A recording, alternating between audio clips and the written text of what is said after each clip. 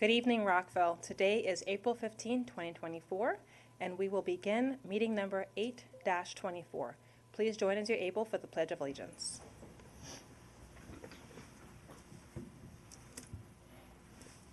I pledge allegiance to the flag of the United States of America and to the republic for which it stands, one nation, under God, indivisible, with liberty and justice for all.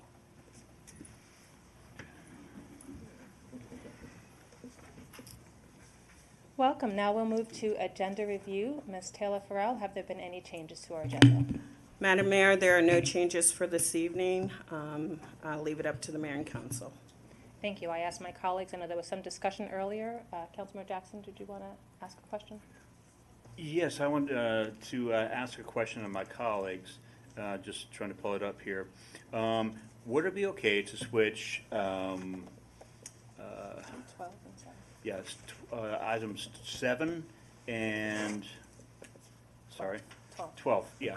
Items 12 and 7, so that we take the CIP first rather than the community organizations. Discussion? So I think part of the rationale is you want to hear from some community members before you deliberate on that part of the agenda. And I will say the CIP, we haven't gotten a lot of commentary on it, but it is important that we are fresh in our brains on that because it is the biggest part of our budget.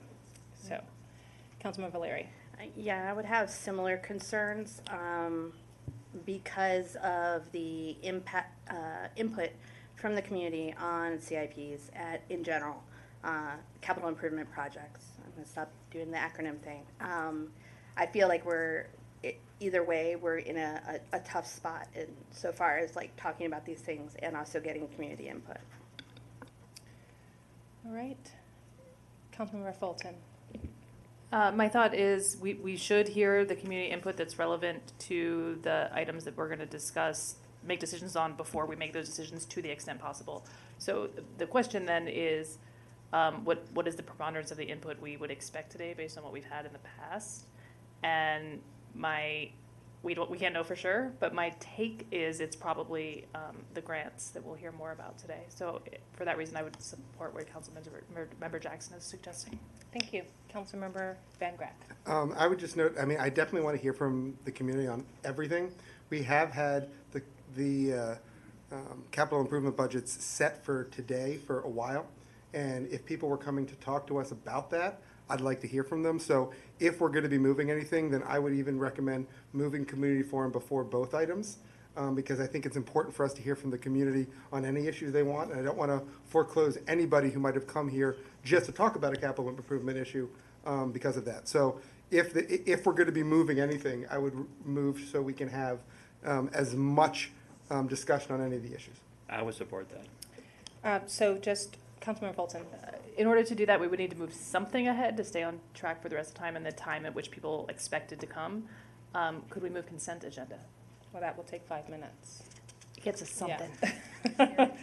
So I think I will say that I do know that there are people who are planning to speak who are coming with an intended time of 7. So I want to be mindful of that because I don't want them to come and we're done. Right. So the one strong opinion I have is that we proceed on community forum as advertised. I'm flexible with moving other things before. So I think to move us along, if you want to have a motion. Sure. I will make the motion to switch item 7 with item 12.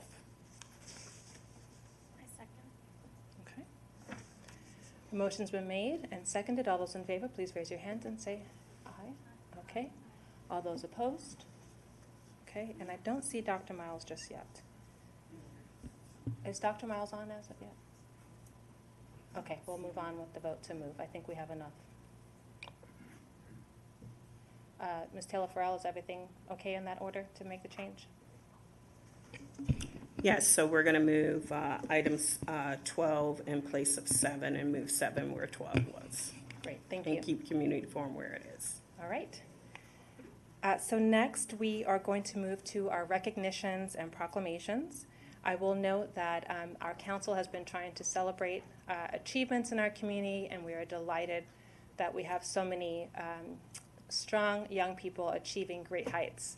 And so with that, we're going to be recognizing Richard Montgomery's High School for the 2024 State Championship Girls Swim Team. And I love that members of the boys swim team are also here to help support. And we have RM leadership here.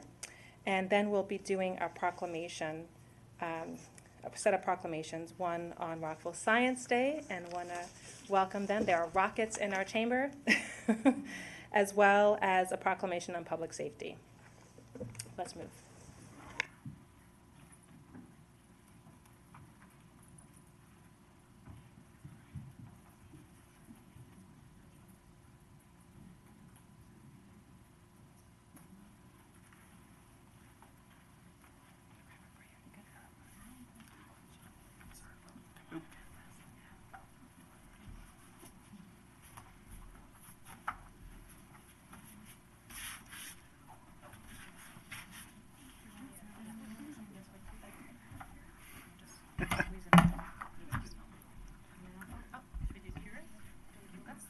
Two rows. Come on.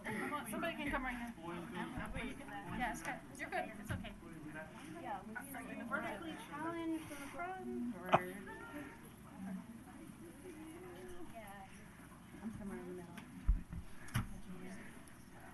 All right.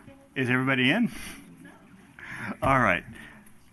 So I'm pleased tonight to recognize Richard Montgomery's girls swim team as well as the entire swim team.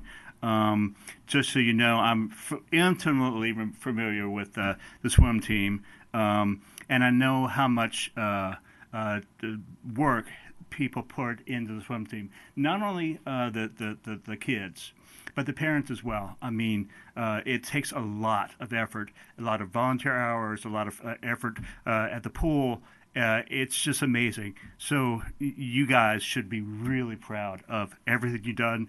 But also be proud of your parents for supporting what you've done. And I would be remiss to say Coach actually Gandhi is an amazing guy. He not only coaches, he's a teacher at Richard Montgomery, and he teaches chemistry. I thought so. My daughter had it in chemistry. And he gives so much time, effort, his dedication to the swim team and to his students is just amazing. So your credit to the Richard Montgomery Institution. So with that, I will read the certificate of recognition. All right. So the city of Rockville celebrates and congratulates the Richard Montgomery High School girls swim and dive team and the swim team and dive team generally. The mayor and council of Rockville, Maryland want to congratulate the Richard Montgomery girls swim team on being the first public school girls team to win Metros since the late 2010s and for winning the state championship with top 8 finishes and the best times. We also want to congratulate the boys team for placing first in divisionals and Coach S.K. Gandhi, who has been coaching the team for the last 4 years and teaching at Richard Montgomery for the last 6. Thank you very much. Ms. Dini? Just wanted to recognize Principal Dini. Thank you for all you do.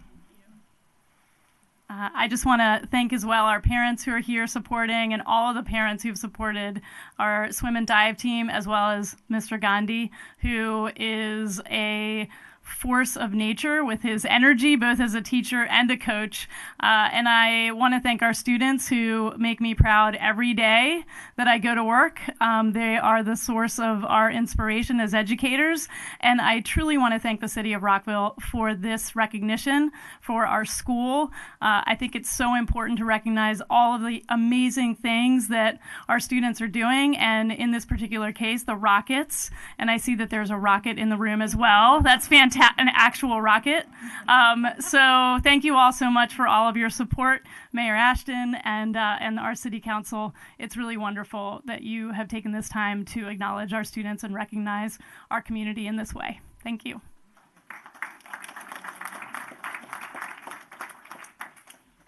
I'd also like to just thank everyone here. These kids are amazing. The parents have kind of given us a wonderful season as well. Really thankful for our principal and the city council and the mayor for honoring us. These kids have made this a very special year. They have shown up with spirit and pride, and they've swum and dove with great humility and really passionate performances, and it kind of showed out, and they did it really the right way this season. So very proud of them. So thank you all.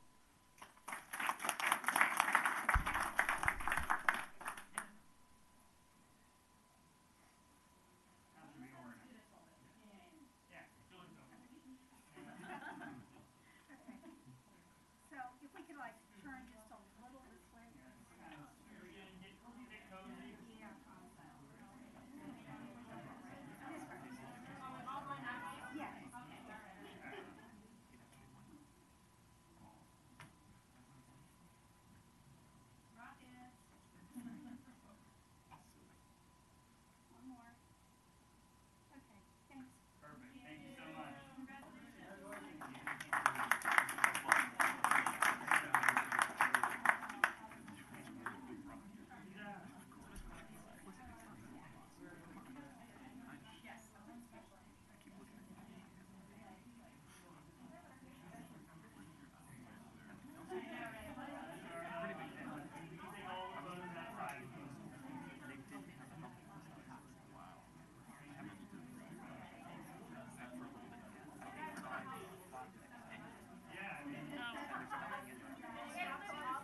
That's an important one.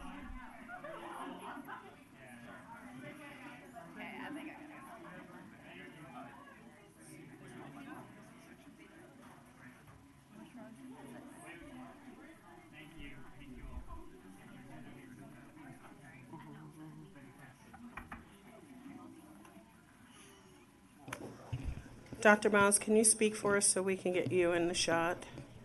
Yes, ma'am. Good evening. Welcome. Sorry for the technical glitch, but happy to be here. There we go. We got you. Thank you. Well, I am excited to present this proclamation for Science Day. Oh, is this? Whereas on April 22nd, 1990, the Rockville Science Center held its first Rockville Science Day and has continued Science Day as an annual event in the city of Rockville. And whereas this year marks the 33rd anniversary of Rockville Science Day, and whereas Science Day is a local, family-oriented event designed to acquaint youth with the world of science and to help both children and grown-ups alike understand how science is used in our daily lives. And whereas science lies at the heart of our technological progress, space exploration, human and ecological health, and environmental concerns, and Science Day provides informative and entertaining exhibits about everything from environment science and nature to reptiles and birds, space exploration, biotechnology, robotics, and rockets. And whereas on Sunday, April 1st, 2024, the Rockville Science Center will present its 33rd annual Rockville Science Day on the Rockville campus of Montgomery College, which will include hands-on activities for kids of all ages and technological innovations of interest to adults. Now, therefore, the Mayor and Council of Rockville, Maryland, do hereby proclaim April 21st, 2024 as Rockville Science Day in Rockville and urge all members of the community to participate in this opportunity and connect with science in the real world. I move the proclamation. Proclamation's been moved and seconded. All those in favor, please raise your hand and say aye. Aye. It is unanimous. And we have Mr. Howard Lynchman is accepting the proclamation. Please come forward, Rockville Science Center folks. Yeah, we got to see that rocket. Bring the props. Oh, yes. Oh, yeah. I love it. Pure Maryland. I want to thank you for the proclamation, and maybe I should move around this way here. Maybe Howard can hold the rocket. Yes, thank you. Oh my gosh. It does come apart. It comes apart, yeah, but notably. Yeah, right. You see, it's fun to play with too. So thank you very much for the proclamation. I'm Bob Ekman, and I'm the president of the trustees of the Rockville Science Center, and we're going to have a really big day on Sunday coming up, and I invite everybody. It's certainly the mayor and council and anybody associated with the city, but we're expecting over 100 exhibits all over the campus.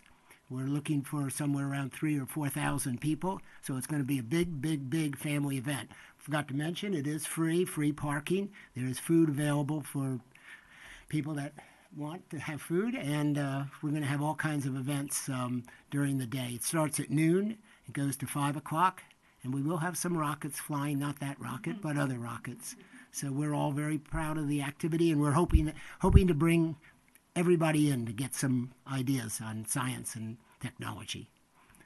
Thank you. Thank you. We can picture together? Sure. I don't want to move the rocket. Hold on.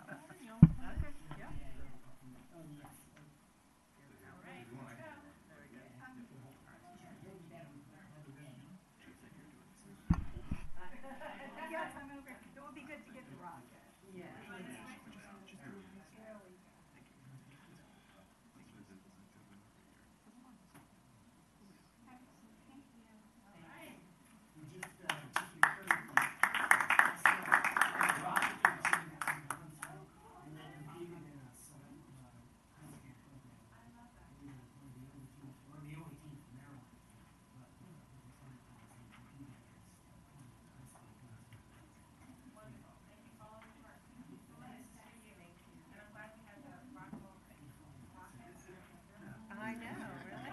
Could have planned that better. Oh, that's right. Don't take too many. You only get one. Dr. Miles, you're up.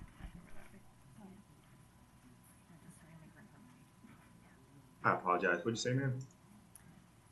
Dr. Miles, you have the next proclamation.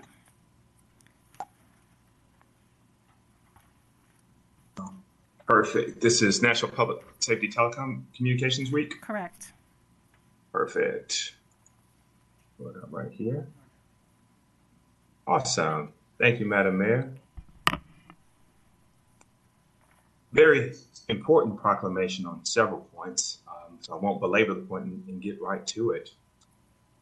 Whereas the week of April 14th through April 20th, 2024 has been designated as National Public Safety Telecommunications Week, and whereas the Police Communication Operators of Rockville City Police Department's Communication Center play an essential link between our law enforcement professionals and the citizens of Rockville.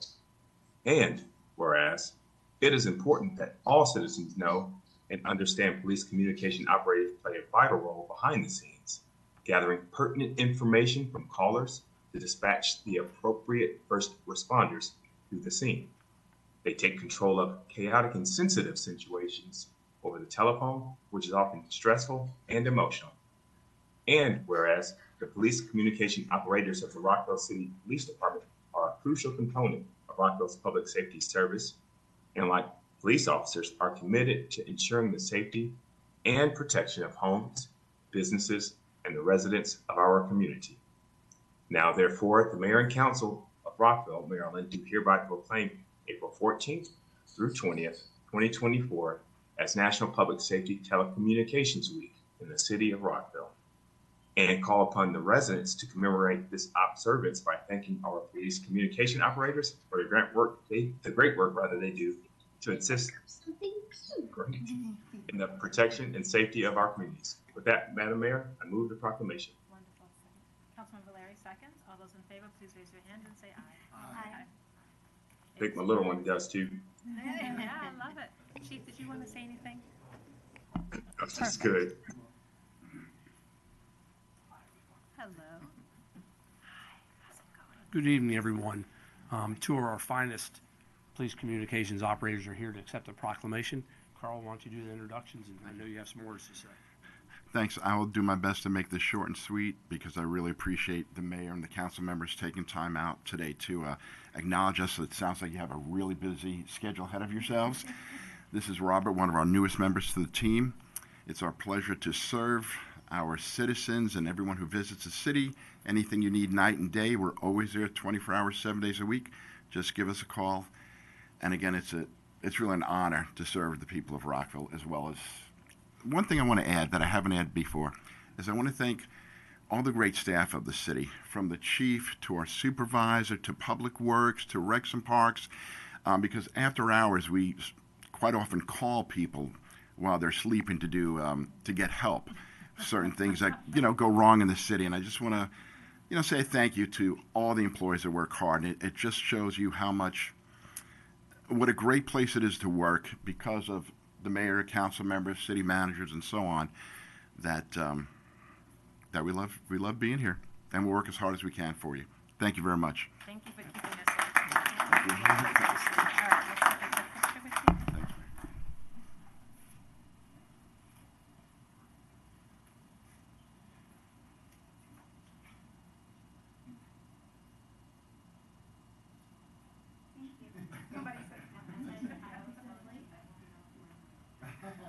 All right, let's take a picture with you.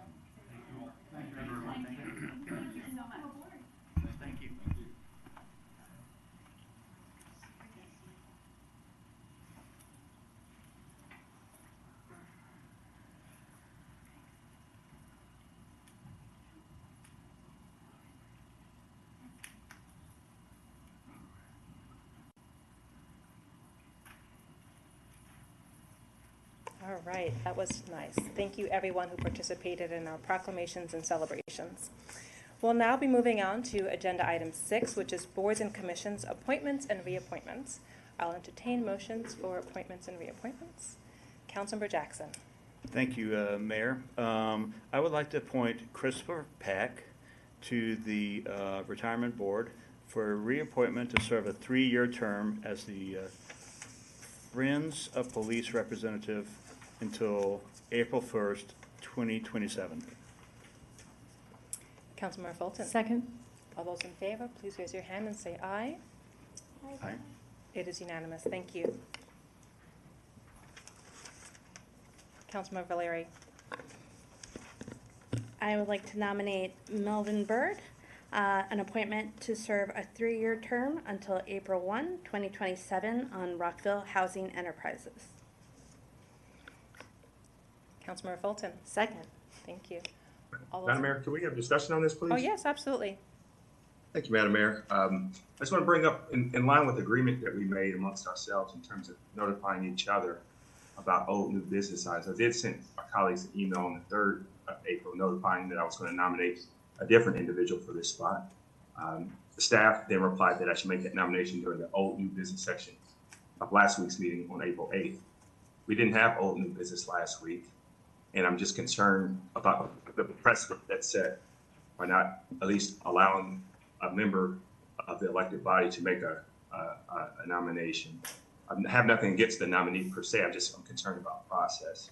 I would ask that we table the nomination and have more discussion, but I defer to the will of the body on this one. I just want to make sure we're not setting any precedents that we don't want to keep moving forward. Thank you, Councilor Miles. I know that I had a chance to chat with you and share what RHE was requesting for the board.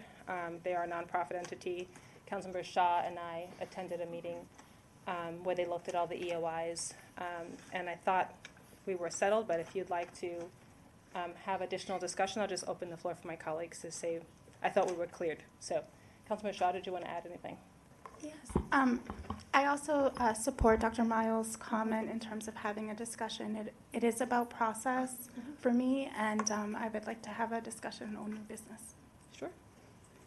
All right, so we will, any other comments from my colleagues? I was going to say that I have no problem with the further discussion. Okay, Yep. sounds good.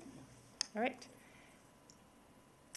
So, City Attorney, just want to make sure from a process perspective, we have a motion. Just want to make sure we're okay to leave it open and to move it into old new business. It's been seconded. So the motion is open, but you want to go on to something else? There was a request by a member of the body to table. They asked if we could hold on making the vote. So perhaps we, I I guess, apologize. And Madam Mayor, I'm open to having a short, like literally less than 5-minute discussion so y'all can clarify. yeah, let's do that. Let's just get it done. How about that? Yes, thank you, Dr. Miles. Go ahead. Yes, ma'am. And so, yeah, I know, Madam Mayor, you did share with me what RHE wanted. I just want the listening public to know what sort of and I guess our liaison, Councilmember Shaw, what RHE wants so that we can move forward, making sure that we both honor what RHE wants, as well as make sure from a process standpoint that members of mayor and council also have the ability to opine. That's all. Yeah, I will just share that when we did have a discussion about nominees, I am not sure that this particular nominee was a part of that. It was. He was. Discussion. And I'm open to the other nominee as well, and I would like to see where the body sits on this. Sure. So just for the listening public, there was a discussion with RHE. They reviewed all the EOIs. This was part of it. They selected their request, which were then shared with the body. They had wanted a tenant who they nominated, and then they wanted to have this person.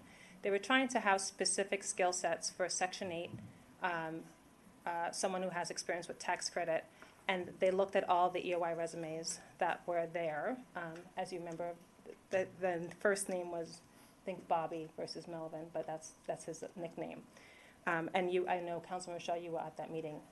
And then we also, I followed up with the chair, then Chair Hedrick, to just confirm, after they did what they needed to do in terms of their executive director search, and there was still the request to move forward with this nomination.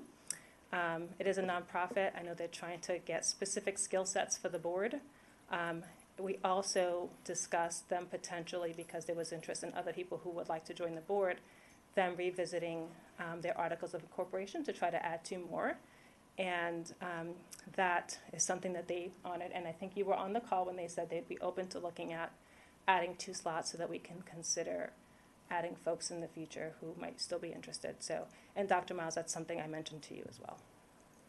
I concur with that, Madam Mayor, and I would say that if I'm okay moving forward with this nomination, but if there are extra spots open up, that we have the opportunity as other members of the council to actually put names forward as well. That's yeah, all I ask. I totally support, and I mentioned to you, I totally supported that too.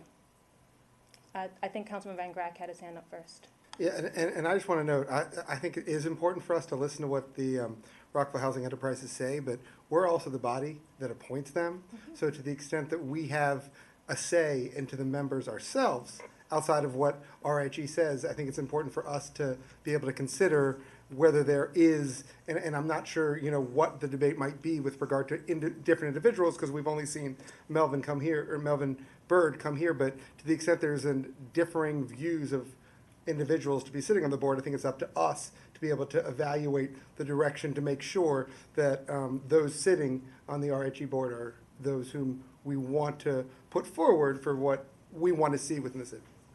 Yes, and I totally support their request because of the specific skill sets they're looking. They have complicated tax credit work that they're trying to do over the next 2 years, and that's why they were trying to make sure this next one comes forward that has a specific skill sets in that area.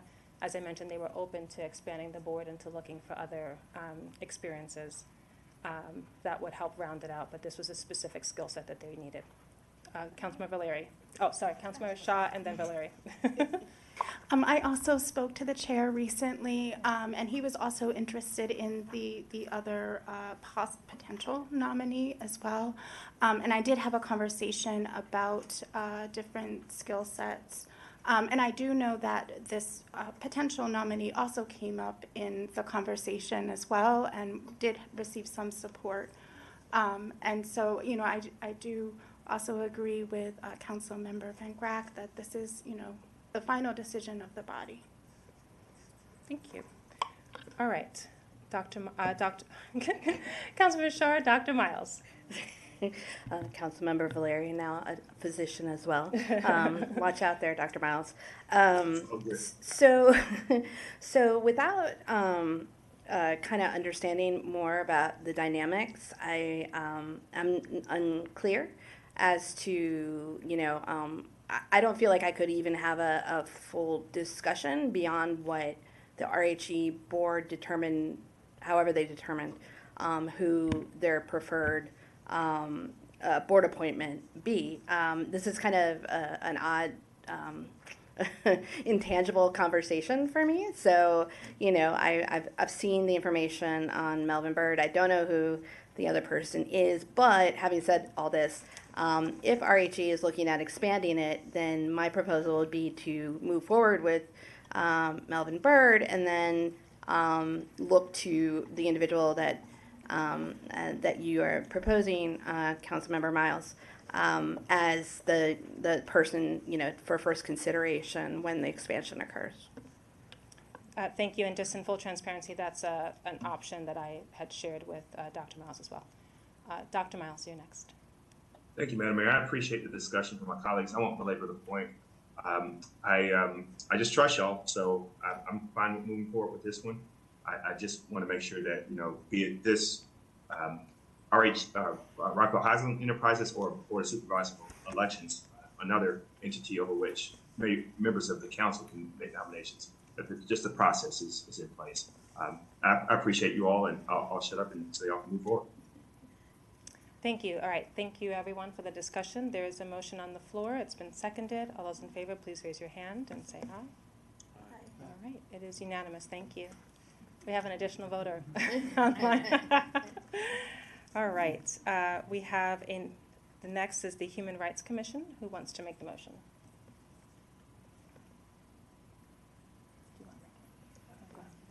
Councilmember Fulton? I'd like to move to appoint Gabrielle Zui for a reappointment to serve a 3-year term beginning until March 1st, 2027 to the Human Rights Commission.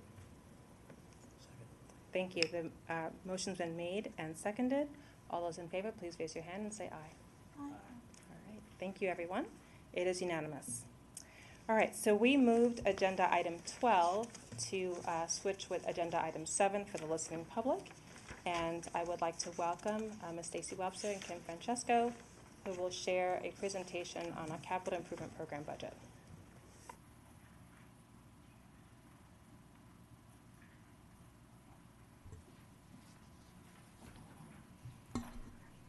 Madam Mayor and members of the council, we prepared a presentation for tonight's work session that covers the FY 2025 proposed capital improvements program budget. The presentation this evening includes a CIP overview, a look at the FY 2025 CIP budget, and then we will have an opportunity to hear from department directors as they provide a high-level overview of their capital projects by program area. Many project managers were planning on being here at a later time based on the published agenda. The agenda change also means that we now have an hour for this discussion, so I will try to speak quickly and move through this presentation at a quicker pace. Okay, let's begin with an overview of the city's capital improvements program. The Capital Improvements Program, or CIP, maps the city's capital investment plan over a 5-year period. The CIP is both a fiscal and a planning device that allows the city to monitor all capital project costs, funding sources, departmental responsibilities, and project schedules.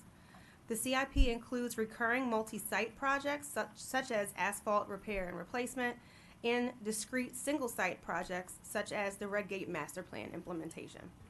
The new year of the CIP, along with any unspent prior appropriations, comprise the capital budget for each project beginning July 1 of each fiscal year. The remaining 4 years of the CIP serve as a financial plan for capital investments. The 5-year financial plan is reviewed and updated each year, and the mayor and council adopt both the capital budget and the 5-year financial plan. Projects in the CIP are organized into 5 program areas: recreation and parks, transportation, stormwater management, utilities, and general government. Each program area in the budget document includes an overview page followed by individual project sheets shown in alphabetical order for each project within the program area. An interactive map of all discrete projects funded in the FY 2025 CIP was compiled for the public. There is a link to this map within the budget document, and it can also be accessed at rockvillemd.gov/FY25 CIP projects. The CIP relies on multiple types of funding sources to advance the city's projects. The city seeks outside funding sources when possible to meet capital needs without affecting taxpayers and/or ratepayers. Funding sources incorporated into the FY 2025 proposed CIP include PAYGO, bond and loan proceeds, grant funding, developer funding, and other funding sources. As you can see from the pie chart presented, the majority of the city's capital projects are PAYGO funded. The next largest funding source is bonds and loans. The city plans to issue $26.9 million in new bonds and will also receive $5.1 million in loans through the Drinking Water State Revolving Fund. As part of this bond issuance, the city will receive refreshed bond ratings. The city has historically been rated AAA, which allows us to borrow at the most competitive rates available.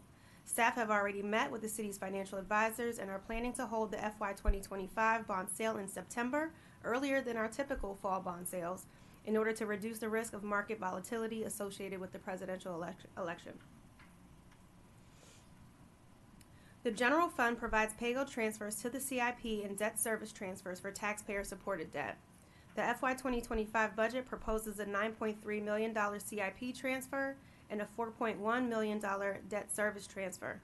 The chart displayed shows historical transfers to the CIP in blue and historical transfers for taxpayer-supported debt in red.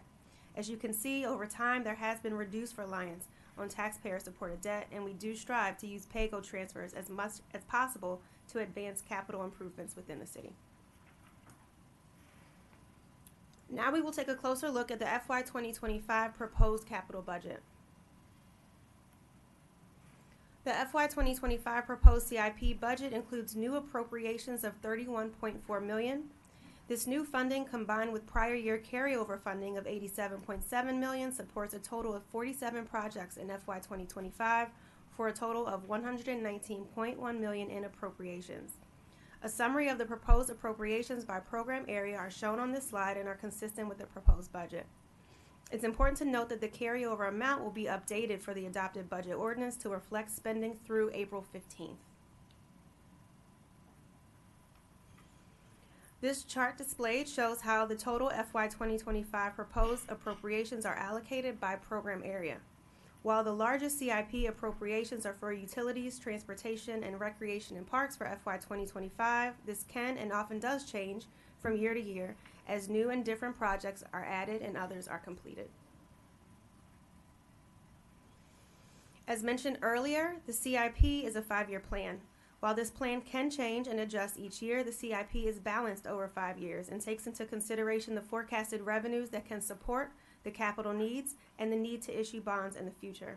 The table shown forecasts future CIP appropriations by program area. All future appropriations are subject to Mayor and Council approval for that fiscal year. Following the preparation of the proposed budget, the city was notified of more than $3.8 million in new capital grants. The adopted budget will reflect these grants, which will result in project enhancements, reduced borrowing in future years, and reduced PAYGO reliance. A summary of these capital grants are displayed here. These adjustments are also reflected in the CIP schedule of changes at packet page 460. Other changes from the proposed budget include the addition of a new project, West Goody Drive Bridge Repair. The city allocated $500,000 to the bridge rehabilitation project on the October 2023 budget amendment to fund repairs for the West Goody Bridge. However, the latest inspection indicates that this will be a more substantial undertaking. Staff recommends that the $500,000 that was previously allocated to the bridge rehabilitation project be used for a separate, discrete project to help facilitate funding from the federal government. A few elements of the data center and disaster recovery infrastructure replacement project are also were also deemed to be better suited for the operating budget. And so it is proposed that the corresponding project costs be reduced. That's another change here. Lastly, the March 2024 budget amendment included a $1.8 million appropriation addition for the Maintenance and Emergency Operations Facility Improvements Project. This added funding from the amendment will also now be reflected in the adopted CIP. All of these changes are summarized in the CIP schedule of changes that you have at packet page 460. Now I will have each director come before you to share highlights of capital projects reflected in the proposed budget. Directors will present by program area and will take time to allow for questions following each program area presentation. We will start with the Recreation and Parks program area, and I would now welcome Mr. Chestnut to the podium.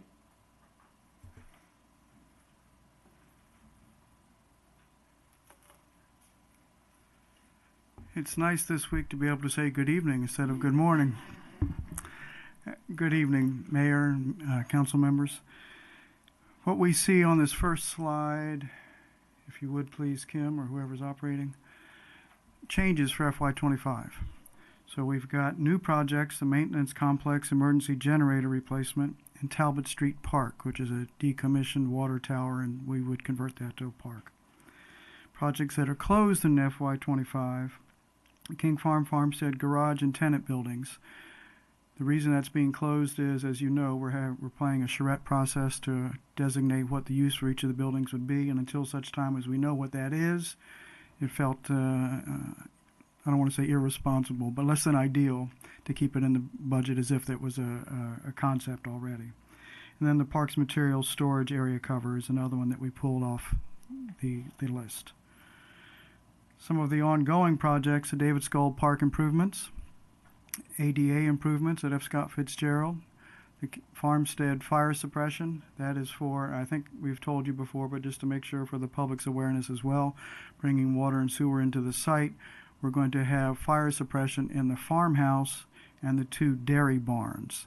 The other buildings, the ones that are not near to being ready to be inhabited or occupied in any way, shape, or form, it doesn't make a whole lot of sense to bring water in there yet, but the water will be stubbed out and ready to go once we have uses for those buildings.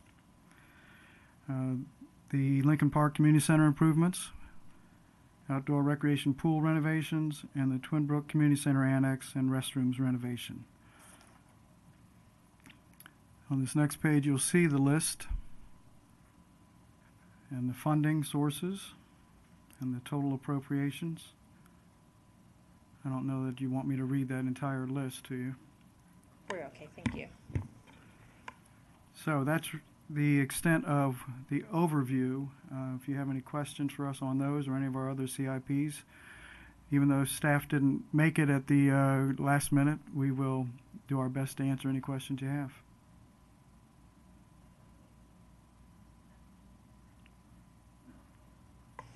Councilman Van Grack. Thank you. Just had a couple questions dealing with the budget, and I know you noted here we've got a $77,000 appropriation for the Horizon Hill Park bridge replacement. I know there's a pair of ones, both Horizon Hill and Wooten Mills, that were at least partially funding in a year and then looking towards the end.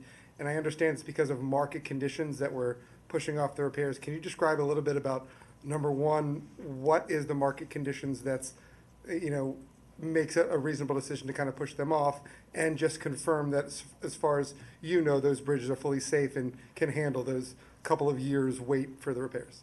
I can speak to the last part first. Because these bridges are inspected on a regular basis, we know their safety and their wear and tear. So we're comfortable with the safety aspect of the timeline.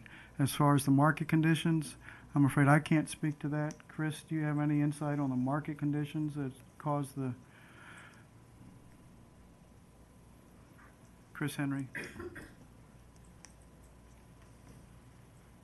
Good evening, Madam Mayor, members of the council.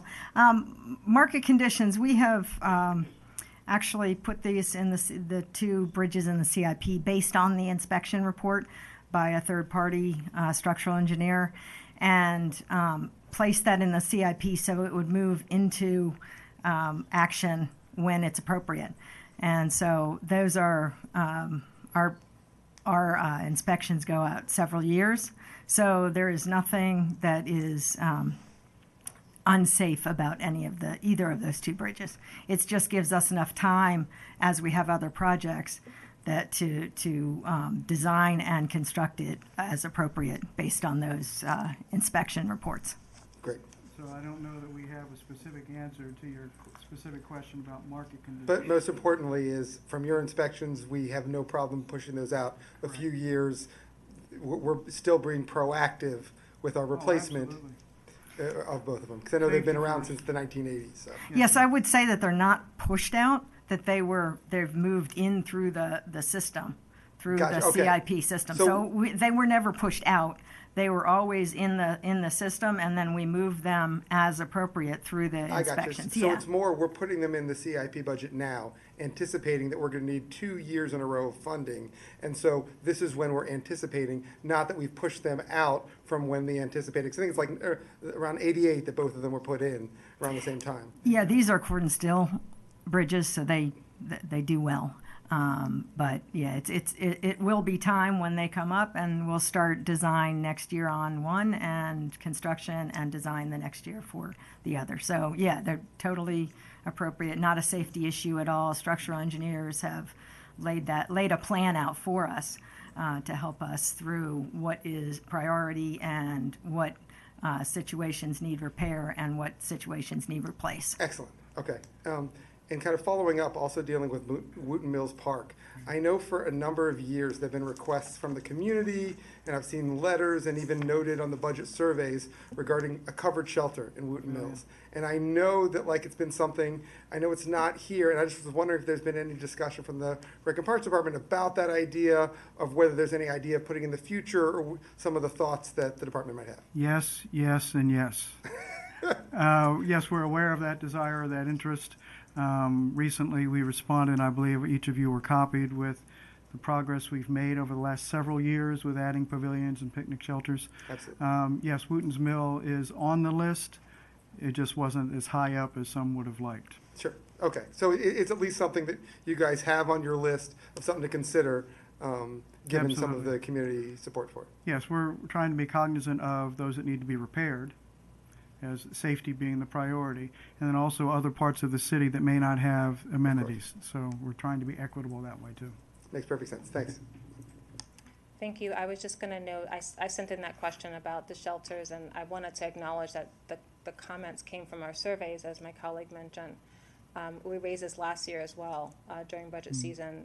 There are a number of places throughout the city that don't have park shelters, and it allows communities that don't have community centers to have a meeting place. So I think that I appreciate you adding that to the list and looking at what are the next ones that we need to achieve. Yes. I know that you have the next 4 to 5 already mapped out.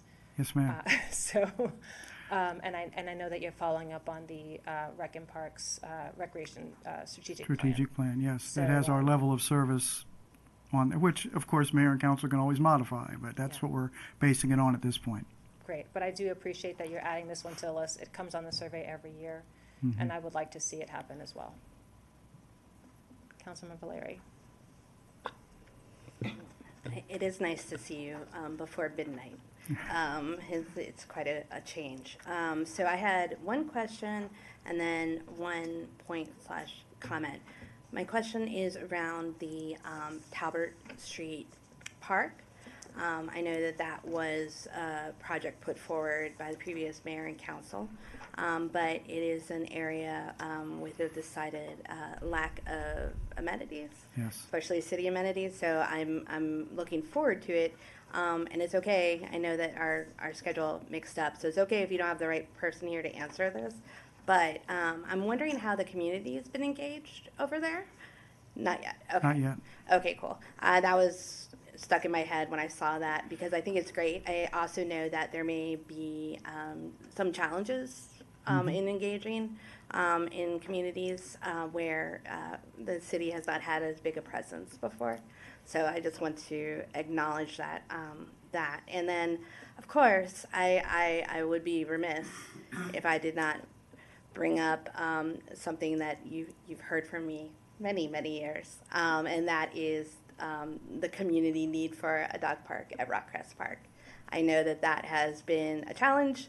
Now in my sitting on this side of the dais, I'm hearing from a lot more people all of a sudden that awaiting a dog park any place else, especially having to cross 28 First Street, is not ideal for the walkability factor. So I bring this forward from the community, and the community also includes myself as well, who owns 2 dogs. So I want to put that plug in. I know that previous budget included, Okay. the direction was given that mayor and council wanted to expand the number of dog parks, and I know that we've heard from some residents in other parts of the city. I just wanted to also say I agree. I think that it's something that Twin Brook would like as well. So. Yes, ma'am. Thank you. And just to reassure you, we have explored putting a dog park at Rockcrest Park.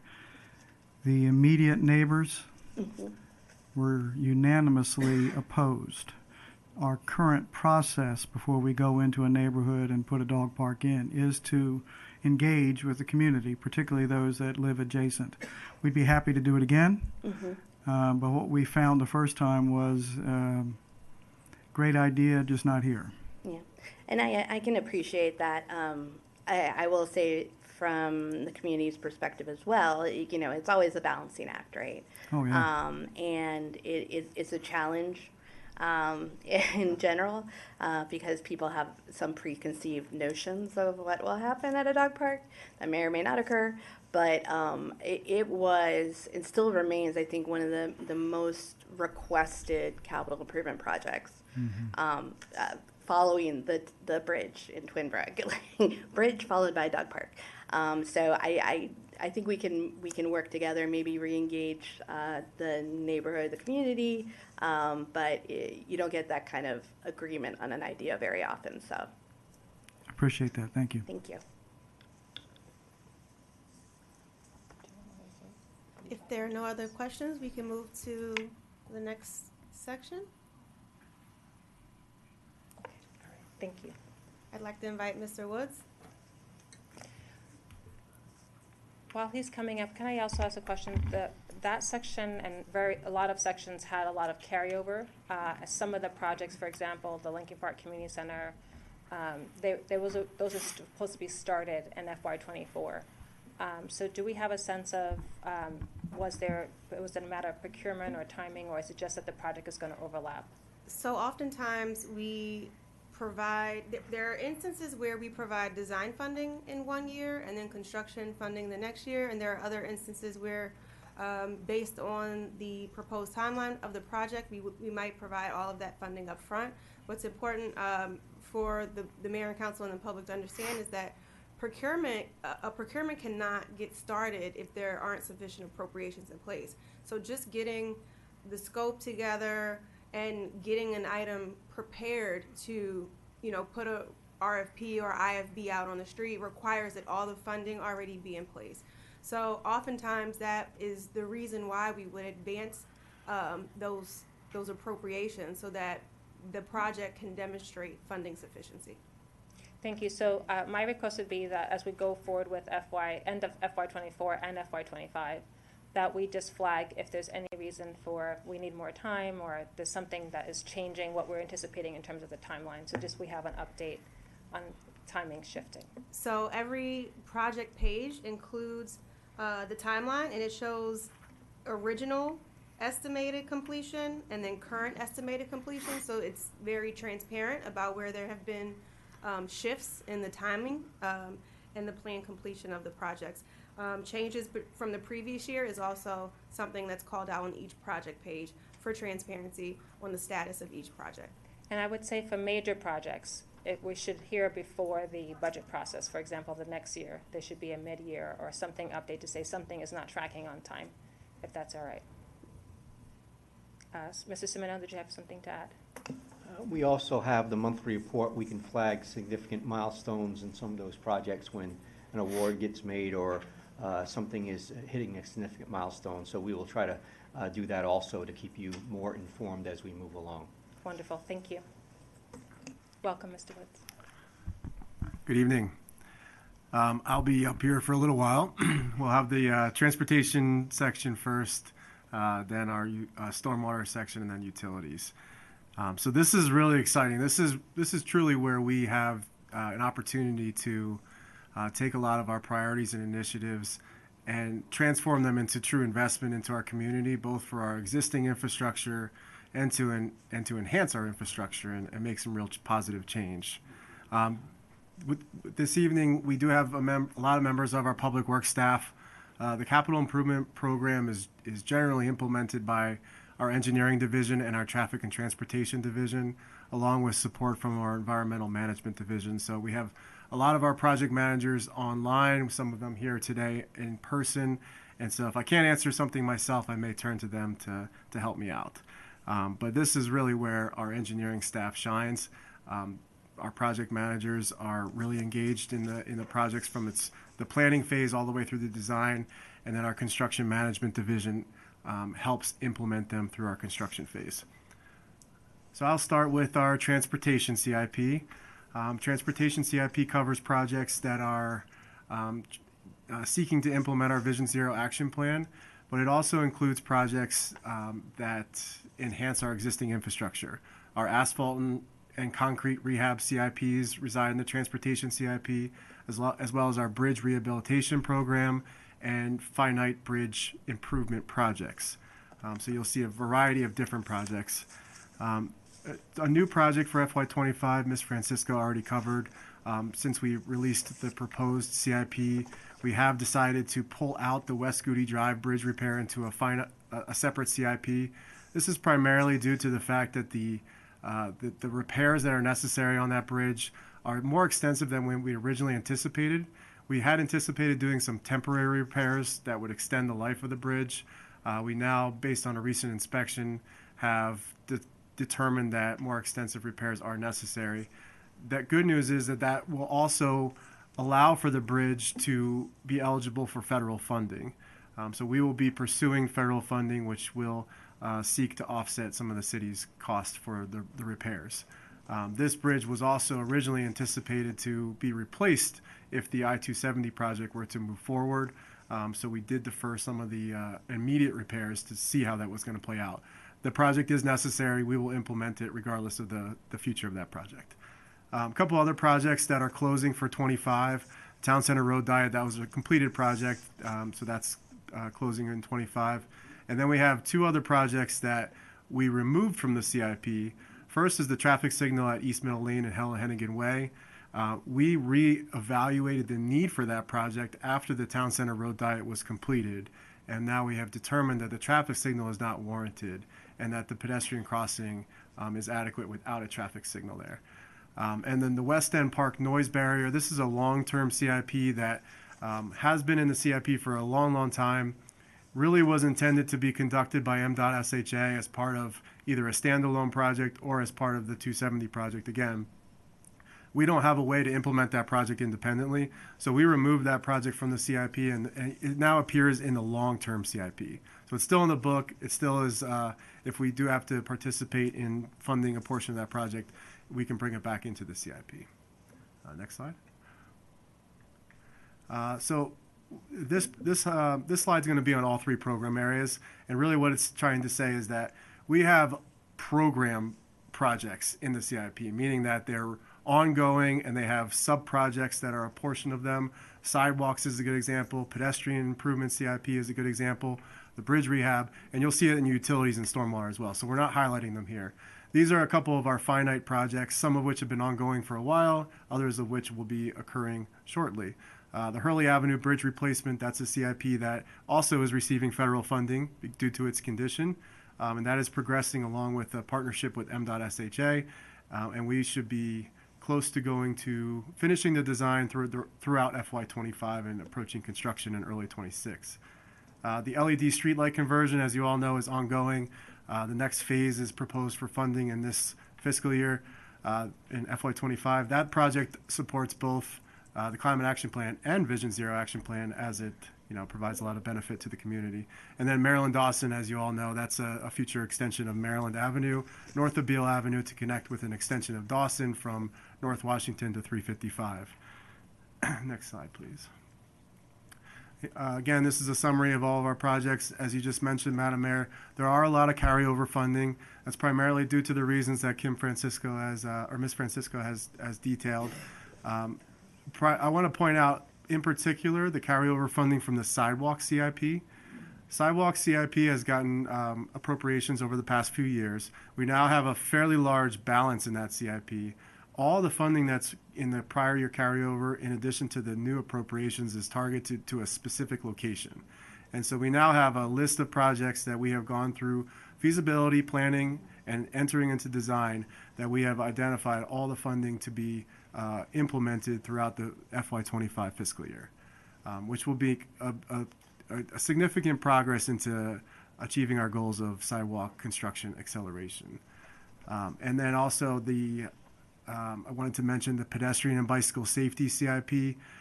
You'll see that there is some new funding there. That's primarily due to our receipt of a federal grant for Safe Streets and Roads for All, that we're now going to be conducting a number of intersection audits that will ultimately result in recommendations for additional improvements. So you'll see some additional funding there. And of course, our favorite project, the Twin Brook Pedestrian and Bicycle Bridge, that also is receiving a significant amount of funding from the federal government. We're really excited about that. I did want to note that we have attended a recent grant awardee webinar, and the expectation is that it will take approximately 6 months from the date of award for us to execute a grant agreement with the federal government. And so we cannot initiate that planning study with a consultant until we execute the grant agreement. So that project, again, we'll continue to develop the scope of work for that planning analysis. Be prepared that as soon as we execute the grant agreement, we can go out for a solicitation and be prepared to execute that and begin that work as soon as possible. But I did want to note the timing on that project. With that, I'll take questions on transportation before we move to stormwater. First of all, I want to say thank you very much for all that you're doing. I know the department's been very busy, same with Rec and Parks, and especially I would also note that there's been a lot of street repairs needed because of the weather changes. I was just curious, because this budget was developed before we got a sense of the condition of some of our roads, whether there's any adjustment needed, because we have so many patched up potholes. I think there are like 150 across the city that you have been working very hard to get to. And this is not because of neglect, it's because of the weather changes, that we've had dramatic changes in the weather pattern where it's hot and then it's cold and then it's hot and cold again, and then some of the snow that we had that's contributed to that. But just to get a sense, given the survey that you did, is there a need to do more asphalt repair work or even just replacement? Sure. Thank you for the question. No, I don't believe we need additional resources. If you recall, we had a temporary cut in our funding for FY25 in the asphalt CIP. That was restored through this budget process, and so we are funded at a level to improve all of our roads on a 12-year cycle. So although we have some temporary or some repairs to be made to our existing roads, most of that is done out of our operating budget, which we are able to absorb.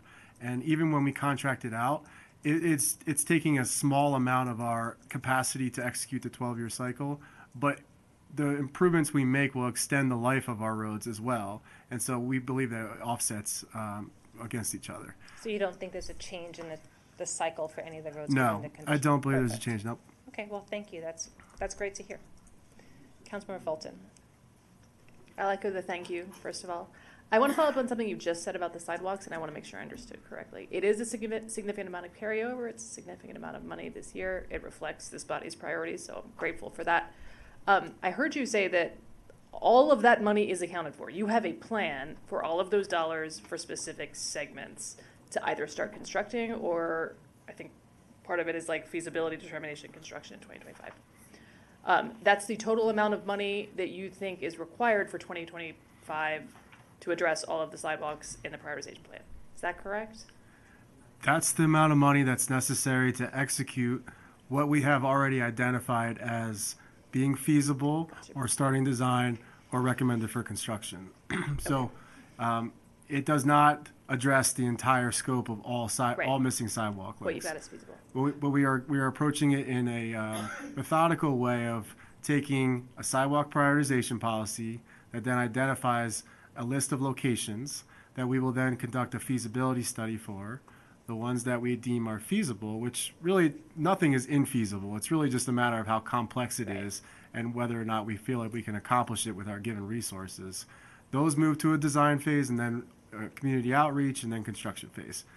Sidewalk projects vary tremendously in their complexity. Some projects, we don't even need to do a design. We can go out there and just construct.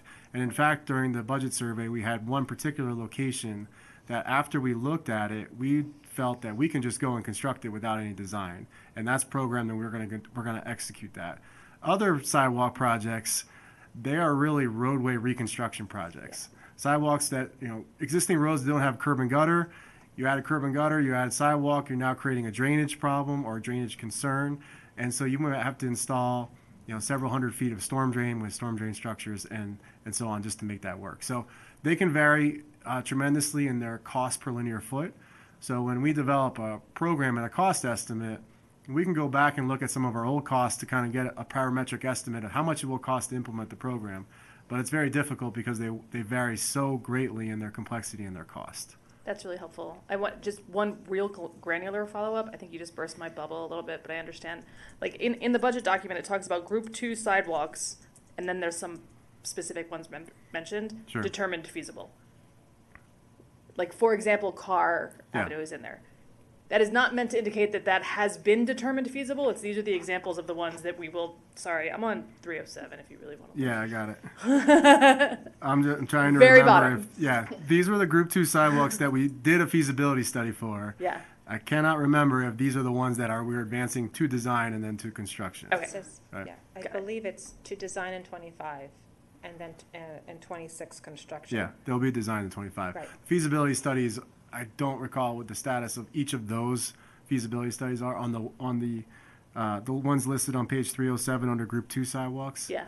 They will, a selection of those will move to design. Got it. Okay. Thanks so much. Appreciate Sure. it. And just on that, to follow the trail there, I remember we had about 52 or 54 segments. Miles. Okay, so how are we doing now? Are we under 50 now? Yeah, well, just as of now, we're constructing the West Goody Drive sidewalk from 355 to Watkins Pond. That's a very significant project. It gives us a lot of, it's a long project. So that alone will reduce the number of miles that we still have remaining. We have developed a subset of that 51 to identify that there are 27 miles of sidewalk missing that the street doesn't have any sidewalk on either side of the road. So as we go through the implementation of the pedestrian master plan, there's a recommendation to revise the sidewalk prioritization policy. That will bring some criteria forward to either prioritize those that have no sidewalk on either side and also introduce some equity components into that as well. So that we'll be working off of that list. Even the ones that we say are not feasible, they will go to the bottom of the list. We may not include them in the denominator as we're working towards our progress, but ultimately everything is possible with enough resources. Thank you. I appreciate that. And I know you guys had a major Baltimore Road project in the Yes. past year, so Yeah. thank you for that as well. Councilmember Jackson and then Councilmember Shaw. Do you want to go first? Go ahead. Thank you, Madam Mayor. And I just wanted to echo the thank you as well. So for LED streetlight conversions, I recognize that there's a pretty high cost there. Can you share some information on the cost savings with this project? Sure. Let me first. Page So 302. I got it. So our the cost savings will generally be realized over time.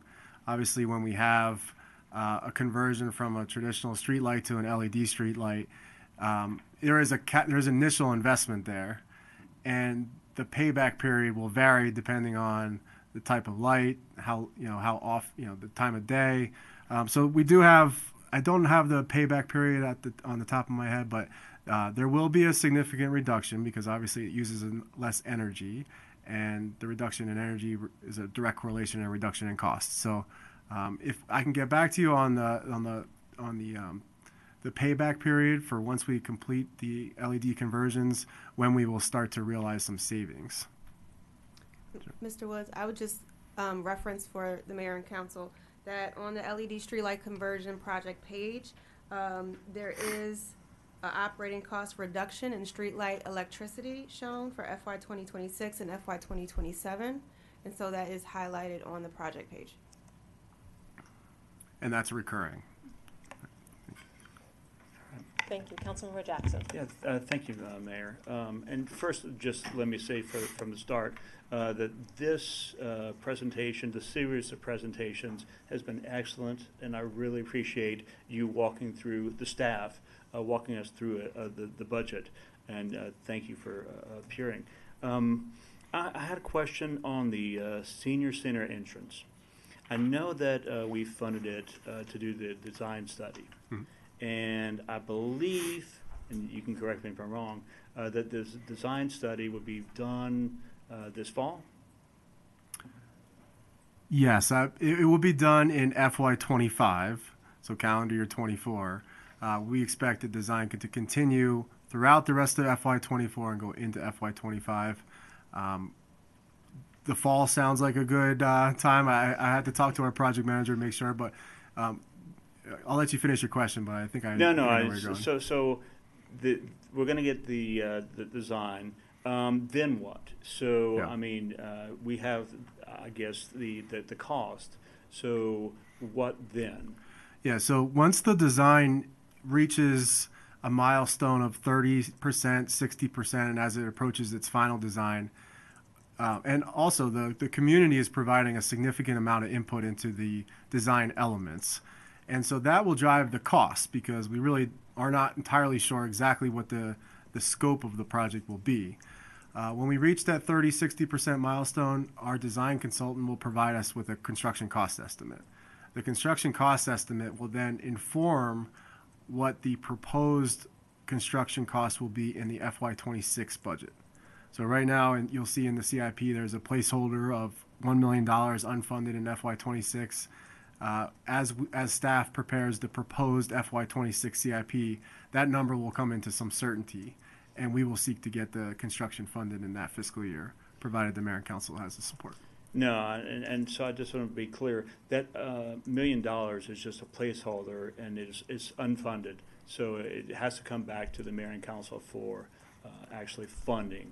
That's right. And we don't know whether it's going to be less than $1 million, more than $1 million. I mean, I assume, given how things are going, that it will come in at more than $1 million.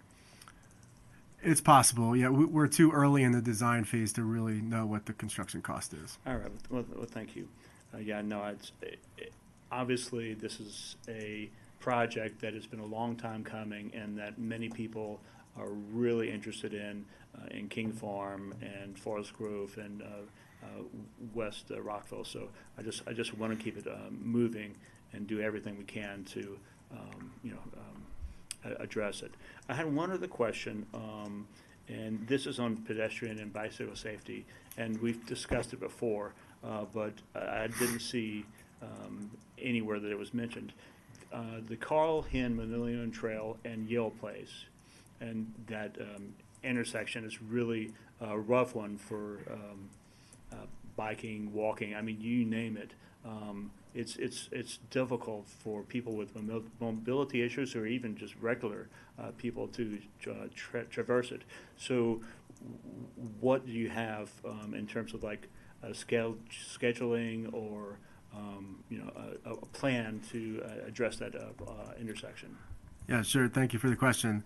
That connection is one of the shared use paths that's recommended in the pedestrian master plan, along with several other shared use paths that are proposed.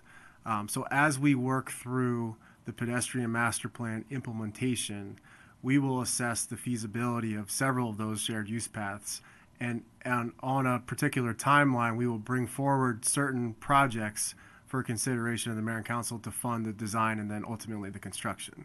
So you'll see some of them already programmed in here. For instance, the Fleet and Monroe Street shared use path is funded out of this CIP this fiscal year. That will be the mechanism for bringing that project forward. There is no schedule just yet. Again, there's several on the list. Staff will be evaluating those locations, doing some pre-feasibility study assessments, and then deciding on which ones we can bring forward for a true feasibility and design. Councilmember Billy.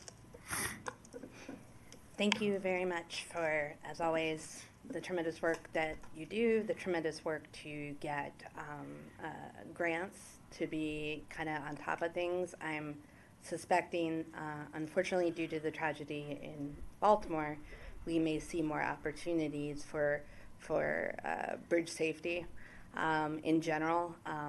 And, you know, hopefully we can be proactive about that in general, not just the city, but in general, and get ahead of some of these things. And thank you, as always, for the update on the Twin Brook pedestrian bridge.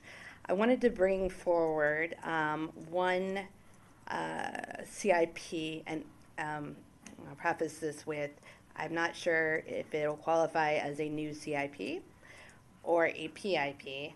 And for anybody watching, please email Ms. Webster and or Kim because I can never remember exactly what the threshold is between the two. I defer to whatever is best for it to get into the process. A project that I heard from the East Rockville community, it would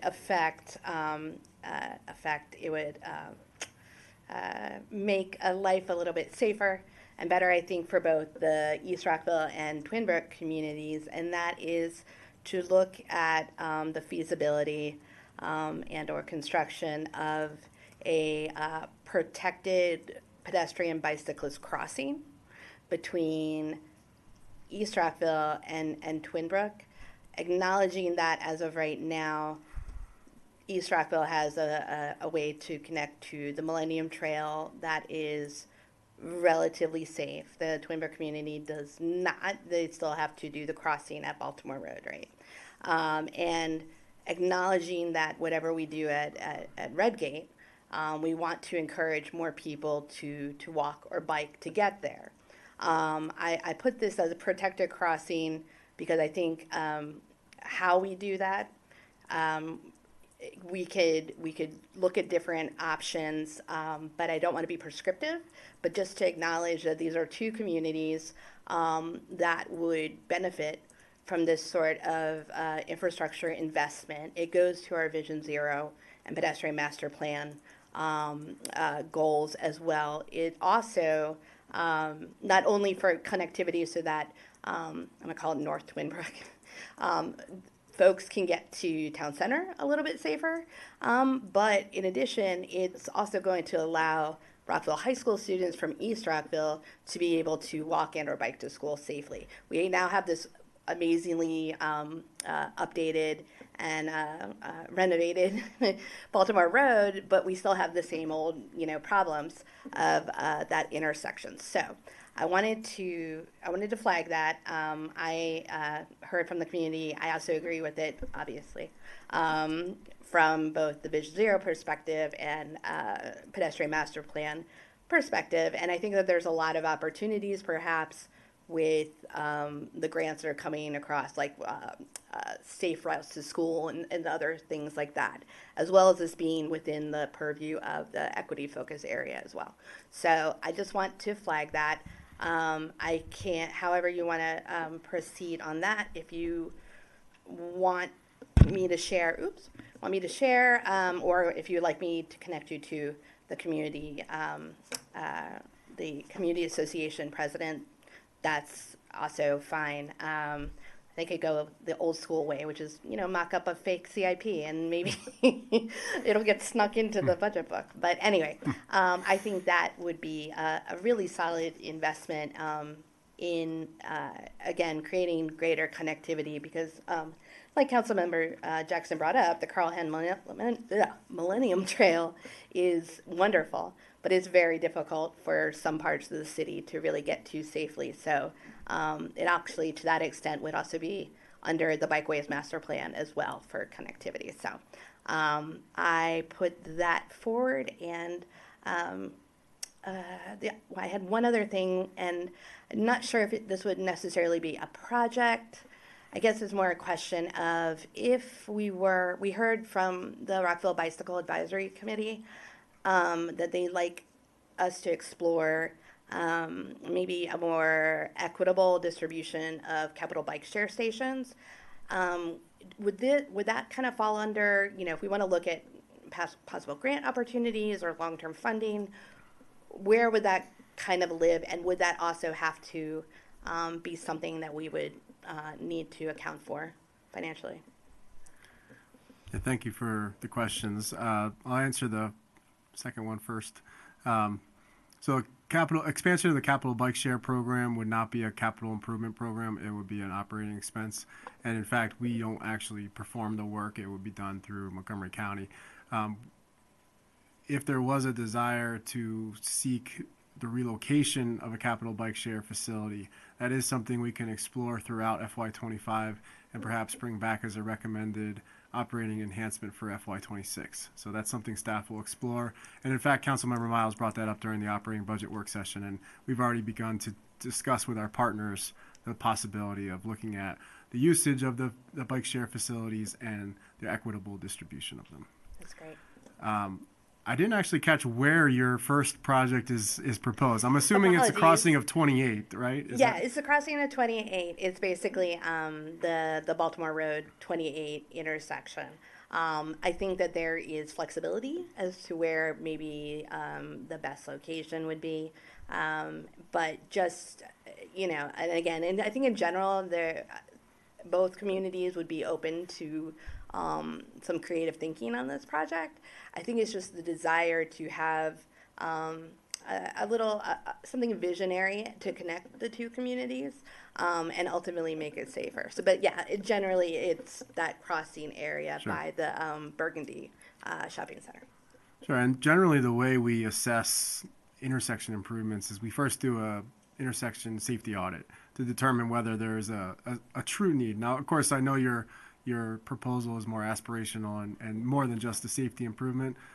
It's something we can certainly explore, given the time that we would have to prepare a scope of work. I don't think it's appropriate for this current fiscal year, but it's certainly something that we can put on our list and then consider along with the other priorities that are recommended in both the pedestrian master plan, Vision Zero action plan, and the bikeway master plan. I think that's great, and that's why I said I wasn't sure if it lived under CIP or PIP. So however, to get the ball rolling, I think it would benefit a lot of people. Thank you. Thank you. I just wanted to add on the bikes, in addition to relocating capital bike share, if that does not work out, I think we also mentioned seeing if we could work with creating some corrals and also working with the companies. We actually, after our budget discussion, I saw bikes popping up, shareable bikes popping up all over the city.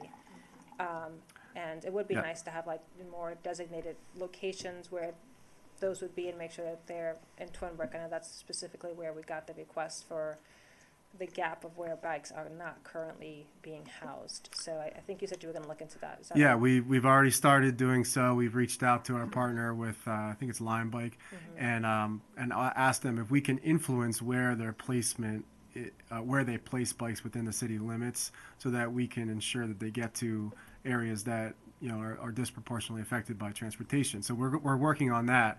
And I think I also mentioned in the operating budget work session that we applied for a grant to install bike corrals through AARP.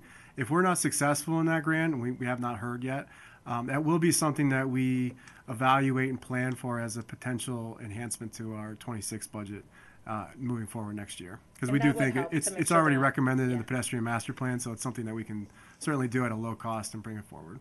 And that would help so that they're not only equitably distributed, but not laying across sidewalks. Sure. So, thank you. Councilman Van Grack? Yeah, a couple of things. First, again, so my thank you for everything. And I also want to note, as you noted in your presentation, regarding kind of removing the pedestrian crossing over by Helen Hennigan Way and East Middle Lane. I work by there. You're absolutely right. That pedestrian crossway, as your department has emphasized that crossing, and with everything you've done with the lights and everything, it works great. And we don't need to escalate. So I think this is a great example of the city saying, hey, we don't need to keep building up if what we have there is working.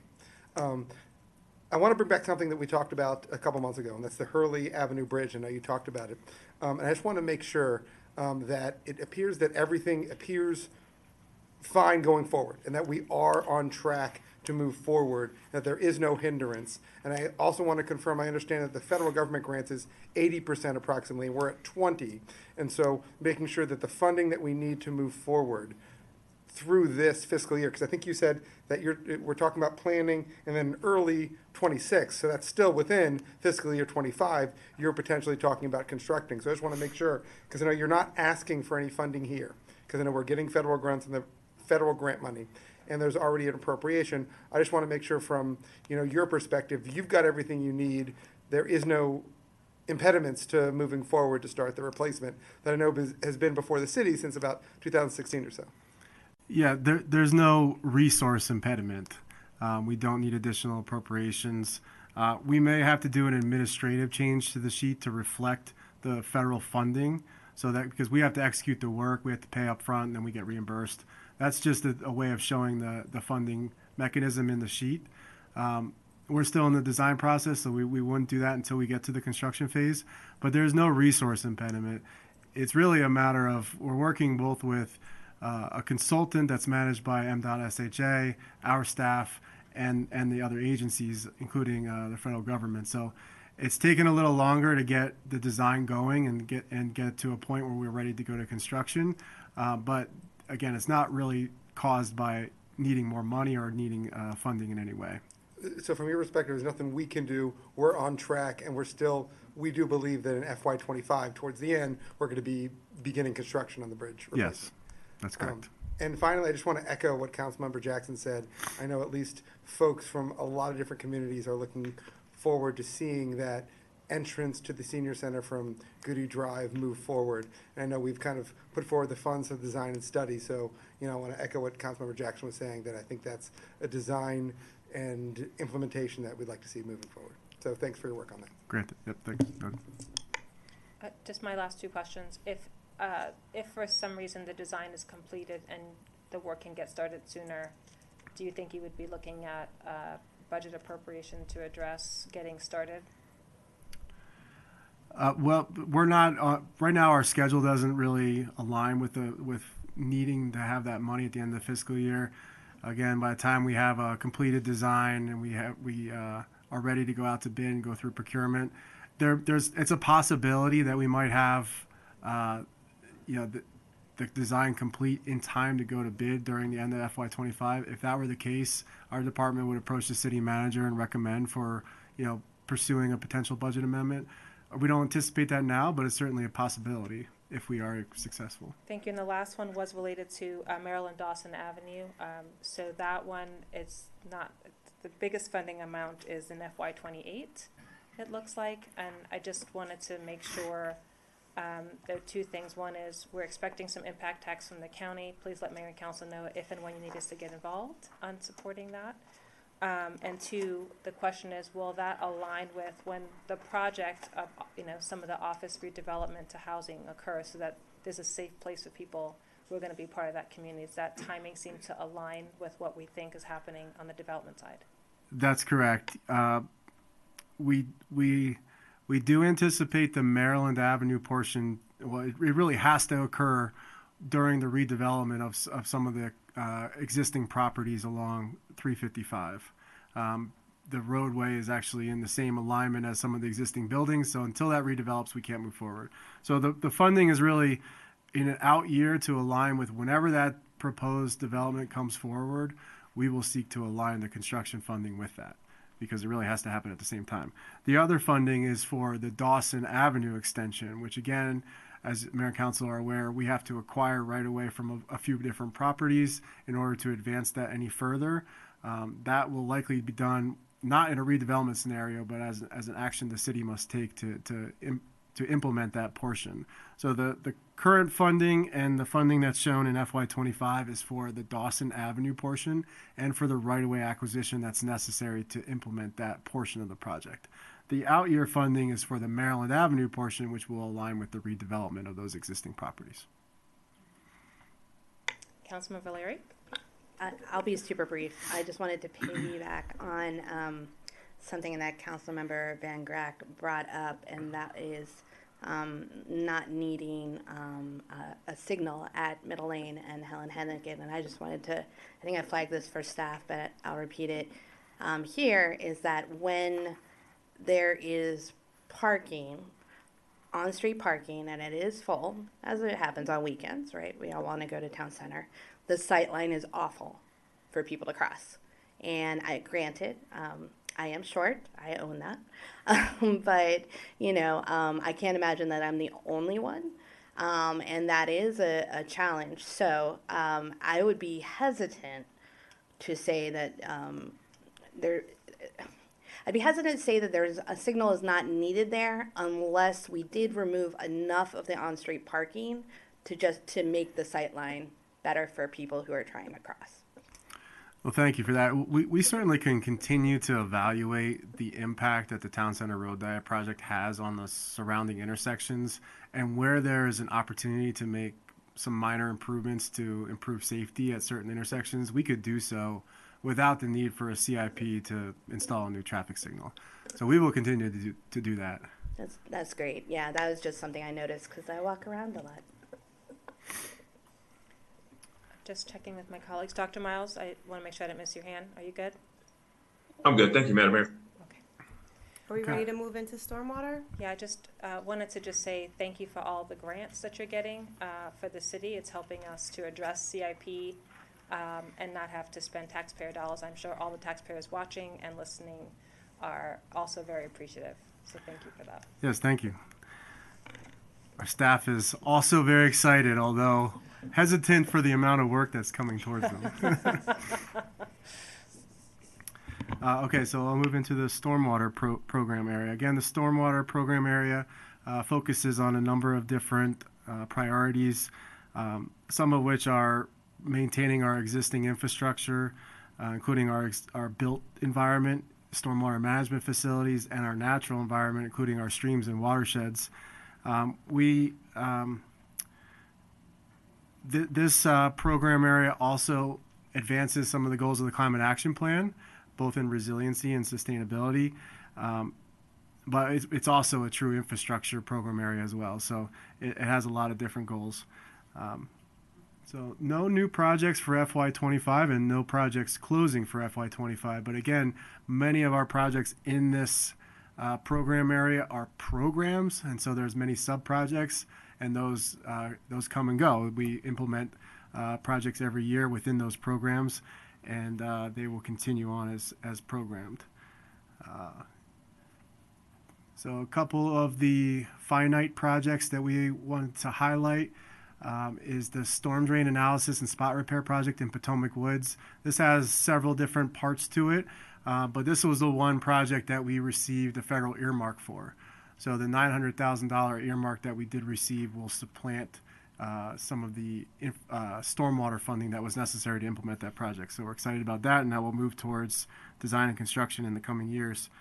The stream restoration at Croydon Creek, Calvin Park tributary. This is really the stream that's located behind the Civic Center at Glenview Mansion, and also parallels the access road from Baltimore Road to the Nature Center, coming from Calvin Park down towards that tributary. This is a very large project, as you can see from the funding. It's a project that's been under planning and design for several years, and we're excited to move that forward to construction in FY25. Next slide. You can see several of the projects that are ongoing. Again, similar to other program areas, there is a significant carryover funding. That's the nature of these types of projects. They take several years to complete. One update I'd like to provide on the Flood Resiliency Master Plan. This is obviously a large component of some of our goals for resiliency and and anticipating the need for climate change. This project does have prior year funding, and we have not yet begun the full analysis of the citywide master plan. That's primarily because we have applied for a grant through FEMA that we're still awaiting a decision on.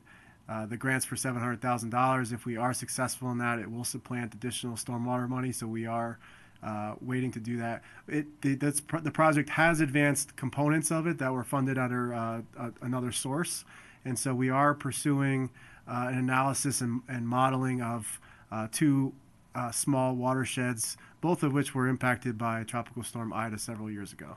So we're excited about that. And that master plan will spawn, for lack of a better word, several other projects that will come out of it. So we expect that the master plan will be conducted, recommendations will be made, and then there will be a number of projects that we will fund in future years as we shift towards more resiliency. Any questions? No? I mean, I get a lot of questions here, but I can't underestimate how important stormwater management is, especially with the fact that we're getting more rains faster. So just, we're not necessarily asking questions, but we really appreciate it and keep it up. Thank you. And maybe we do have one question. Councilman Van Gogh. Just one question. I know that there's the spot repairs that we're doing all along the streams. And I know we've got some that we're dealing with this year. I just want to make sure that everything that we're doing, not just, because I know that part of the reason we're doing that is the TMDLs and making sure that we're not increasing any pollutants with the current state of our streams, because we've got the permits that we've got, the Clean Water Act permits. Is there also an understanding in making sure that the work that we're going to be doing isn't going to meet any excessive restrictions under our TMDL's Clean Water Act permits as well? Because I understand that some of those spot repairs are happening in this current FY25, right? Correct. So I think I understand your question. The spot repairs are really just a subset of stream restoration projects. A stream restoration project will typically, be an entire corridor, the goal of which is to protect both private property, public infrastructure, and reduce erosion, which contributes to pollutant loading. The spot repairs are really to fix, small areas of erosion that may threaten either public infrastructure like buried infrastructure, buried utilities, or private property. And so those are really targeted projects that go in and just fix a small area that's showing signs of instability and can be quickly repaired without a traditional long stream restoration project. None of which will impact our ability to meet our MPDS permitting requirements. Okay. And those really, the spot repairs don't give us much credit anyway. Okay, so it's really a zero-sum game. We're not really gaining or losing with the spot repair. No, that's okay. not really the primary goal for a spot repair project. Okay, thanks. Okay, I'll move on to utilities. So our utilities CIP focuses primarily on maintaining our water and sewer infrastructure. These projects are funded through our water and sewer fund, which is a rate-supported fund.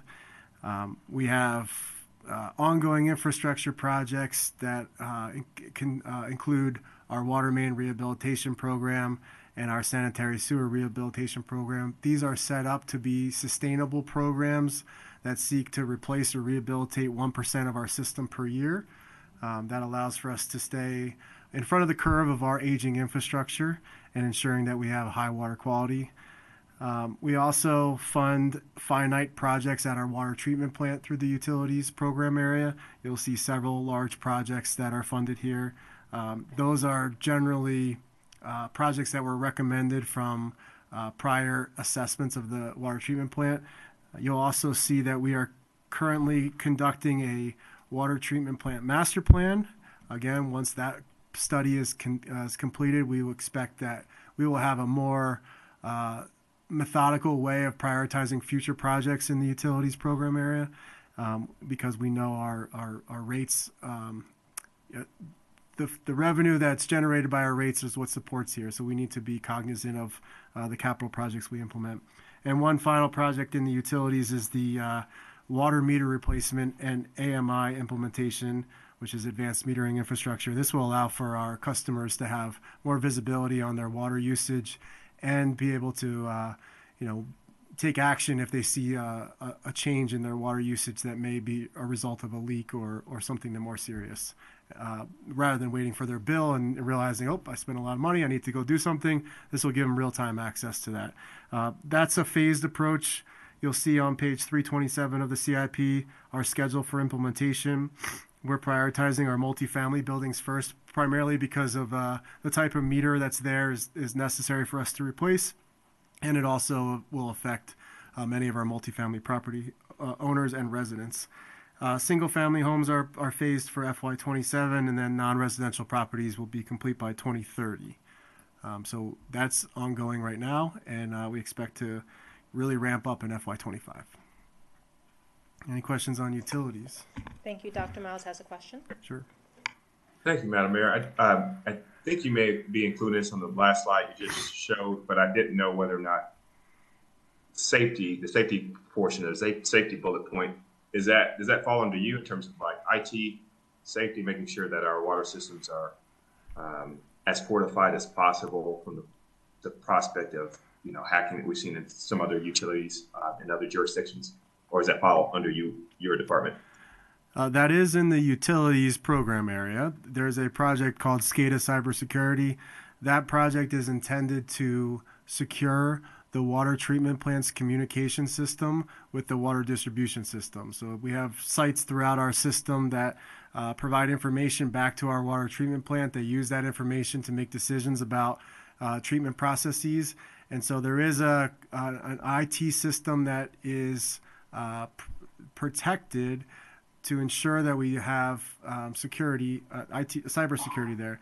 The project is seeking to modernize that system. It is managed by our IT department, but it is in close coordination with the Department of Public Works as it's located in the water treatment plant. Perfect. Thanks for that. And y'all have everything you need for that, funding-wise, as far as you can assess? Yes, I will go out on a limb and speak for Director Oboto and say, yes, we do have the necessary funding to implement that project. All of our funding is in prior years. There's no new funding proposed, and I believe that is adequate funding for implementation of that. Thanks so much, sir. Thank you. Thank you, Dr. Miles. Thank you, Jim. Question, EPA just announced new federal regulations for PFAS, polyfluorinated substances, and I wanted to have an understanding, and I know our water supply has been tested, and you all do a lot of, for the listening public, do a lot of testing on our water in compliance with guidelines, and it's very safe. But I just wanted to see, as the regulations change, is there anything that we need to keep in mind for adoption to support that? Yes, thank you for that question. That is certainly an emerging topic within the utility world. The recently adopted drinking water regulations will transform some of the processes necessary to provide safe drinking water across the entire country. We work closely with our partners through the ICPRB and COG to get an understanding of what type of levels of PFAS are in our source water, which our source water is the Potomac River. So we're not the only agencies that pulls water from the Potomac River, so we're all in the same boat. WSSC, Fairfax Water, DC Water, everybody is drawing water from the Potomac River. So we have a regional need to ensure that the PFAS limits are managed and that any treatment processes necessary are done in a consistent way. We have done testing both in our source water and in our drinking water, and none of our test results have shown that our PFAS limits exceed the new safe drinking water requirements. That being said, we know that could change, and the entire region is preparing for what would it cost to modernize our treatment processes to account for that. So that will likely be informed through our water treatment plant master plan. It will evaluate what would be necessary to bring our water plant into compliance. We are lucky in that we don't think we have a significant problem across the region, but we are still being prepared for what it would take. Thank you. And my last question is regarding the AMI implementation. That's the smart meters, for those who are listening. And you're right, it is helpful for our public to be able to have more access to what their water meter usage is in a more real-time manner, and we can't do that quite yet. We're on a quarterly schedule. I know that there was a delay because of staffing and making sure we had the right support to implement this. My question is, given some of the grants we've gotten and the funding from ARPA funds from Fund 22, is there any way to get back on, to make sure that we can accelerate this work? Because that is important. I think you said 2030 or something close to that. FY27 for single family. But for multifamily will be. Multifamily is before single family. Okay. So, So- non-residential by 2030, which will be our commercial properties. Okay, so, but is there any way to support something a little faster on at least on the residents live? Sure. So I'll say that we took a very methodical approach at this. There are a lot of different options for implementing a AMI system, some of which rely on cellular technology, some of which rely on radio technology. And so in order for us to make a decision about what type of meter we wanted, what type of meter reading was going to provide our customers with the best support, we hired a program manager to facilitate those decisions and that outreach and that coordination with our IT department, utility billing system, and our finance department. So although we could say we took a slower approach or more methodical approach at the planning and design, that investment in a program manager is going to be very valuable as we move to implementation. And so now the program manager is recommending some approaches at implementation that may be slightly different than what we had originally anticipated. There may be opportunities to increase the phasing of our delivery, because as we deliver meter replacements, we will then be on two separate systems for a period of time until we're able to completely transition. And so there is some value at accelerating the implementation phase to ensure that that overlap doesn't occur for as long. So we'll be exploring that for the next fiscal year and perhaps making a change. Thank you. All right. All right, Thank you very much. Council. I had actually forgotten something to put forward from the community on recreation and parks. I don't know if we're going to come back to that, or can I raise it before we hit general government? Mr. Chestnut? I wanted to. Sorry about that. I'm sorry, Mr. Chestnut. We don't want you to retire. No, just keep coming back again. I'm sure Jim was here. Yeah. So I didn't hear your question. No, it wasn't a question. I was trying to figure out, there was one thing I forgot to bring forward from the community during the recreation and park segment, and that would be, I'm not sure if it would live as a CIP or what, but the idea of both the creation and maintenance of neighborhood signs. So I know we heard from community members in the West End that their sign had some struggles, was struggling. But then we also have heard from neighborhoods that don't have a neighborhood sign. And I know that the city did assist, with the one in the West End, if I recall correctly. So looking at, would that live under your department? In theory, I expect that it would. No. And if you could look at maybe some creative solutions. I know it was held up by other things along the course of years, but that is neither here nor there. I know that people would like to also have that sense of this is my neighborhood and welcome to it. So I just wanted to put that forward as an idea that came from folks. Thank you. We've actually heard that come up a few times in the last year or two. That isn't under recreation and parks, actually. But we will, that's quite all right. We will be involved in one way or another, I'm sure. But we will re-examine the whole neighborhood sign process, because there are some mixed messages that have come out. But thank you. Word to the wise. Of course. No. And so I get it right in my head. So what department would it fall under? Not that you want to throw anybody under the bus, but... Understood, and I'm going to look over here to the acting city manager. I believe that the neighborhood signs fall under the neighborhood HOAs? Well, there's two types of signs. The signs I believe you're talking about, Councilmember Valeri, were in the right-of-way. It says, "Welcome to our neighborhood." Those are actually city signs. Department of Public Works maintains those two signs and recently repaired and replaced those two signs. Okay. We do have neighborhood signs that belong to HOAs, and also they sometimes get permission to put them in the right-of-way because they don't have room. So that's their sign. Public Works, again, if it's in the right-of-way. If we have new locations we want welcome to our neighborhood signs, I'd recommend that you suggest them and give them to Public Works, and we'll consider them. Okay, so then I'm just piling on poor Jim. Correct. Sorry, Jim, in the back. Heads up that that's another one, and I'll circle around. So I'm sorry, Mr. Chestnut. I just really don't want to let go of this special time between you. Thank you. Yeah, no problem. Thank you, and thank you, Mr. Semina.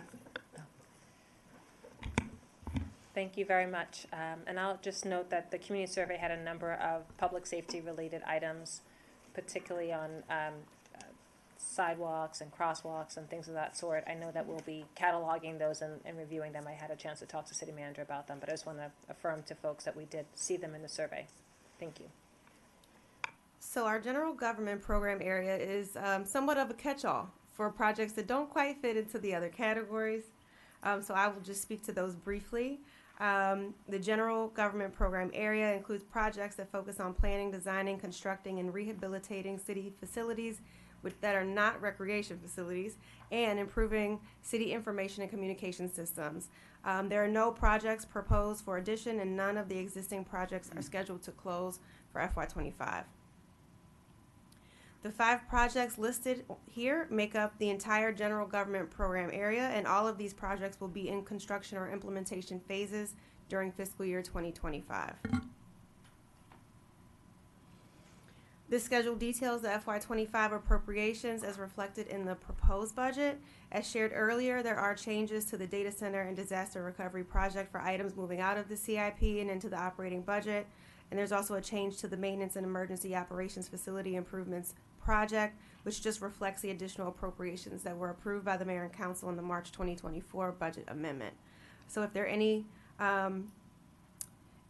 any of the these are all of the planned appropriations for the projects, and we do have directors here available if there are specific questions on these. Councilmember Fulton. Thank you. I do actually have a question. Want to track what's happening with the enterprise resource planning and the customer relationship management one. I don't know who I should be directing those questions to, but is it always you? Mr.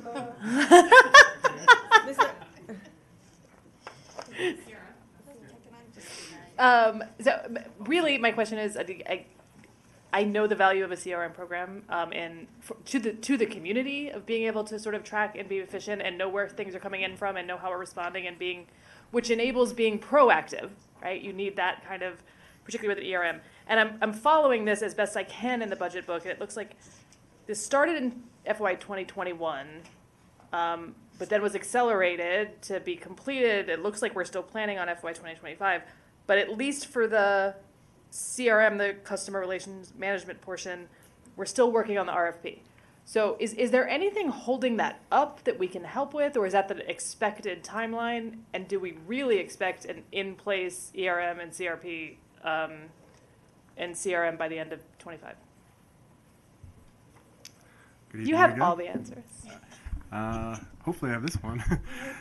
So yes, the CRM is a portion. Right now, our approach is that the CRM will be a portion of an enterprise asset management solution, which will also be a work order management solution for both our Department of Public Works and our Recreation and Parks Department.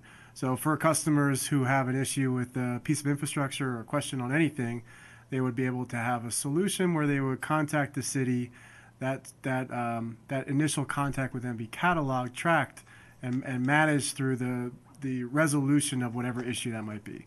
It's fairly common in municipal government to have a system like this, and so I'm surprised we don't have one.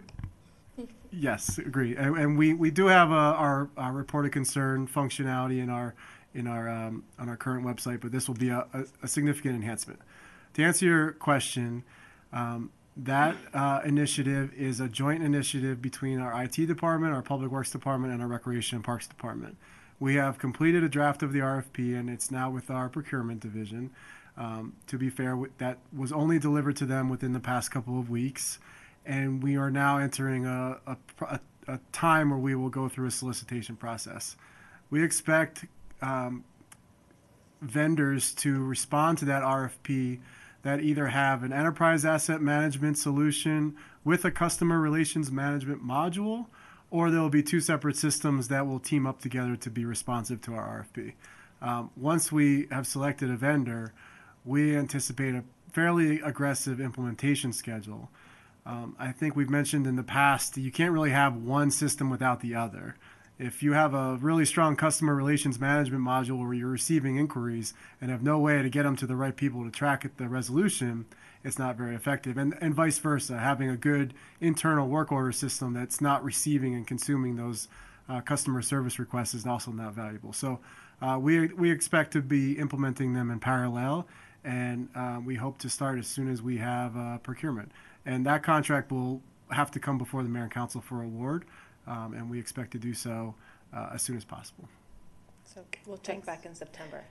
Thanks for that. We will check back. I really appreciate your summary of what those programs do. They are useful.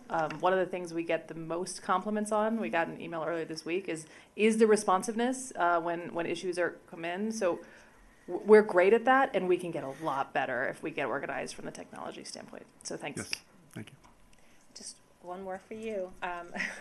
So I know that the CPDS has since we're talking about software, CPDS has the permit tracking so that they can be able to respond to people in that process, and that DPW, Public Works, was going to also get on that.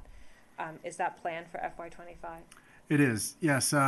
We were really waiting for CPDS to fully evaluate the permitting system that they have implemented for many of their cases, including building permits and some of their other type of permits. The next phase is to move our Public Works permits into that same system, and also some of the development and zoning cases that are also managed in CPDS. So there's been ongoing discussion between our departments about the features that system offers and whether it's fully capable of providing the service that we need, both from the permitting but also the construction inspection side. And so we have recently done that and concluded that, yes, we will participate in that next phase, and we will begin to migrate most of our permit cases into that same type of system. Wonderful. I think all these efforts to get our operational house in order will help staff, as well as being more supportive for economic development and for our residents. So thank you. Yes, thanks.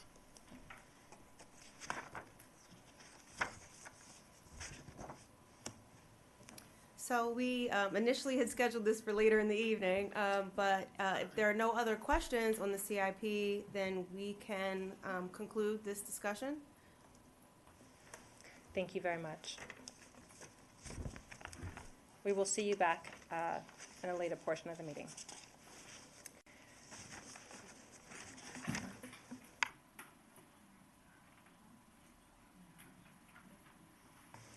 So we're just sidebarring here.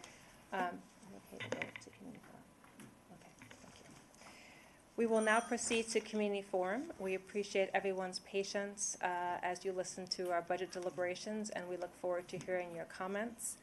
I do have a few folks who have signed up in advance, and some folks who have signed up as well in person.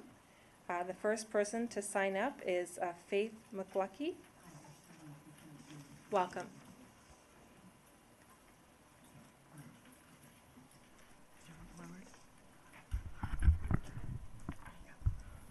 Hi, my name is Faith McLucky.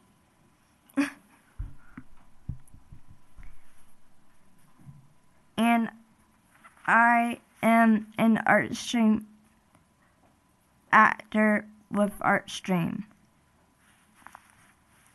I have been performing with ArtStream for 6 years. ArtStream has inclusive theater companies, cabarets, classes, and workshops for people with ADD and autism.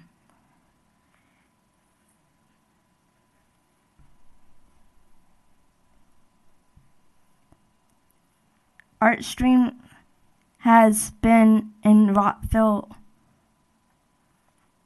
and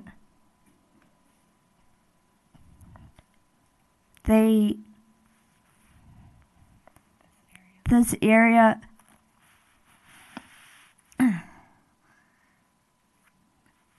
since 2005. Next year will be ArtStream's 20th birthday. ArtStream is amazing, almost as old as me. Ta-da! My name is Pam Freedy, and I'm one of the directors and teaching artists with ArtStream. We're here to say hello and welcome to the new City Council and to Madam Mayor, of course. Even though ArtStream has been in Rockville a long time, there are a lot of people who still don't know about ArtStream. Many ArtStreamers live and work at Main Street Connect, and we have rehearsals and classes at Twinbrook Community Center. We'll be there tomorrow evening. And our cabaret performs at the Bender JCC. And in fact, the next cabaret performance will be May 3rd at the Bender, and we'd happily invite you and would love to see you there.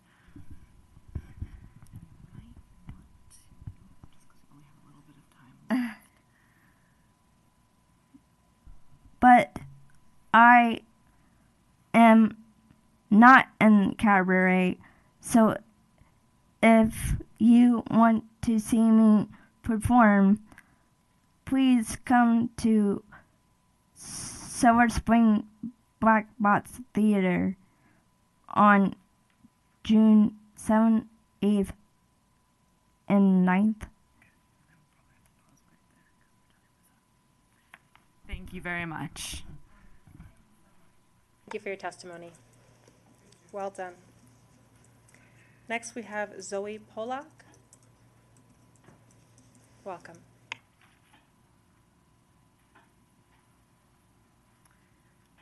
Hi, my name's Zoe Pollock. I'm a Rockville resident. I wanted to come speak to you, Mayor and Council, to share why I believe Rockville should make rent stabilization one of the Council's key initiatives, as Councilmember Shaw has proposed, and adopt a strong rent stabilization policy matching the counties or stronger than the counties. Rent stabilization is important to me because I want stability in my life and in the life of my girlfriend. I've lived in Rockville for most of my life, or I've lived in Montgomery County for most of my life, and we moved to Rockville last year for my job. We found a diverse and welcoming community here, and we really like living here. We've both been able to swap out driving for our commutes for public transit, and I get to walk to work, which is really nice. The rent for our home is affordable for us now, but if we were to face a high rent hike, it might not be affordable for us anymore. And if we had to move, I would most likely have to move farther away from my aging parents and from my grandmother who has a serious health condition.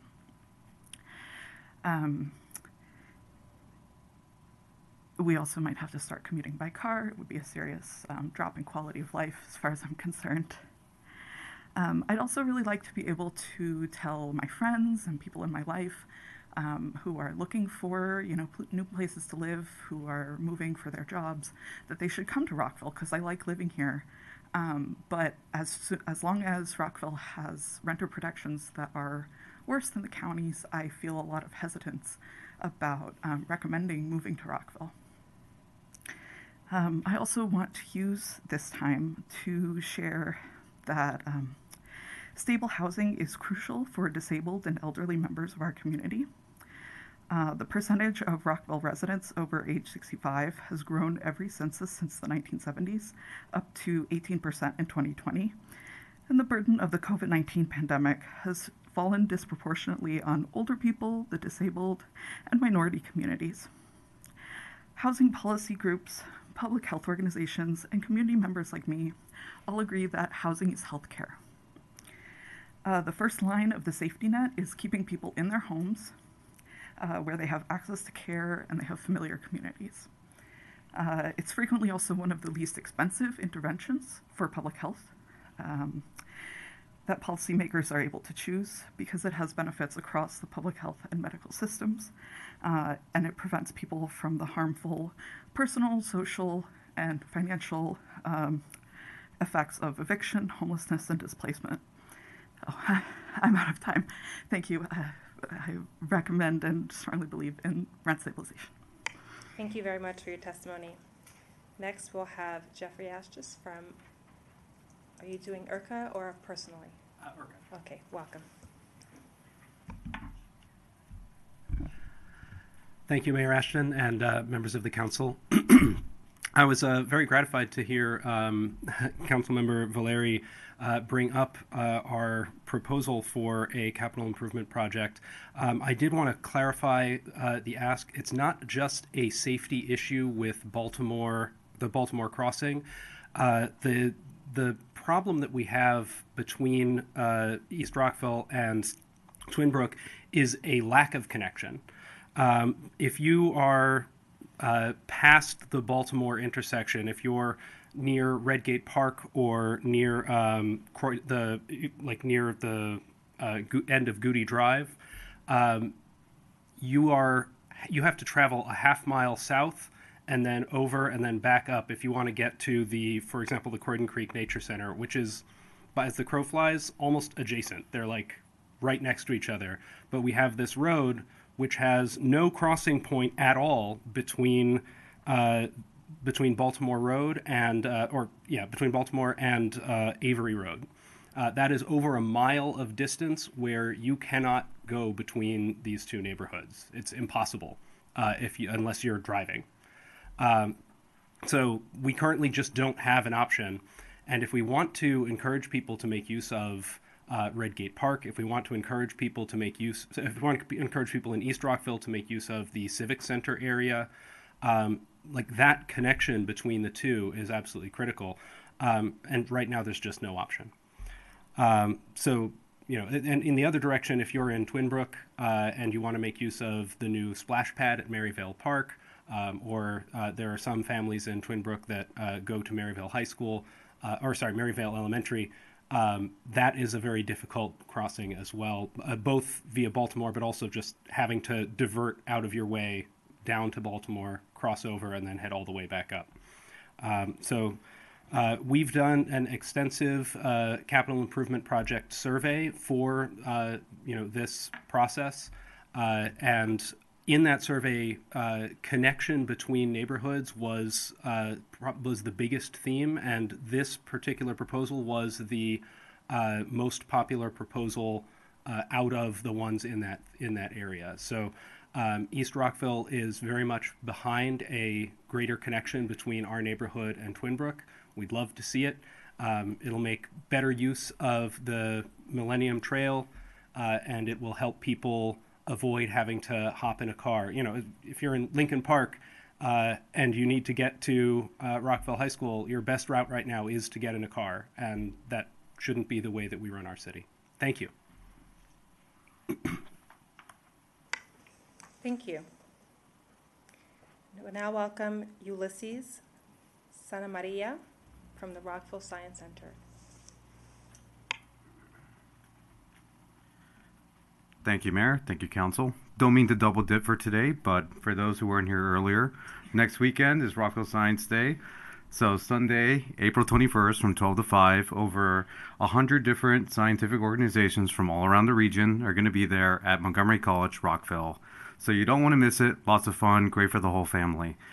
But in addition to that, for us, we are trying to build a better relationship with you all. So I feel it's imperative that we do come and give occasional status updates of what we're doing. last time we were here in April, we were working on our Girl Scout projects or our Girl Scout badging projects, and I'm pleased to say that we have had multiple Girl Scout troops come to us for badging since then, and so far I've been very proud about that, as well as the elevation of their badging process. Some of those activities that the Girl Scouts recommends aren't always the most comprehensive, so we've had a lot of fun in trying to elevate those into something that is definitely a cut above of what is normally offered. Since then, we have also been focusing a lot on our makerspace. So for those not familiar, a makerspace is a community resource that contains communal tools and communal supplies for people to build things with or make things with. The common materials for these makerspaces are wood, plastics, so acrylics, PLA, 3D printing, and can go as diverse as jewelry or ceramics or whatever the case may be. For us at the Science Center, last year we were a recipient of the state of Maryland's Maryland Makerspace Initiative grant, which gives a amount of funds for the development of makerspaces throughout the state. We are the county's only winner at this moment, and for us, we are working on developing that. So we have started a tool drive to try and collect more equipment that people can use, so drills and hammers and so on and so forth. And we also attended a statewide workshop for makerspaces that was sponsored by TETCO, the distributing organization for that grant. And we are looking on getting involved in the formation of a statewide makerspace association. So for us here in Rockville, that means so far we, the Science Center, will pretty much be the city's representative on that association as we work to develop it over the next year or so. The anticipation is it'll take about a year for that association to be developed, but I myself and our makerspace manager, Evan Quito, will be running for officer positions on that association. That way we have a voice. Otherwise, the next closest person would be Kid Museum in Bethesda, so that's not Rockville. And that's it. That's time. Thank you. Thank you for your testimony, and thank you for all the work. That has exhausted folks who have signed up in advance. Is there anyone in the audience who would like to speak? Welcome. Hi, Mayor. I am Bill Wallerstedt. I saw you last week as I'm a member of MCPS at Bayard Rustin Elementary School and saw you speak at the County Council meeting, so thank you for your supporting of Montgomery County Schools. Speaking of the schools, I think one of the main issues with the schools that teachers would say is that they want to keep crowding down and have the proper size classrooms. And I know we're about to hear from our folks who want to put 60 new homes, which would probably mean 120 new kids that are going to go into our schools in Falls, Meade, Frost, and Wooten, even though a particular formula that they used, which probably is not based on opening a school right across the street from one of the best high schools in the nation, shows, I forget what the number was, 20 new people or whatever the number was. Supporting, I'm the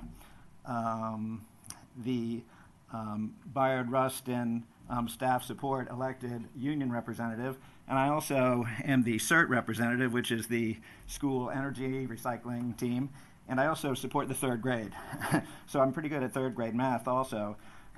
One of the things that I would say is, additionally, if we have 60 new homes and 120 new adults, I just multiplied 60 times 2 there, and probably 2 kids each, so that's 120 new kids and 120 new cars. I think that that is going to increase the number of automobile trips compared to what we currently have now. I think it was been presented over and over again by the builders that that number is going to decrease. Of course, what they compared it to was a situation that has not existed for 10 years, which is a fully operational shopping center. Additionally, sorry, I don't speak very often in public, and I also have only 1:09 left. I took some notes at a previous mayor and council meeting, the one where the Rockville had their proclamation against hate, so I was present there, and I noted that Jason from EYA said that EYA had, for more than 30 years, been accomplishing urban infill around metro stations, and I just wanted to make sure that EYA knew that Rockshire is not at a metro station. So finally, I might have to email a few other points because I'm running out of time. I think there's a bit of irony in a company whose slogan saying that life within walking distance or something like that is now going to tear down a shopping center, which made our Rockshire neighborhood walkable. But instead, we are going to have to continue to get into our cars for every shopping trip, every restaurant meal, every bank trip, every dentist, all services that we used to have available to us when we had a shopping center in our neighborhood, which was a walkable neighborhood. I have a couple more points, but I'm out of time, so thank you for your consideration. Thank you. Welcome. Eileen McGuckian. Good evening, Madam Mayor and members of the Mayor and Council. My name is Eileen McGuckian, and I'm proud to have been a founder of Peerless Rockville. 50 years ago, I joined a group of Rockville citizens who were distraught at losing our main street to urban renewal. We were fearful of WMATA plans for Metro Rail to demolish the railroad station that was in its path, and we were determined to halt destruction of our heritage. Since that time, Peerless Rockville has been a city partner in teaching residents, businesses, and local government about our rich history and the places that represent every aspect of life and experiences here. In the 1980s, the city began to contract with Peerless to provide certain services and conduct tasks that its staff was unable to do.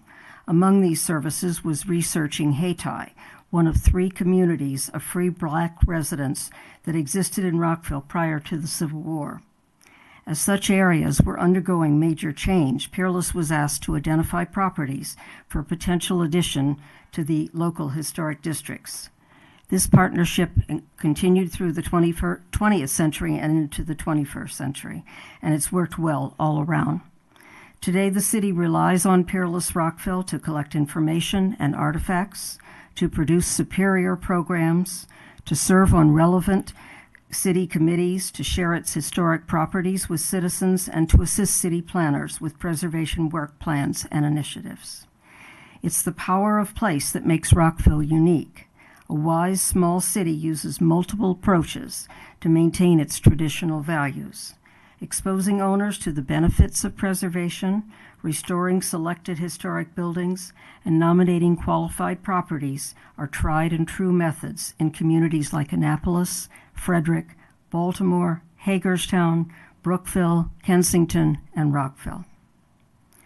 Nominating qualified properties for historic preservation is only for protection is only a small part of Peerless Rockville's operations. It is not a task that you contract with Peerless for, although the city often relies on Peerless research and recommendation on nominations to the HDC. After the HDC and the Planning Commission make their recommendations, it is the Mayor and Council that determines whether to designate a single property or an historic district. I appeal to you to fully support Peerless Rockville's grant request in recognition of the organization's proven and continuing value to our sister. I think my voice has just expired. Thank you. Thank you very much. Please welcome.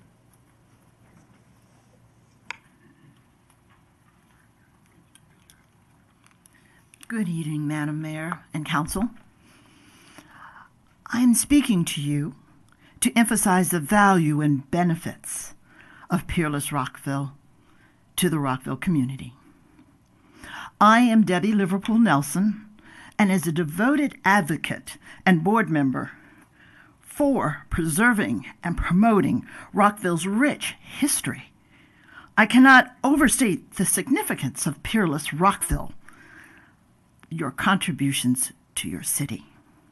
Peerless is a beacon of historical preservation, educational enrichment, and community engagement.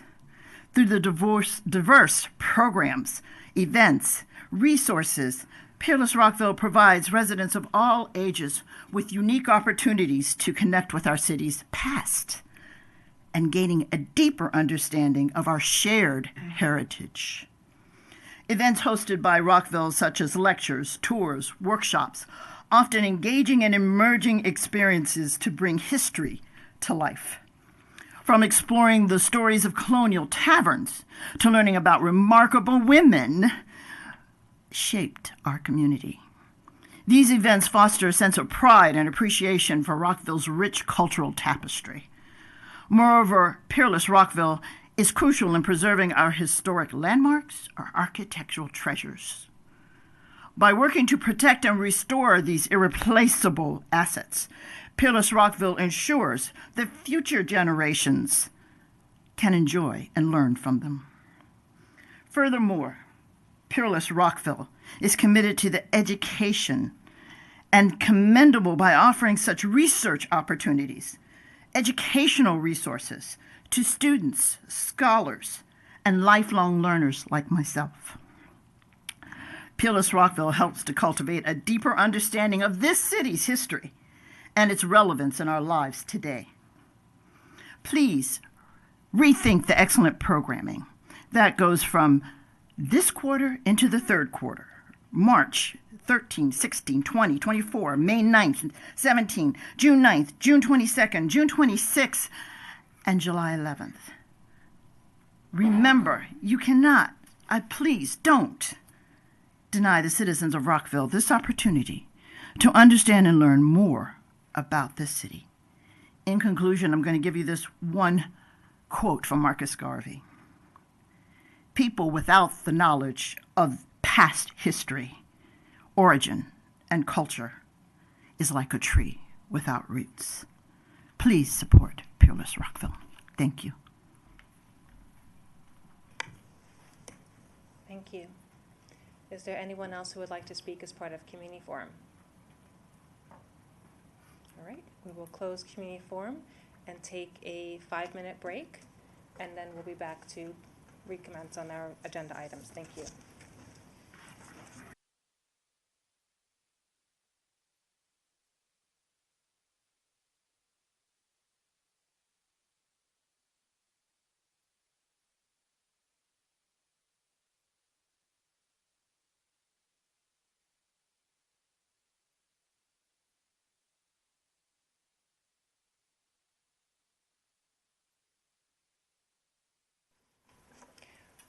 Good evening, Rockville. Today is still April 15, 2024, and we are reconvening for meeting number 8-24.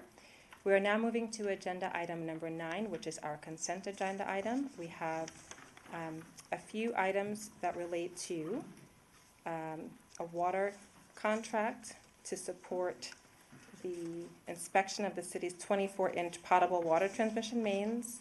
Item B, which is an agreement to purchase Microsoft 365 enterprise licenses. And item C is an authorization to have the city manager execute the Clean Water Commerce Act grant agreement with the Maryland Department of Environment. I look to my colleagues to see if you'd like to take these together or pull any for discussion. Madam Mayor, we forgot D, approval of minutes. Thank you, and the approval of minutes. Councilman Valeri. Madam Mayor, I'm open to taking them all. I don't see any, at least from my perspective, that would need to be pulled out. I see a thumbs up. Everyone agree? All right. So we have a motion to approve. Do you want to? Sorry, Councilmember Jackson, were you going to? Yeah. No. Okay, all right. Councilmember Van Grack. Okay, Madam Mayor, I move that the consent agenda items A, B, C, and D, which are A, the resolution that includes addressing the city's 24-inch pothole water transmission mains. Item B, which is the execution of the rider agreement for the purchase of Microsoft 365 enterprise licenses and components to SHI. C, which would be the authorization of the city manager to execute the Clean Water Commerce Act grant agreement with the Maryland Department of the Environment. And D, the approval of the minutes be approved by this body. Councilmember Fulton has seconded. All those in favor, please raise your hand and say aye. Aye. It is unanimous. Thank you. We'll now move to a public hearing on project plan application Rockshire Village Center, a request to amend the Rockshire Plan development to permit construction of 60 residential units up to 5,200 square feet of commercial and office use, as well as a neighborhood park at 2401 Wooten Parkway and the PDRS Rockshire Zone EYA Development LLC applicant. Turn to staff. Thank you. Do you have a presentation? I do. Thank you. Good evening, Madam Mayor and council members. Nelson Ortiz with Community Planning and Development Services Department. This is a project plan application PJT 2024-00017.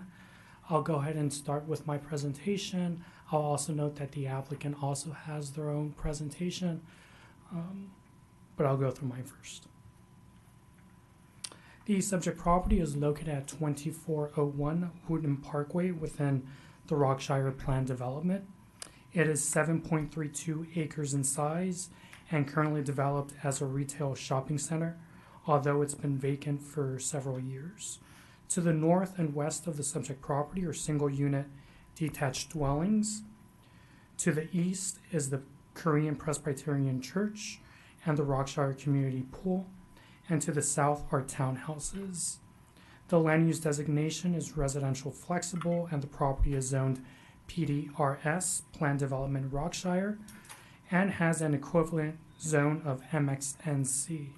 The applicant has submitted this project plan application to amend a portion of the Rockshire PD in order to construct 60 dwellings, up to 5,200 square feet of commercial office, a neighborhood park and associated streets, alleys, open space, and other site improvements. The Rockshire PD was initially approved by Mayor and Council on March 7, 1966, and is currently authorized for shopping center use. The applicant proposes to amend the Rockshire PD. In yellow and orange is the residential component. In red is the commercial office. In blue is the neighborhood park. Additionally, in green are courtyards which provide access frontage to some of the dwelling units. And in gray is proposed parking accommodating both the commercial office building and the Rockshire community.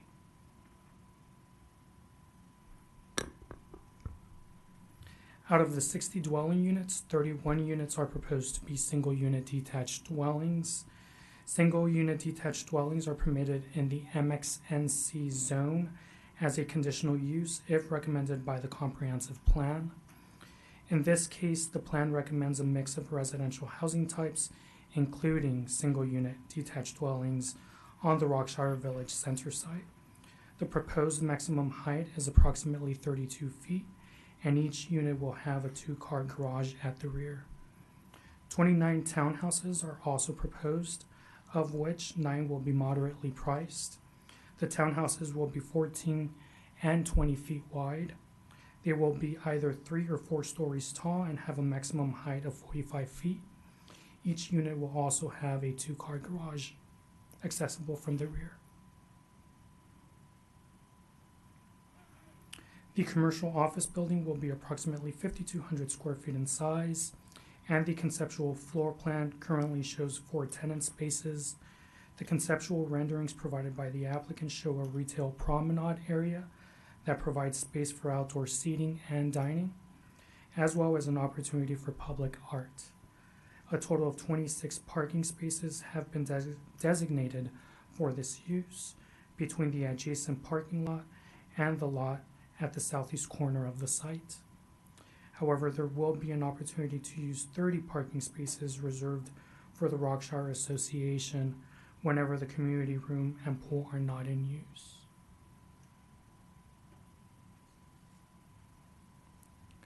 Approximately 36% of the subject property will remain as open space, of which 7.6 will function as public use space.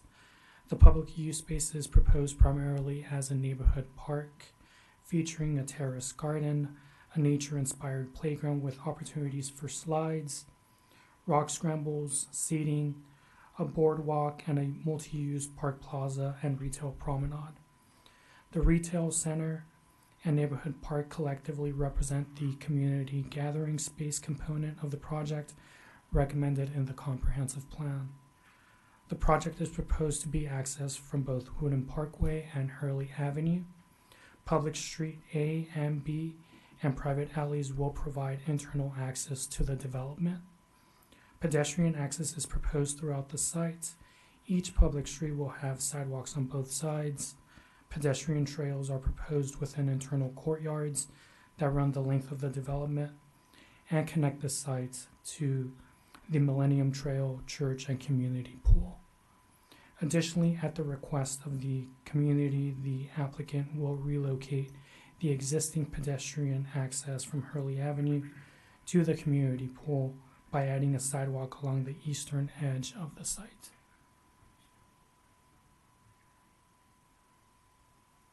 As mentioned previously, the applicant proposes a total of 26 vehicle parking spaces for the commercial office building. Utilizing the full-service restaurant parking requirements, a total of 73 parking spaces would be required. The applicant has submitted a parking waiver to permit flexible parking standards for the proposed commercial office building. The waiver is necessary only in the event the building is leased for full-service restaurant use. If the building is leased for commercial retail sales and like uses, the proposed 26 parking spaces would be sufficient and satisfy the zoning code. In evaluating the request, staff is in support of this waiver and finds that the applicant satisfies items B, E, and F for granting such waivers. The development is within Montgomery County right on routes 45, 56, and 301, which service the site via an existing bus stop located near the Woodland Parkway site entrance. The site is within close proximity to the Millennium Trail, and staff agrees with the applicant's retail consultant that small-scale restaurant uses are anticipated to find commercial building most viable for their operations based on the building's size, location, and surrounding context. The proposed small-scale neighborhood serving restaurants will likely attract patrons from the immediate neighborhood that are likely walking or rolling to the site. In addition, the 26 parking spaces, the development proposal includes 30 additional parking spaces that may be used for most of the year.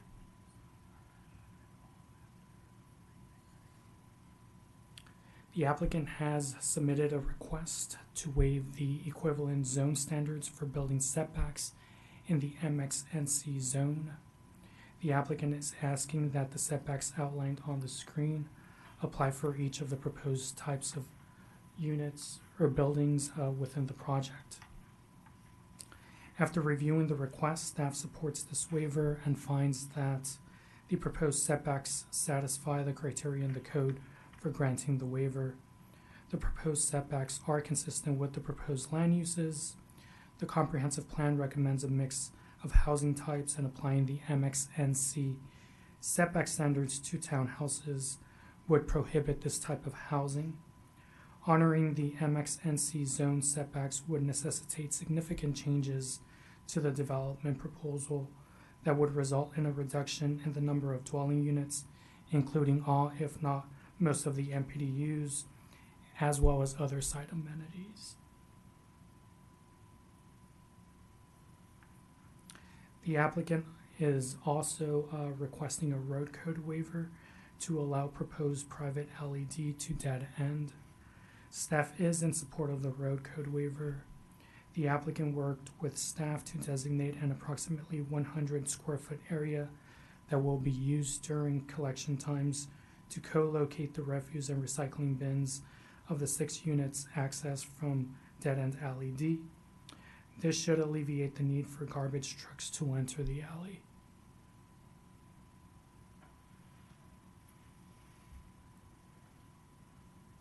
Although the applicant's community outreach efforts predate the submittal of this project plan application, since filing this application, the applicant has hosted 3 area meetings and has briefed mayor and council, the planning commission, the Transportation and Mobility Commission, RBAC, and RPAC.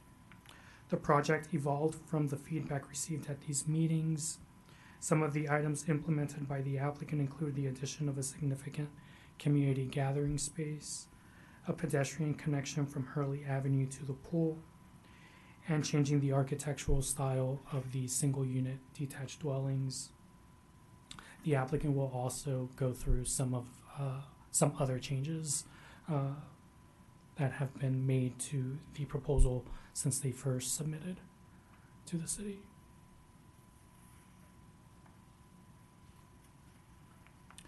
The Planning Commission held a public hearing on February 28th, 2024, whereby a vote of 4-0 recommended to approve the proposal.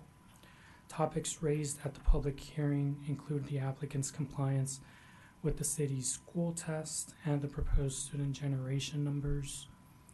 In this case, based on MCPS student generation rates, the proposed development will generate 13 elementary school students, 8 middle school students, and 10 high school students. Enrollment at all 3 grade levels are expected to be adequate. Data collection for the traffic studies and traffic peak hours were also discussed at the Planning Commission. In terms of the traffic data and when that was collected, that occurred on Thursday, December 14th, 2022, while schools were conducting in-person learning and working patterns had normalized following the COVID-19 pandemic. Data was collected between the peak periods of 6:30 a.m. and 9:30 a.m. and 4 p.m. and 7 p.m. From the peak periods, morning peak hour of 7:15 a.m. to 8:15 a.m. and an afternoon peak hour of 5 p.m. to 6 p.m. were identified. Also discussed were the purpose for the parking waiver. Again, as previously mentioned, this parking waiver is needed only in the event that the commercial office building is fully leased for full-scale restaurant use.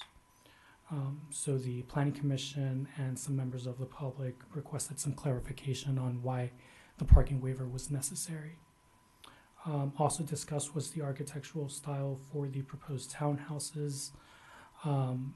One of the members from the public recommended that the applicant utilize traditional architectural styles for the townhouses as it's currently more contemporary. The Rockshire HOA on-site parking and visitor parking was also discussed. There was some clarification on the number of parking spaces that would be reserved for use by the Rockshire community homeowners association. There were also some questions about the location and the dimensional standards of the parking spaces and whether they had to meet the code requirements, which they do, similar to all other parking proposed within the site. And then finally also discussed were EV charging and EV readiness. There was a question asked as to whether an EV charging station was proposed on site. Currently there isn't one proposed, but the applicant did state that each of the units will be EV ready in case there's a need to add the connections necessary. Can I just ask a clarifying question on that? So there was that it was specifically not necessarily at each home, but the question was about in the public space where the 26 spaces were. So even though there was a request to add EV charging, it sounds like they didn't comply with that request. So there isn't a requirement for EV charging in the code. The current proposal does not include an EV charging station within either of the two parking lots.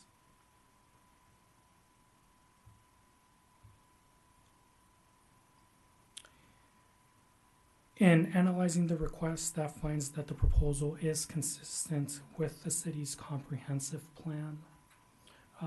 As I mentioned, the applicant is providing a mix of residential housing with small-scale commercial uses consistent with the land use designation of residential flexible that's in the code. The applicant is also providing a significant community gathering space, which is contemplated in the comprehensive plan. And also contemplated in the comprehensive plan is accommodation for the parking for the Rockshire HOA swimming pool. Again, the applicant is providing that. As far as zoning, staff finds that the proposal does meet the zoning code, except for the waivers that are being requested here tonight. In terms of public use space, the applicant is exceeding the open and public use space requirements in the code. In terms of schools, as I mentioned, the project will generate 13 elementary school students, 8 middle school students, and 10 high school students based on MCPS generation rates. And this meets the standards for all grade levels in accordance with the city's school test.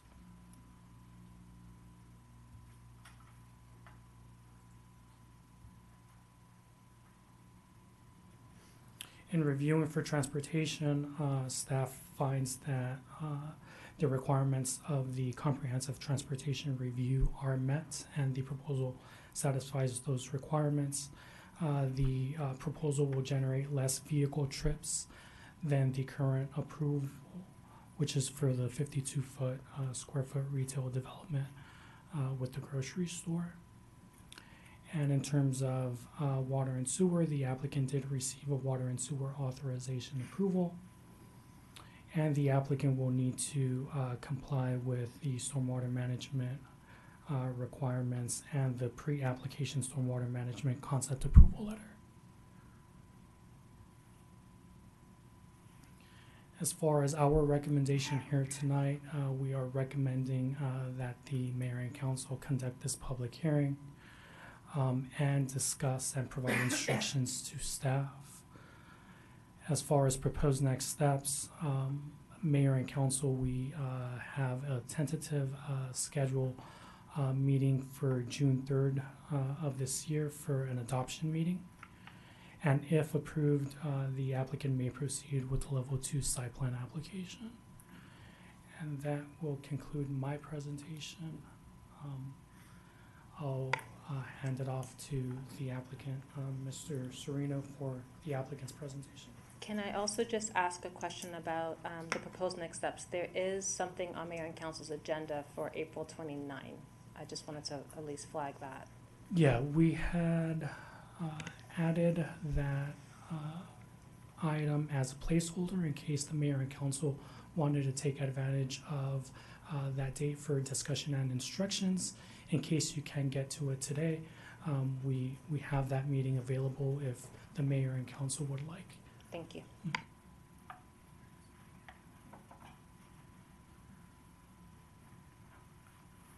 Thank you, Mr. Ortiz. My name is Jason Serino with EYA Development, the applicant. Good evening, Madam Mayor and council members. Thank you for having us tonight. I'll get in. Mr. Ortiz covered a lot of things. I know last time you gave us some extra time so we could walk you through the evolution of the plan. We won't go into all that detail. I'll highlight some of the changes.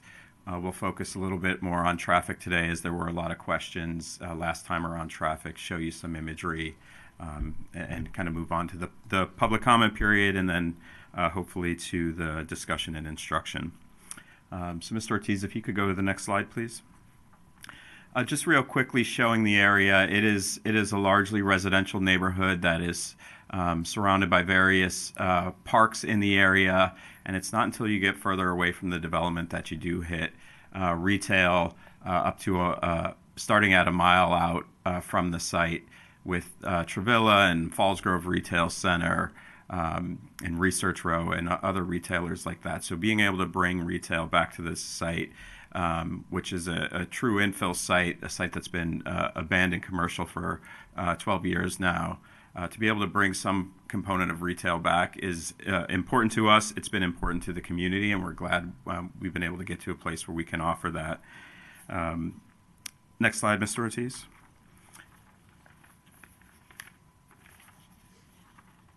So just again, to kind of highlight some stuff on the site, it is primarily a fully paved site today with an asphalt parking lot and then the giant retail center that was closed in August of 2012, and then in the months and years to follow, the rest of the retailers that made up the 52,000 square foot giant closed their doors as well. And so the site today is being used primarily by the high school students for parking during the day, not under any license agreement to do that, but they are being allowed to do that by the owners of the site. Under a non-exclusive license agreement, the Rockshire Association for the pool and the clubhouse use are using 30 spaces adjacent to the pool, and then on meets they do use other parking that is open around the site. And the Korean Church is using spaces on the site today as well under a terminable license agreement with 30 days notice from the seller. That agreement can be terminated. So that's how the site is being used today. Next slide, please. So I just want to highlight the changes that we've gone through over the 3.5+ years at this point. So the development plan has seen a significant reduction in units from the 122 units at the initial concept plan for this site down to the 60 units we're at today. Not only was it a unit reduction, but there was an overall density and massing reduction. And we did that by introducing single-family detached dwellings. And we introduced those on the Hurley frontage, working your way down into the site. So the units that are closest to neighbors surrounding the site would be the single-family detached. They're shorter in height. So reducing that massing and providing more open space on the site. And then as you move through the site, the 29 townhomes would follow in the interior and middle of the site. We added the retail building and a significant public park adjacent to the retail. We added the pedestrian connection from Hurley to the pool. At one point, there were multiple connections on Hurley Avenue to the development. We eliminated one of those, so took it from 2 entrances down to 1 from Hurley Avenue. We worked to preserve some of the berm and some of the trees along Wooten and at the corner of Wooten and Hurley, excuse me, and the Wooten frontage. We reduced the retaining wall and the impacts of that wall to the Korean Church and the Rockshire Association's pool and clubhouse. So along the property lines that border those properties, there was a significant wall. We were able to reduce the length of that wall significantly and reduce the height of that wall as well significantly. As Mr. Ortiz said, we've modified the architecture to be more traditional, true traditional architecture in the single-family detached homes, and we changed the color palette and materiality of the townhomes to have a more traditional feel to those as well. We've increased the open space. We increased the public roads, which is the road that basically is a J through the site from Hurley to Wooten. We increased those road widths to the required 62 feet so that we didn't need a road code waiver on the road widths. We incorporated several Transportation Mobility Commission and the Rockville Pedestrian and Bicycle Advocacy Committee's comments into the plan, and we'll talk about those. And then we focused on electrification on this site over time. The residential units will have no gas to those units. They will be all electric units. They will be EV-ready homes so that they can install EV chargers with no additional upgrades to their home other than the charger itself into the garage. We've electrified the park spaces so that you can charge your devices, charge electric bicycles, scooters, things like that. And we provided an e-scooter drop-off zone. And then, Madam Mayor, to your question, and we discussed it last time we were in front of you, we will provide an electric vehicle charging station in the parking lot. It's a matter of working with staff once we get into detailed engineering to find a location for that electric vehicle charging station. It's not something we typically show at a project plan in that level of detail, but assuming we can find a space with staff, which I'm confident we can, we would put an electric vehicle charging station in the retail spaces. Next slide, please. I won't spend a lot of time here. Mr. Ortiz discussed the waivers in pretty thorough detail. So we have the road code waiver, the retail parking requirement only if we have full restaurant use, and then the setback or the designated equivalent zone development standards waiver. Those are all waivers that will be enacted upon by the mayor and council. I did want to highlight there's an additional waiver that would come at the time of level 2 site plan with the planning commission, and it's a landscape buffering waiver. It's where the private parking lot for the pool abuts a public right-of-way. There's a 10-foot landscape buffer where around 7 feet in a couple places for that area. We will provide the full complement of plantings that's required in the 10 feet in the space that we have, but there are areas where we don't have the full 10 feet. So I just wanted to make everyone aware that there is that additional waiver that would come at the level 2 site plan should we get there. Next slide, please. So the development plan, 60 total units, as you know, 31 detached single-family homes working from Hurley down into the site, 29 townhouses. There's 15% of the 60 units is MPDUs, which is 9 units. Those will be located in the townhomes. The building heights, so we talked about the building heights for massing. So the townhouses would be up to 45 feet tall. If the market rate townhomes choose the 4th-story option, they will come as 3-story standard. The MPDU townhomes will be 4-story standard, so they would utilize up to the 45-foot height. And then the single-family homes are up to 35 feet tall, and the retail is 20 to 25 feet tall in height.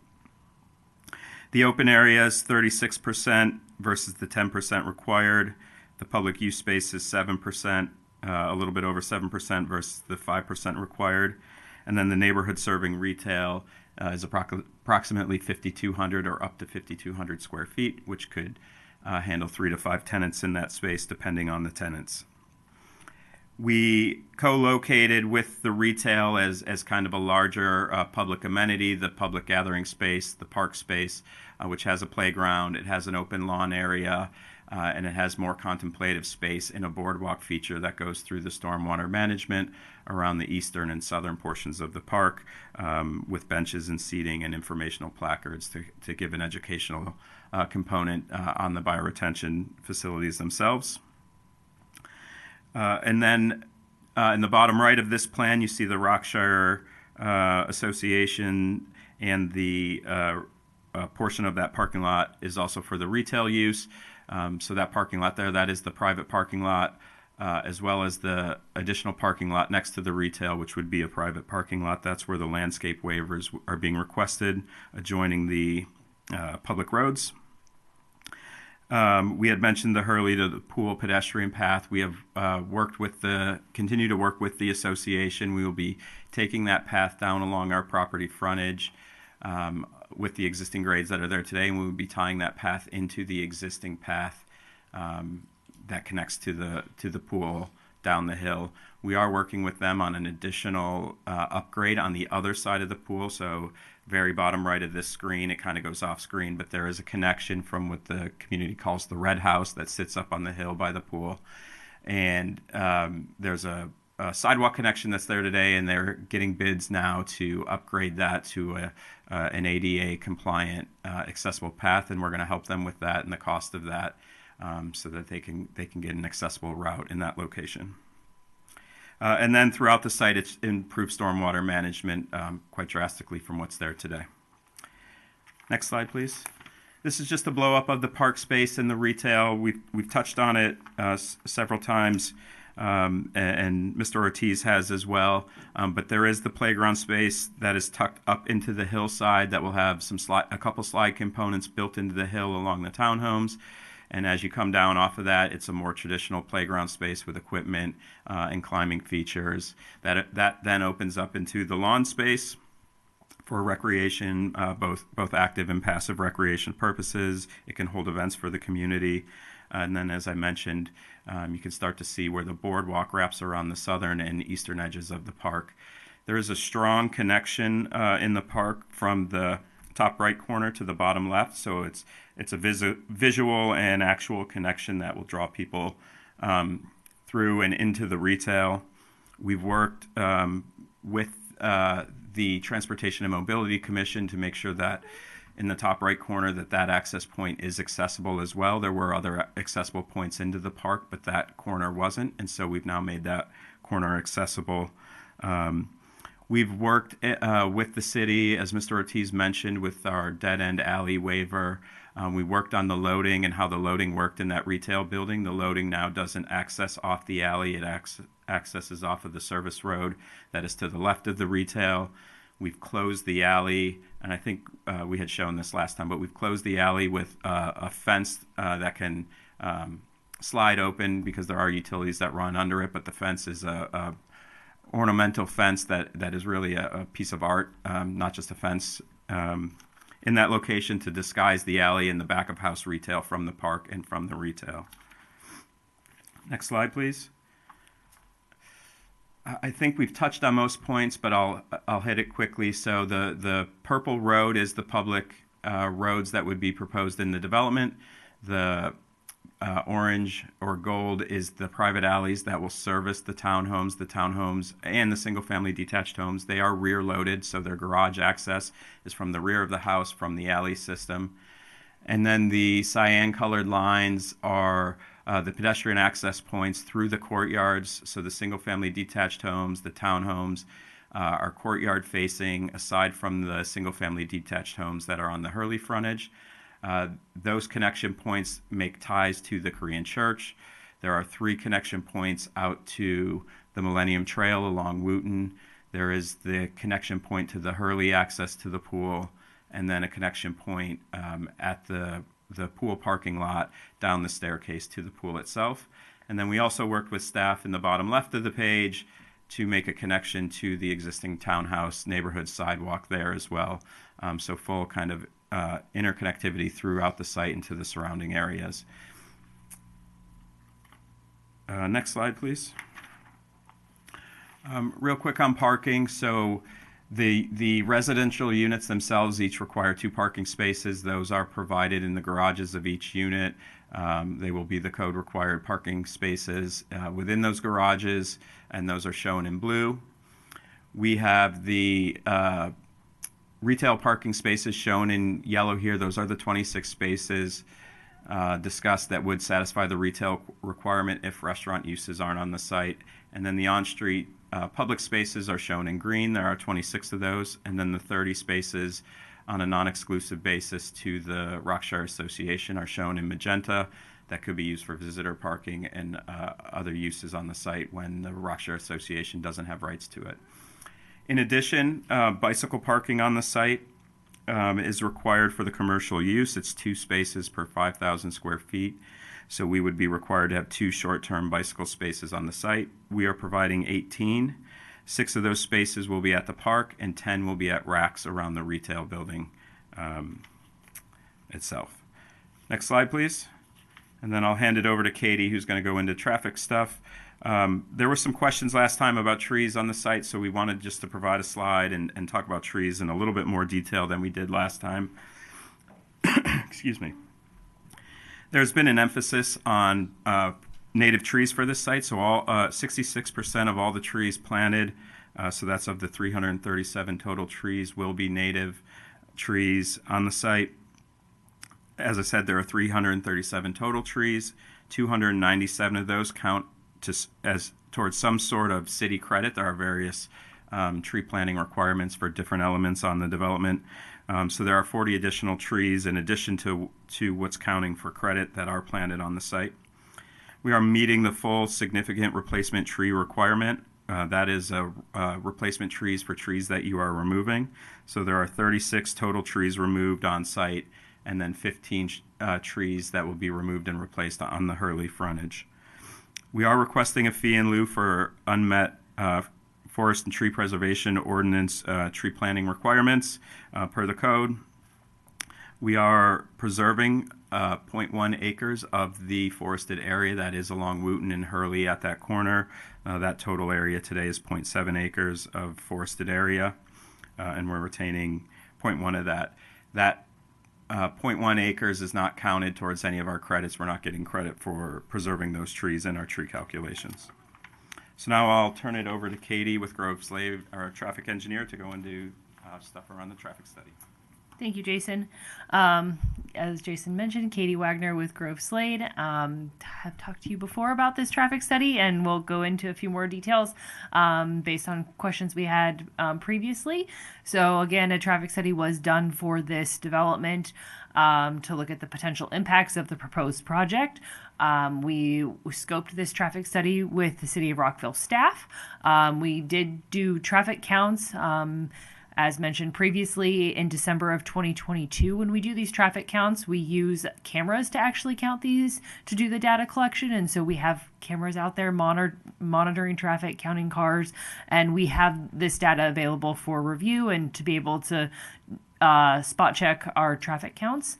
We also used speed tubes that are those things that you see in the ground that look like hoses in the ground to do a speed study, and we did that in December of 2022 and January of 2023. Again, both of these data collections efforts were done when schools were in session on a typical day, Tuesday, Wednesday, Thursdays, to really collect that normal travel patterns.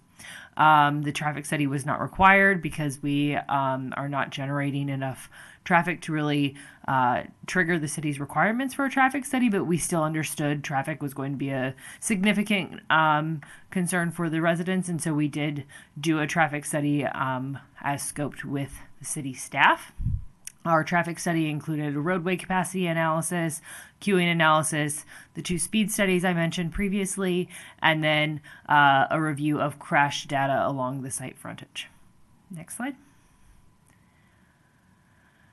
As mentioned previously, we went to the Transportation and Mobility Commission. We also went to RBAC and RPAC, and we heard a number of recommendations, and were able to incorporate a lot of those recommendations into our site plan. And so we also want to talk about some of the ways that this site will incorporate those recommendations, as well as promoting walking, rolling, and bicycling modes. There will be sharrows along Hurley Avenue. There will be multiple connections to the Millennium Trail for pedestrians to not have to walk through the site, but able to easily connect out to the Millennium Trail along the site frontage. There will be an improved path from Hurley Avenue to the pool. Sidewalks throughout the site on both sides of the streets. An e-scooter drop-off zone, as mentioned by Jason earlier, in the park. And we will also be making multiple pedestrian and bicycle safety improvements at the site driveways, specifically at the signalized driveway along Wooten Parkway, where we're going to, as that intersection interacts with the Millennium Trail, making sure that drivers are aware of the higher volume of pedestrians and bicyclists crossing the Millennium Trail at that intersection. And so we will have a no right turn on red. We will have high visibility crosswalks at that intersection, really to help with the pedestrian, bicycle, and vehicle conflicts. Next slide, please. Again, we also looked at Vision Zero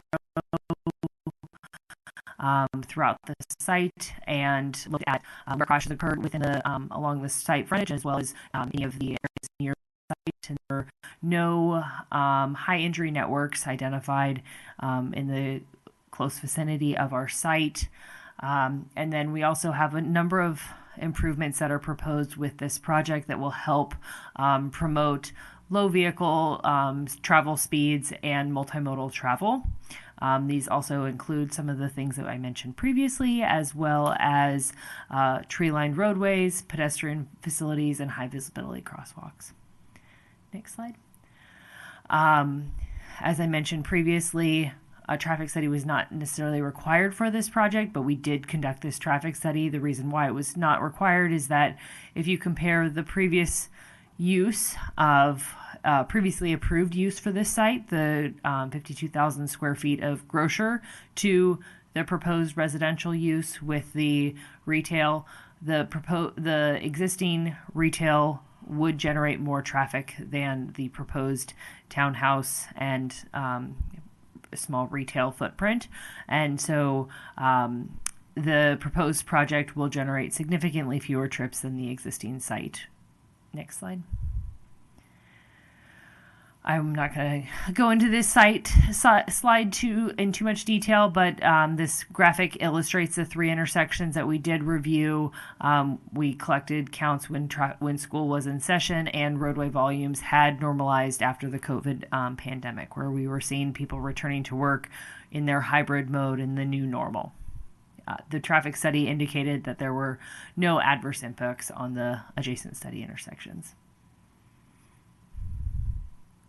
As I mentioned, we did two speed studies, and the speed studies indicated that additional speed management measures were not warranted based on the results of that data collection effort.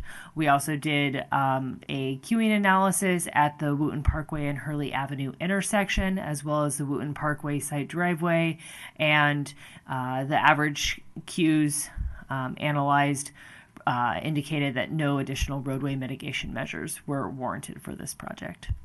Next slide. We reviewed the crash data along the site frontage. This graphic here indicates where we did observe, were able to find from the city's database that there were a few crashes along the site frontage. There were 6 crashes reported from January 2015 to December 2023 when the data was available. And there was 1 incident along Hurley Avenue along the site frontage. None of these incidents were major or fatal injuries along the site frontage. And then city staff has confirmed that there were no other relevant crash history for this project. And key findings of our traffic study indicates that this project will not have any detrimental impact to the surrounding roadway network, and that there are multiple improvements that this project is providing to enhance the mobility for residents of this proposed development, as well as the surrounding community.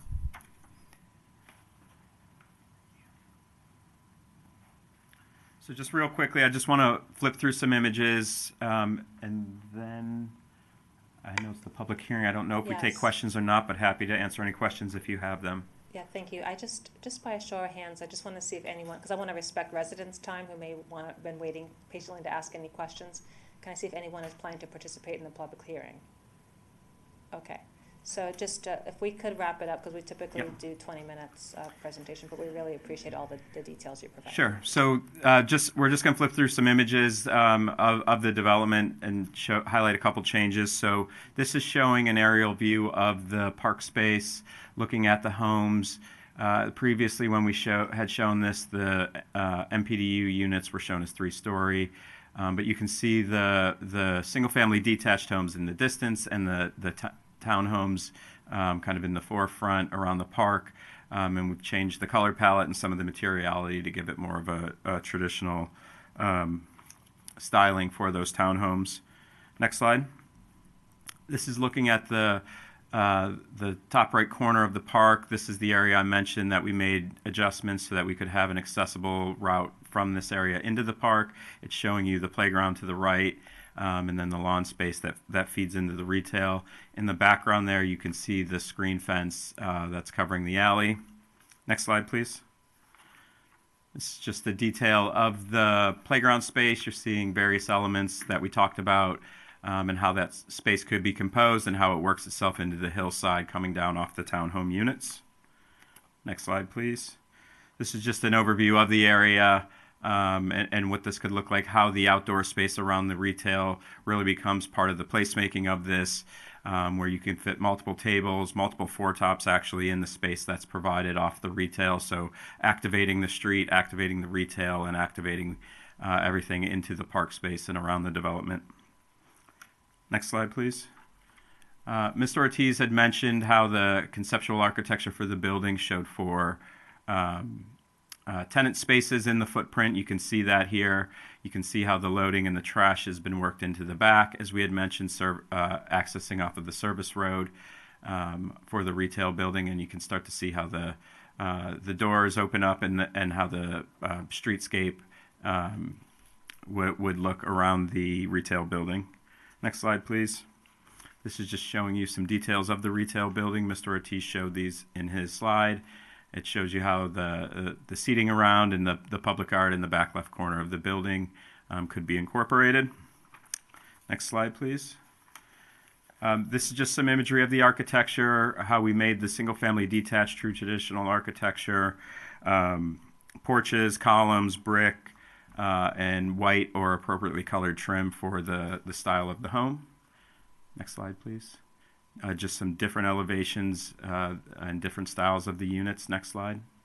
Again, some more styles with different porches or recessed porticos. And this is a strip elevation of the blocks and how the different styles could be composed and what the street frontage and the blocks could look like of the single-family detached homes. Next slide, please.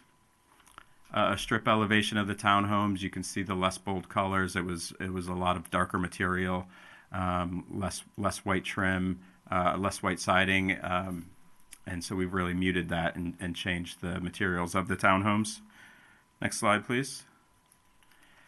Some imagery of what the courtyard-facing single-family detached units would look like. Townhomes also face kind of the open space rather than facing the streets in their locations as well, but it gives you a sense of what that looks and feels like.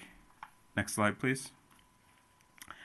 This is the frontage along Hurley, so this is what that streetscape would look like with the new street trees and the homes approximately 28 feet off of the curb of Hurley to the front of the homes. Next slide, please. Mr. Ortiz touched on the school capacity. I don't think we need to go into it in too much detail. If the numbers were doubled, tripled, even 4 times the amount, it wouldn't exceed the school capacities for the schools in the district today. And obviously the guidelines are provided to us that we need to follow by MCPS and Montgomery County, that the school follows those standards. Done that. This is just our anticipated schedule. It shows you where we've been. We are obviously here tonight, and we'd look to go through the process. I saw the June 3rd date tonight, so that is the tentative date when we'd be in front of you again for the vote on this project, hopefully. Next slide, please. This is just open. We're done. And if there are any questions, but I think we have a few folks that want to speak. So thank you all for your time tonight. Thank you very much. I'm going to now move to allow the public to share their opinions. I don't have anyone who signed up in advance, but I see people in the room. Is that right, Ms. Taylor-Farrell? Okay. So if you could raise your hand, I'm going to say 1, 2, 3. Is that okay? All right. Please proceed. Yes. Just because we'd like to have the mic so people at home can hear you. No problem. Eva Sishi. My husband and I have been here for over 54 years. We've seen things come, go, good, bad, and it's time that we move on. This is a fantastic plan that Jason has headed up for EYA. It couldn't be any better. I think it will serve the community in many ways. And I don't think there's going to be more traffic, but that's okay. I don't drive anymore because, we're retired. I go from here to Wootton or from here to RM. So I applaud EYA, and I hope that you all take this into consideration and get this on the records to be built. And I know Mr. Van Grack is a neighbor, and it's just time. So thank you. Thank you. Mr. Wright.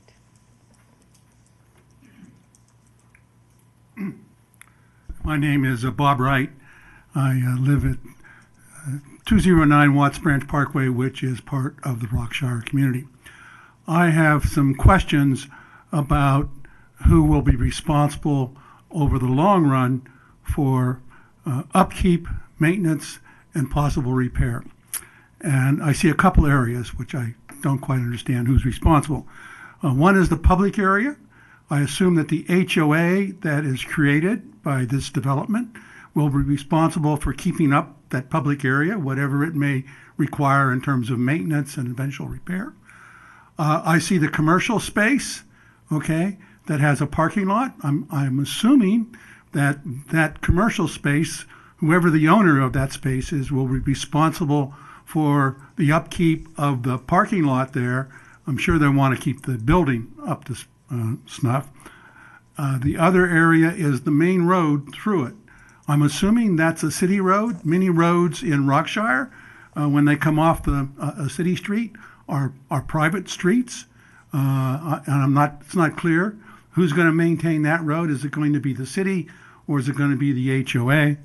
And the last area that I think needs some clarification is the parking lot that is available to the HOA pool. All right. So, as I understand it, the HOA is going to be the owner of that parking lot, but they have some agreement that will allow Rockshire people to park there when they go to the pool. Over time, several things might happen in that area. Obviously, there could be wear and tear. You could talk about striping. It's hard to believe these days that if you put 60 houses there, that everyone will only have 2 cars. More than likely, there's going to be some, I don't know how many, but some, they're going to have 3 cars. Where are they going to put those cars? They can't park them in the alley, so they'll park them on the main street, and eventually it may be that they'll start to move over and park in that area where the HOA has space allotted to them. So I guess what I'm trying to point out is I think there ought to be some agreements settled ahead of time about who's going to own what space, who's definitely responsible for it, and if the HOA says we're responsible for that parking area for the pool, then how does the pool, if the pool says, gee, people are parking in our space, what can you do about it, HOA? Or maybe I'll use the overall condition of the parking lot there starts to deteriorate, 15 years from now. Can Rockshire come to the HOA and say, look, this is really in poor condition? I think it's helpful if a lot of that is settled before the development occurs, as opposed to say, oh, well, we'll settle it, 15 years from now when that comes up. All right, just my comments. Thank you. I just had one question. Can you come to the mic, please? Okay. Thank you. I believe you said that, my name is John Manoli, and I believe you said that the houses are going to be all electric, not gas. Is that correct? That's correct. Okay. And, well, one other thing. Is there any issue as far as the houses that front on Hurley? There's a steep hill going down, into the... There's a berm there today. That berm would be cut back, so they'd be similar to the houses across Hurley. They'd be basically at grade on the street frontage rather than up on the hill that's there today. At grade? Yes, you'd cut that hill down. Right. Thank you. You'd cut the hill down, and so the homes would be down at the sidewalk level along Hurley. Okay, that's all I had. Thank you very much. All right.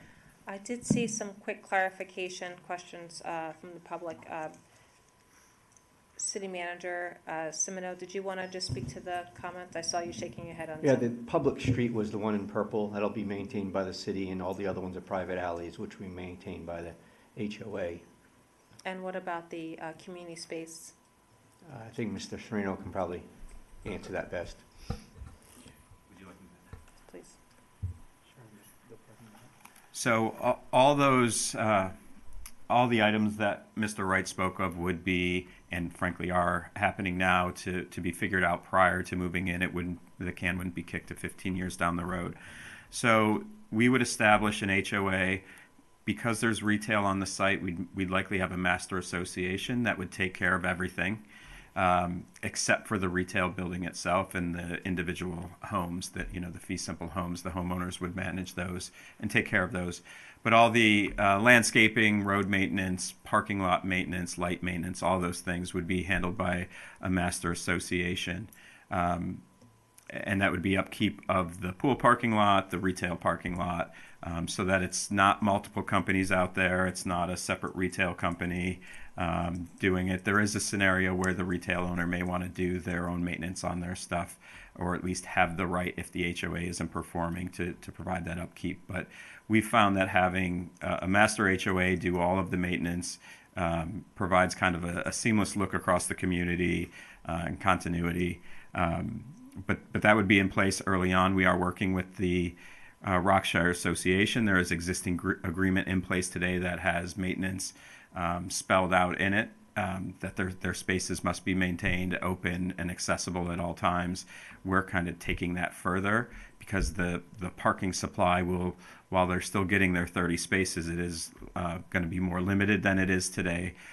So we're getting into things about how that's going to be managed, how to make sure they have access when they need access, and enforcement rights, both from the HOA side and our HOA side, the new HOA, and the Rockshire Association side. So there's dual enforcement, but all maintenance would be on the new homeowners and the existing site today.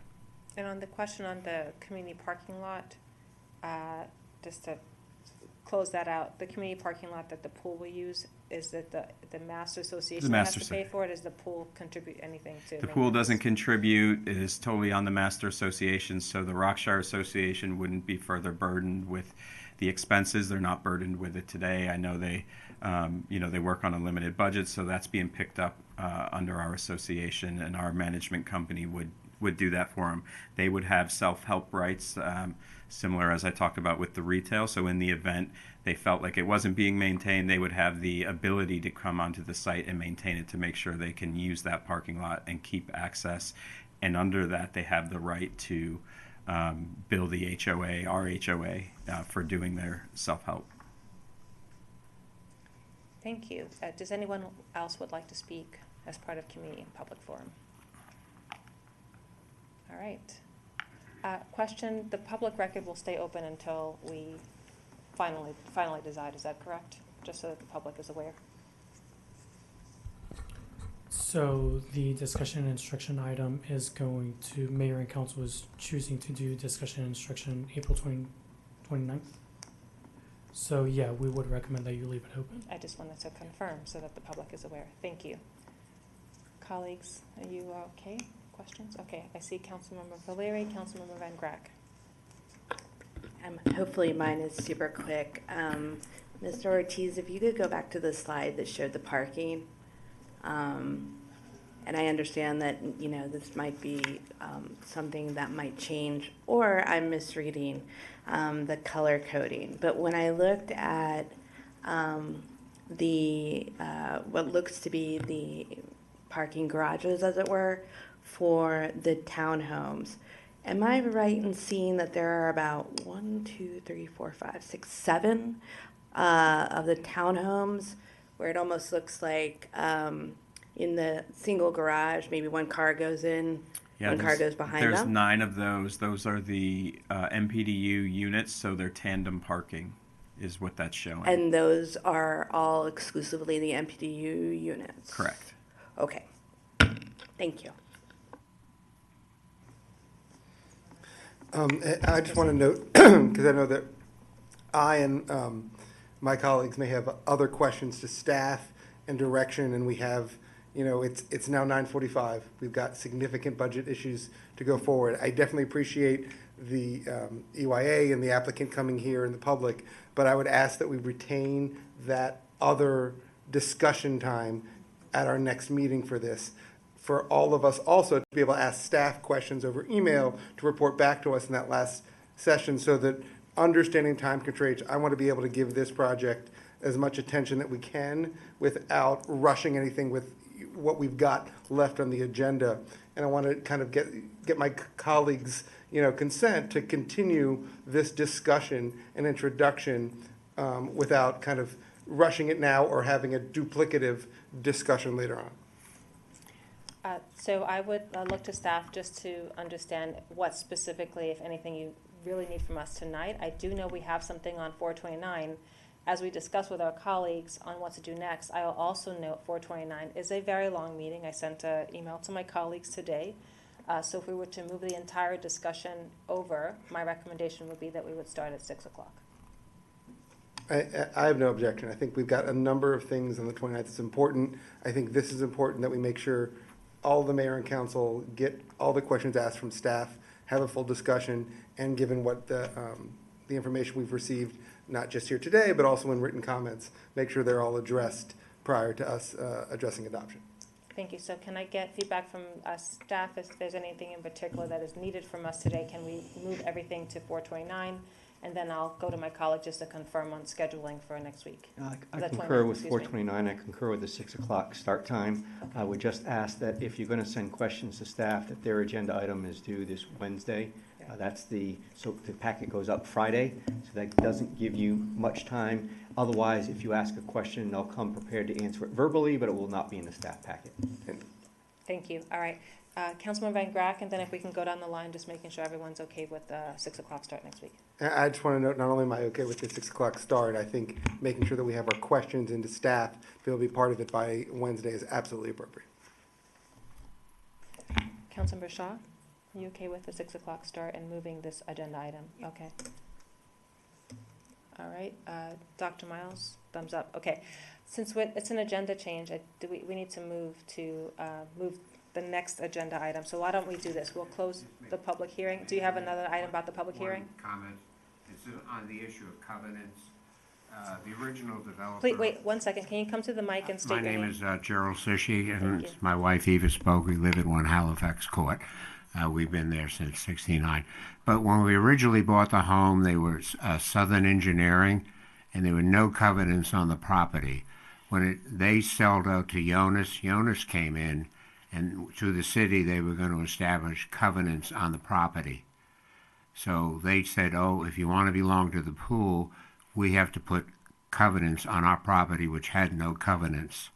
I did go to Vince Ferretti, who was the assistant attorney for the city of Rockville, and he wrote on the pool property of that homeowners association that long as we continued to pay the annual fee for the pool, we could be members. If we stopped and then sold the house, a new person could come in and they would have the ability to pay the pool as long as they continue to pay for the pool. So that one thing that the city might consider, check with the attorney, but we would hope that the new development in no way would put covenants on our home. And the ones on Hurley and then the ones on Eaton Overlook, some of those do not have covenants on them, but have the right to belong to the pool as long as they pay the annual fee. Thank you for listening on that. Thank you very much. All right, so let's do an official motion to move. We'll close the public hearing, but the record will stay open until our next meeting on this topic at least. And I'll entertain a motion to move item 11, which is introduction, discussion, and instruction, possible adoption on the project plan application, Rockville Village Center. Councilmember Van Grack. I would move that item number 11 of the agenda, which is the introduction and discussion related to this current project, be moved to our next meeting on April 29th. Do I have a second? Second. Councilmember Fulton, second. Thank you. All those in favor, please raise your hand and say aye. Aye. Okay, it's unanimous. Thank you, everyone, for your time. We really appreciate it. I'll just also note if the item about the EV charging can be put in writing, because it was noted that it would not happen in the document. So I think we should just have it in the future staff reports, please. Thank you. Yes, happy to. All right, so our team needs a 5-minute break, and then we're going to come back and go to agenda item 7 on the budget, and then we also have future agenda and old new business. Thank you, everyone. We'll be back in 5.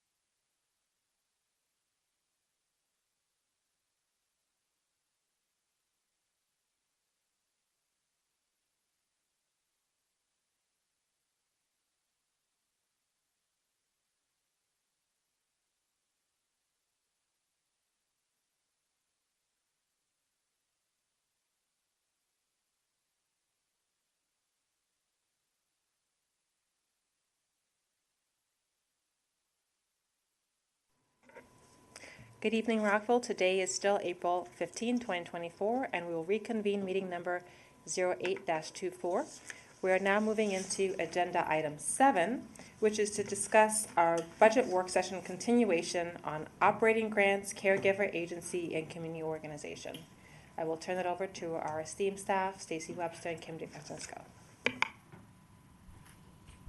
Mayor Ashton and members of the council, this discussion is a continuation of our operating expenditures discussion from last Monday and picks up with operating grants. We would ask that the mayor and council focus the discussion on changes to the proposed allocations to grants. We will have a final balancing as part of this discussion. So the city provides 2 types of operating grants: caregiver agency grants and community organization grants. I will provide an overview of these grants and the contents of the proposed budget. Each year, the city appropriates funds to support Rockville individuals and families who are experiencing difficulty meeting one or more basic needs related to housing, food, clothing, financial resources, healthcare, and/or family well-being. The applications that are received from area organizations are reviewed by the Caregiver Review Panel, and funding recommendations are made based on the total planned appropriations for the caregiver agencies. The details of the grants for FY 2023 through FY 2025 can be found on packet page 20. The FY 2025 proposed budget includes funding of $774,590 for the caregiver agency grants in the categories shown. All caregiver agency grants are budgeted in the Department of Housing and Community Development. Is there any discussion on the proposed allocations?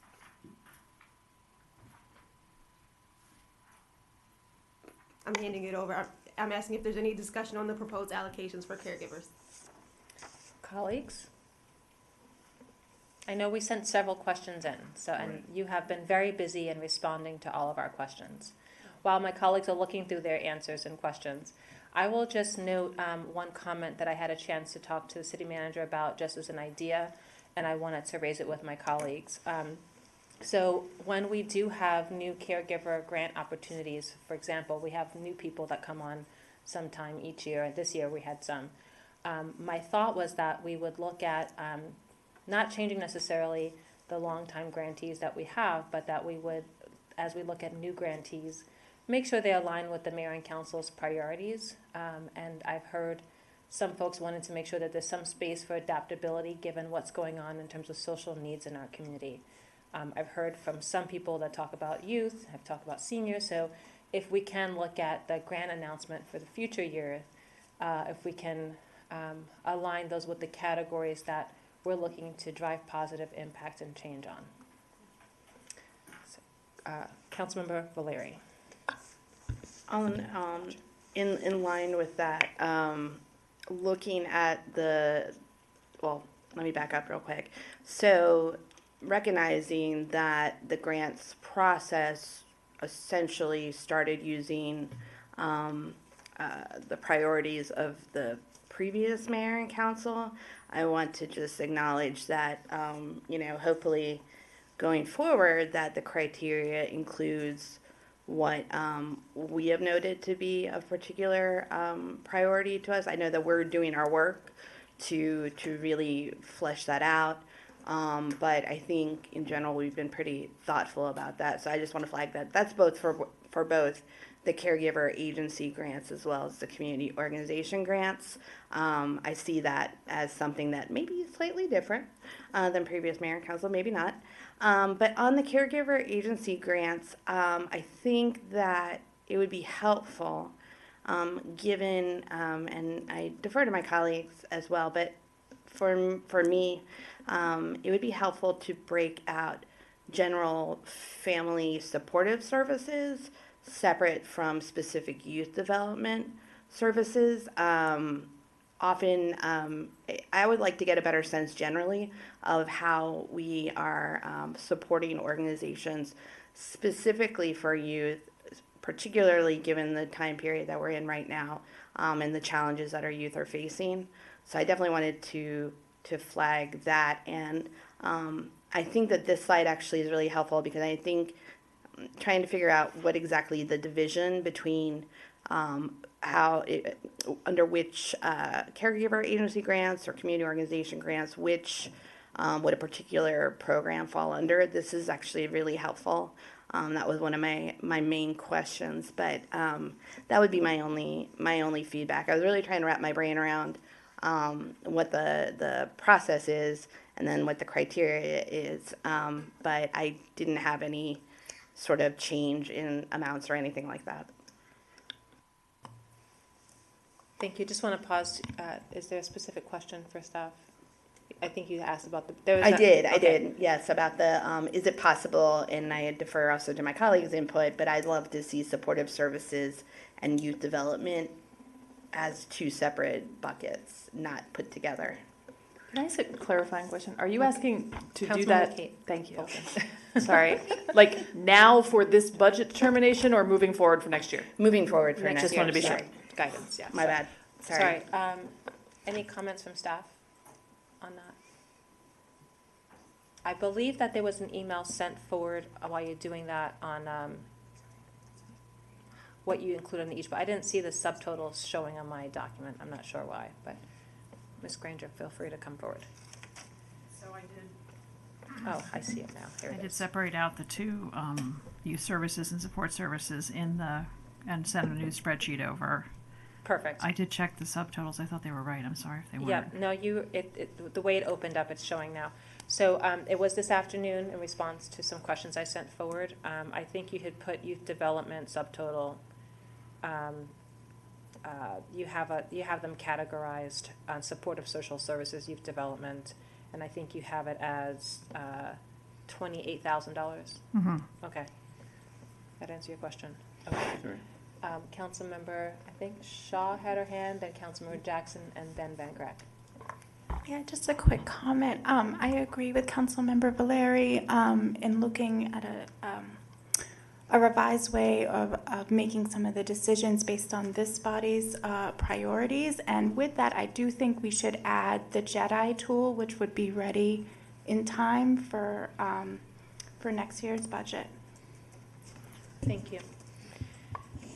Clearly, we'll provide the mayor and council's guidelines for the next body and make sure they have everything. They were using the last one because that's all they had. Right. We did the NOFA in September of last year, and we do have a diversity, equity, and inclusion question in the application, but we'll revise that according to the JEDI tool. Absolutely. And just in terms of timing, Mr. Seminole sent a response including the two answers at 5:38 p.m. as a reference. All right, thank you, Mayor. And first, let me say, I think this is overall a great document and a great effort by the city to partner with nonprofits to provide needed services to our residents. Commend you for all the work that you've done. I just want to say, I mean, you know, as I was getting into the weeds and looking through the organizations and trying to figure out, you know, what exactly we were getting at, it was a little bit tough. And so I would hope that in future years we have it more together and the answers and the documents are more readily accessible to us. I know that me personally, I had a question about one of the programs. I won't say which and single it out, but we went back and forth, which is fine. That was great, but it was hard to get the answers, and it just felt like I was spinning my wheels. Finally, I went actually to the program themselves, them and the site, and got the answers that I needed to feel comfortable moving forward. But I just think that that process was a little bit cumbersome, and that maybe we can improve it in the future. Now, to my specific question on the programs, the language outreach program, I believe it's Community Reach. What is that exactly? Is it English citizenship classes, and we're giving them, well, we're proposing $40,000 for that. Can you just speak to that project? Yeah, so that's a longstanding program. They offer English classes for English as a second language speakers, and they also offer citizenship classes. What's unique about them is that they also offer the children of those folks tutoring with tutors. And they are at Lincoln Park Community Center and Twinbrook Community Center. And they're also at Wheaton Woods, which is not one of our schools. But they've been in the community for a long time. They've been a grantee for a long time. And their classes are always full. Their teachers are paid. They're, they stick around for a long time. There's been former students become teachers and tutors. So they do get a McHale grant as well. And we've had McHale classes before as well. When we were with Rec and Parks, we got a grant to do that at Maryvale. But language outreach program is just a well-oiled machine and does really well. No. Excuse me. So thank you for that. And you would say, I mean, there have been a long time grantee, right? Mm-hmm. Okay. No, thank you. That's all. Thank you. I was just going to add to your previous comment, Councilmember Jackson, I support the comment you made. In previous years on Mayor and Council, we did have access to a budget, a caregiver grant binder that just had the project sheets. Mm-hmm. I know my colleagues, some of them had requested. I think it's just helpful to provide it so people can be comfortable with what they're approving. Not that we're going to meddle in each grant because there's a review process and a committee for that, but it gives us an understanding of what the city is funding. Actually, I also think project summaries for the public, I know we had that on the website in some years past, but just the transparency on what we're funding and the impact that it's having is, I think, very helpful, particularly during budget season. So I would just note that let's plan to go forward, if my colleagues agree, of having the caregiver binder. I know that we had a majority who wanted that, so. Yeah, I'm also looking at ways in which you can go into the portal and look at the applications rather than making Fantastic. a binder. So I apologize for that. And performance reports are part of that we didn't have ready for you this time, but we could do that next year. I mean, they're provided in the applications for the most part, so. Thank you. And then on the language outreach program, in addition to the things you mentioned, they also celebrate the graduates with an official graduation. And as you said, it becomes a community and family. People start helping each other. Mm-hmm. It does seem to have a little bit of a magic to it. Yeah, it does. The woman who's headed it up has headed it up for 35 years, I think. Thank you. Councilmember Van Grack, you had the next question. Yeah, with regard to the specific grants, fantastic job. I know a number of these organizations, whether it's the Community Ministries of Rockville, Interfaith Works, Manna Food Center. These are excellent organizations. But I also do want to echo what my colleagues and the mayor said, that I think we need to just take a look at what our priorities are with regard to these grants. And I also want to discuss even more macro issues, because it seems like there's some blending of the caregiver agency grants and the community organization grants, because some of those grants are also providing some of the services that we're looking, whether it's food and supportive services, that we're looking for the caregiver. And I want to make sure that we're utilizing these two avenues of grants appropriately. So I think it's something that I think this body would like to, have a little bit more guidance, because this is a significant amount of money. This is a significant portion of the budget. And I want to make sure that this body is kind of looking not only at what type of caregiver grants we're giving, but also how that compares to the community organizations, and that there's not either duplicative or that we're putting the categories of funds in the two areas appropriately. But that being said, great job here, wonderful organizations, and I appreciate the work that you've done. Yeah, we do try and make sure that we're not duplicating grantees, and so I apologize for any mistakes or oversight. And again, I'm not saying that it's a mistake. I think it's more of something that this body, together working with you, needs to more clarify that distinction. But I'm not saying that there's duplicative actions going on. It's more just in the areas of what we're looking to accomplish. So nothing to apologize of. Okay, thank you. Thank you. That was also one of the questions I also had, and I know others have had similar comments of just their lines of delineation, and also on the caregiver grants, there's a very sophisticated review process and a review team. Thank you for that. And I know in 2019 that was looked at and revamped.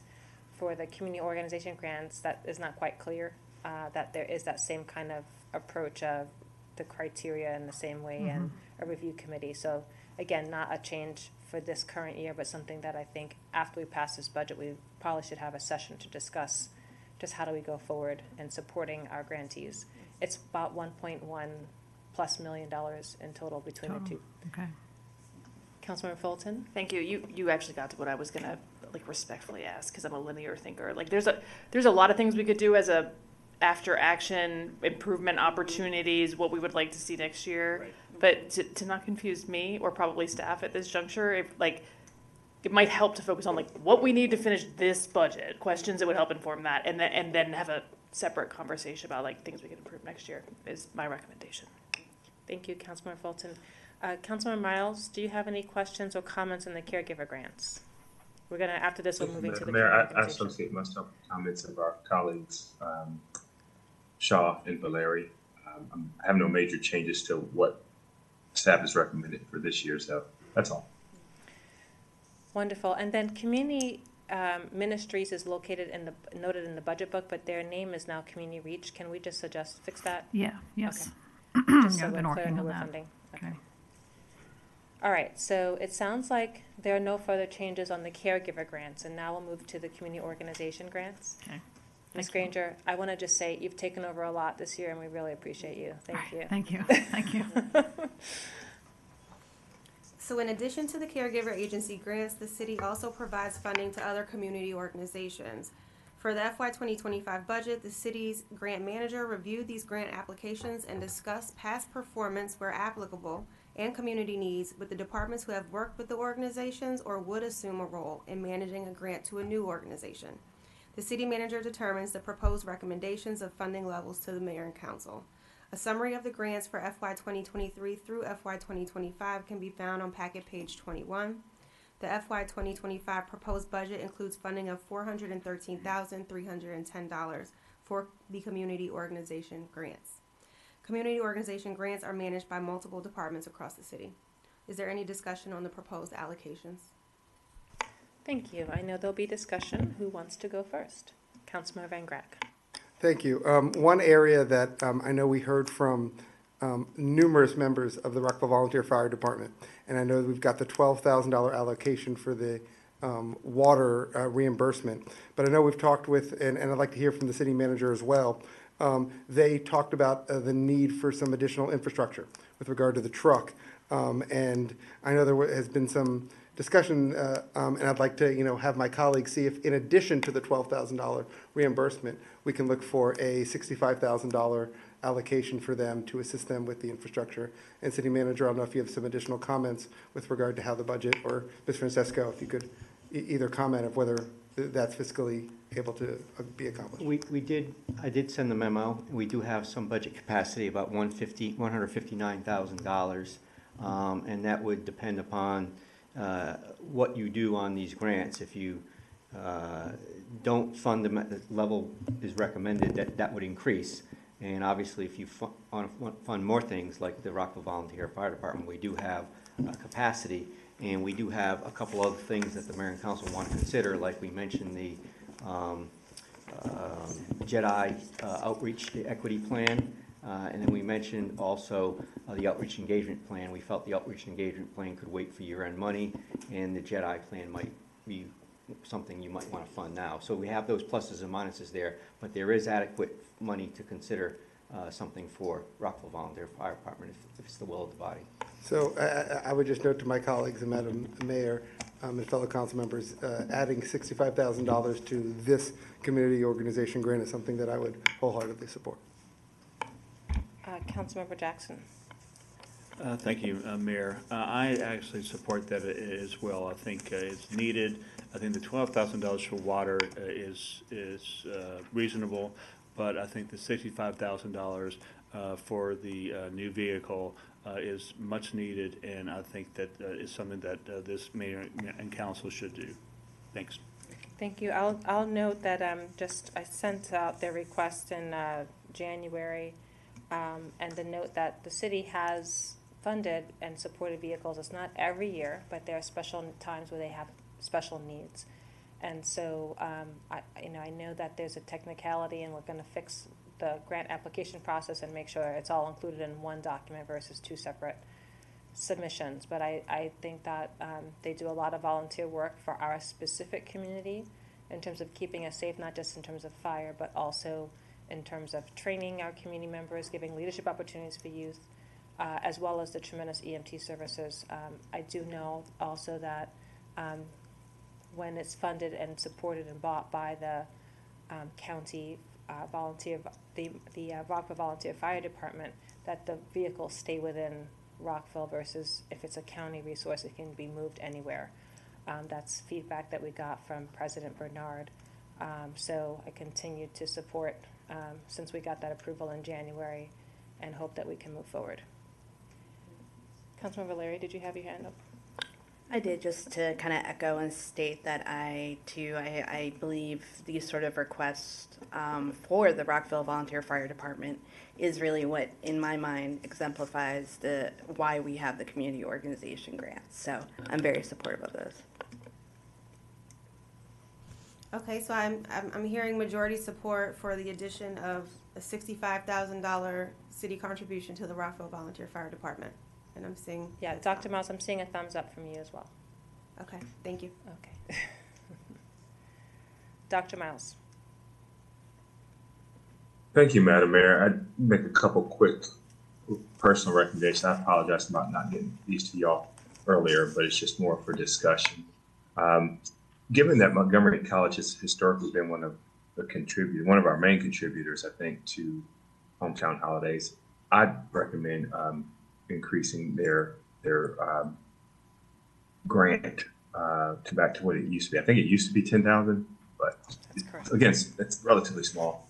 But I just out of good faith, given all the work they do with the city. And the other one would be to consider increasing funding to the Victoria Lyric Opera Company. But the main one is Montgomery College. That's all. The comments were to do a $5,000 increase to Montgomery College, which is actually a question that I had as well. I know some of us have also talked about that. Just for historical purposes, the city used to give $10,000, and my understanding this will only go to Rockville residents. It's not just throughout the county, correct? Last year when I asked this question, it was Rockville residents only. Can you just clarify that?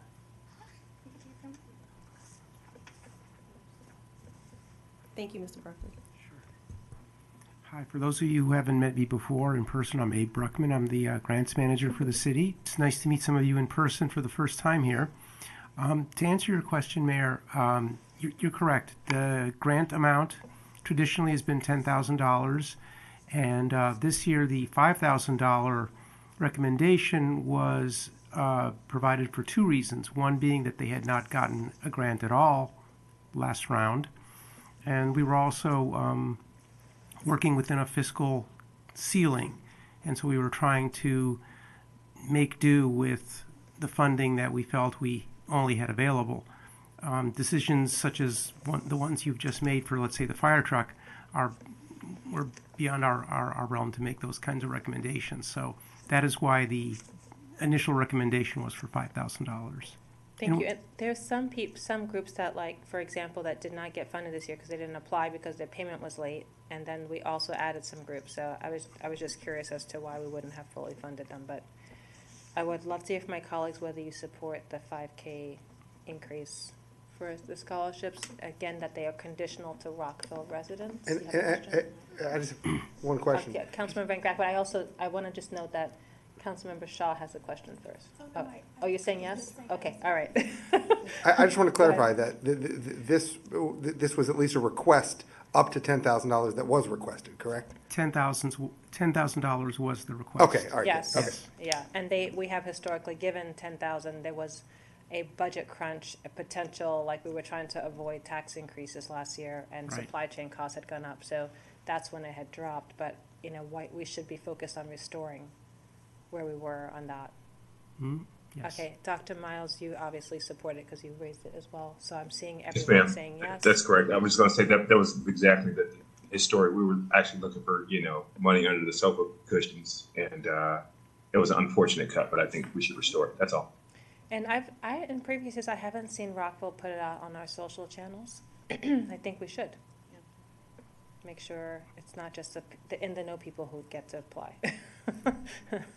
All right, so you have 2 there, and then Dr. Miles, you mentioned VLOC.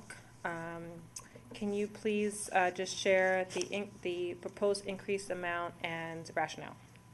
I actually have no proposed amount, and I apologize for lacking specifics. I just think our Rescos do such a great job. They've been, recognized widely, even beyond the city of Rockville. It was just a personal thing, but that's all. I'll leave it at that. And you're not saying VLOC in particular, just saying the Rescos generally?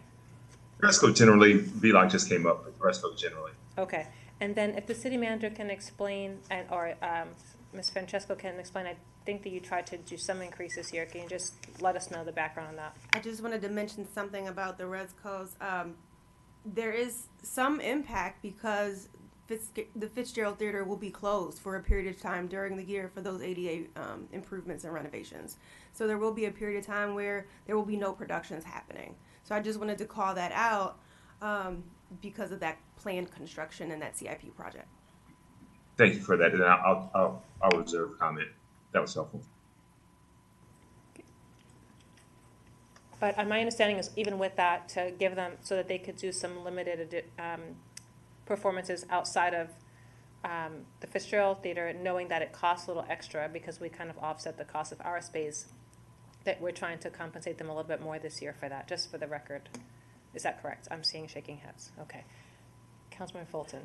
It's a question just to make sure I understand. We're talking about I'll say production companies that we gave them everything they asked for, right? Like I'm looking at the request was 14,000 for, I don't even know these acronyms, VLOC. And what we're putting in is 14,000. Yeah. Same for the musical theater. So we gave them everything, right?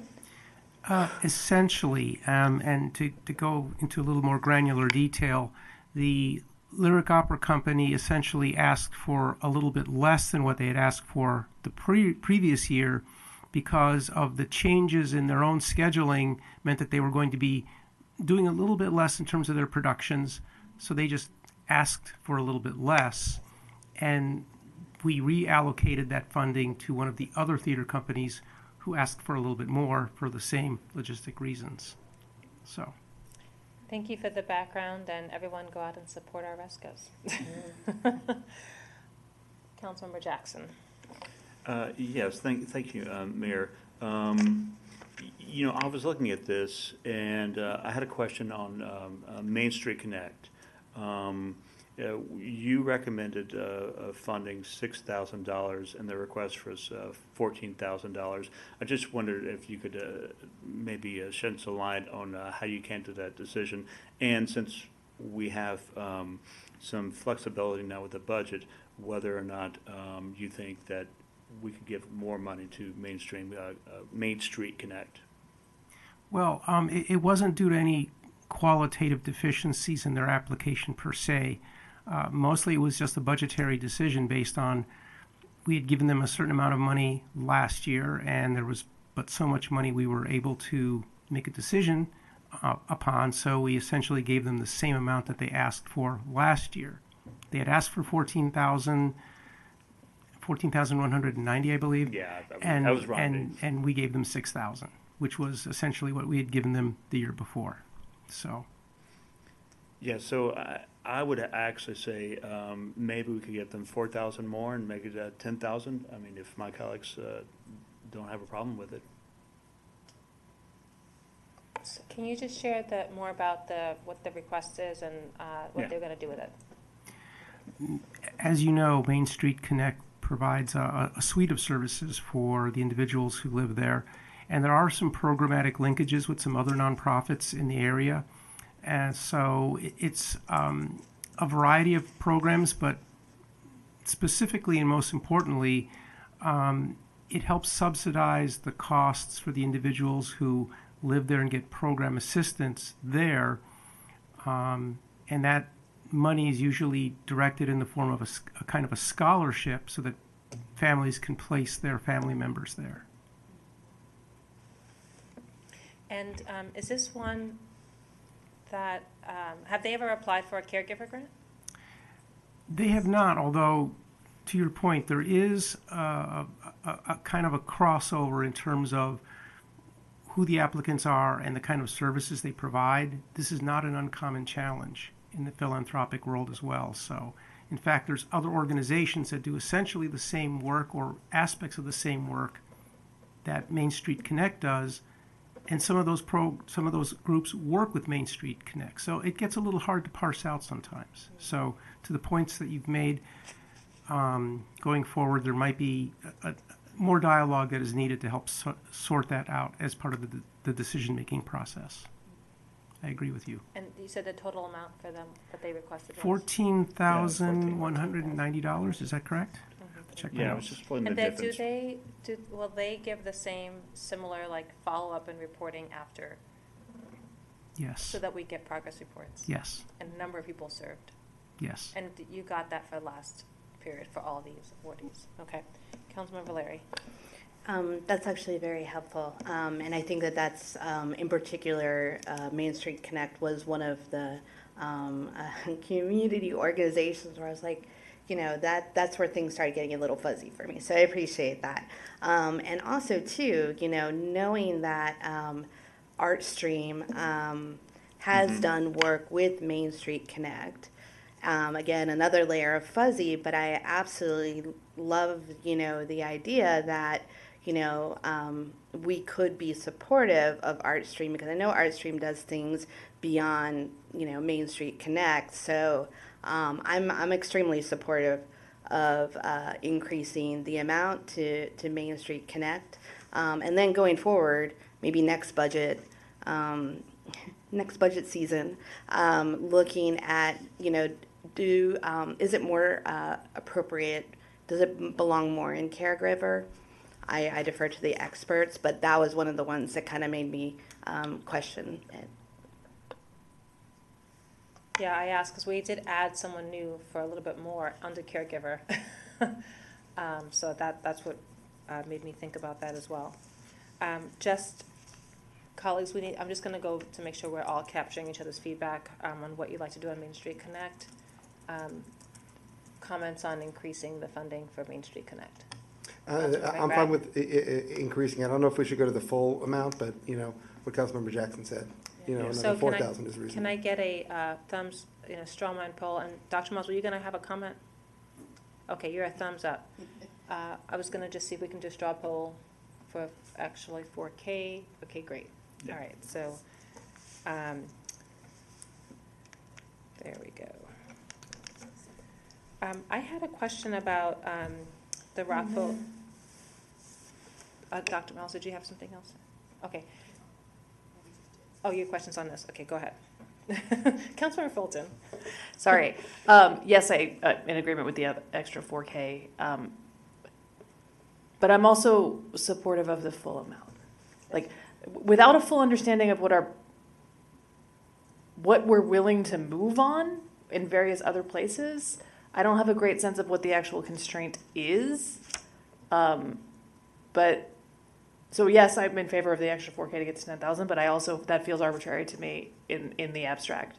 So if we're going to eventually do a reconciliation and have to make like the real trade-offs, I would recommend putting them in the bucket of the fully funding and then see how it shakes out. Councilmember Fulton, I would just, I appreciate that comment. It would be helpful to know if there are any organizations listed here where the mayor and council would recommend reductions. Once we start increasing these allocations, then that becomes the new base. And then we increase that base next year and the year after that and the year after that by CPI as was directed by this body. So it would be helpful to know if there are any intended reductions that would maybe balance these out, so that the program itself isn't growing at a maybe higher pace than intended. And so far, we're at a 74K increase. Is that right? Right. Yes.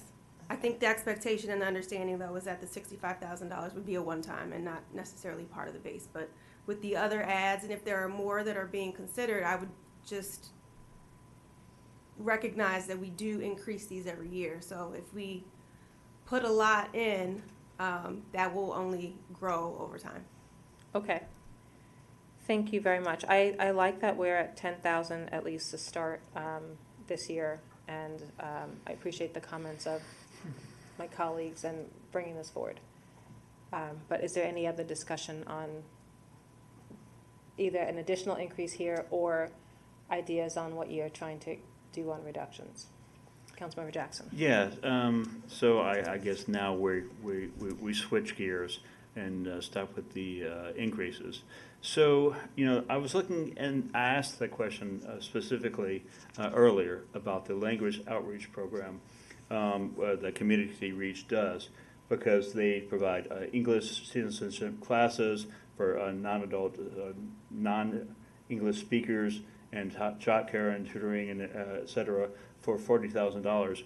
And I think that is a duplication, really, of the new applicant, CASA. So I believe that, since it's a new applicant, we should, zero it out in the budget and maybe take it up next year. But that's really a duplication, and if we're looking for funds that we can take back, I think that's as an example of one that we can easily do without. Councilmember Shaw?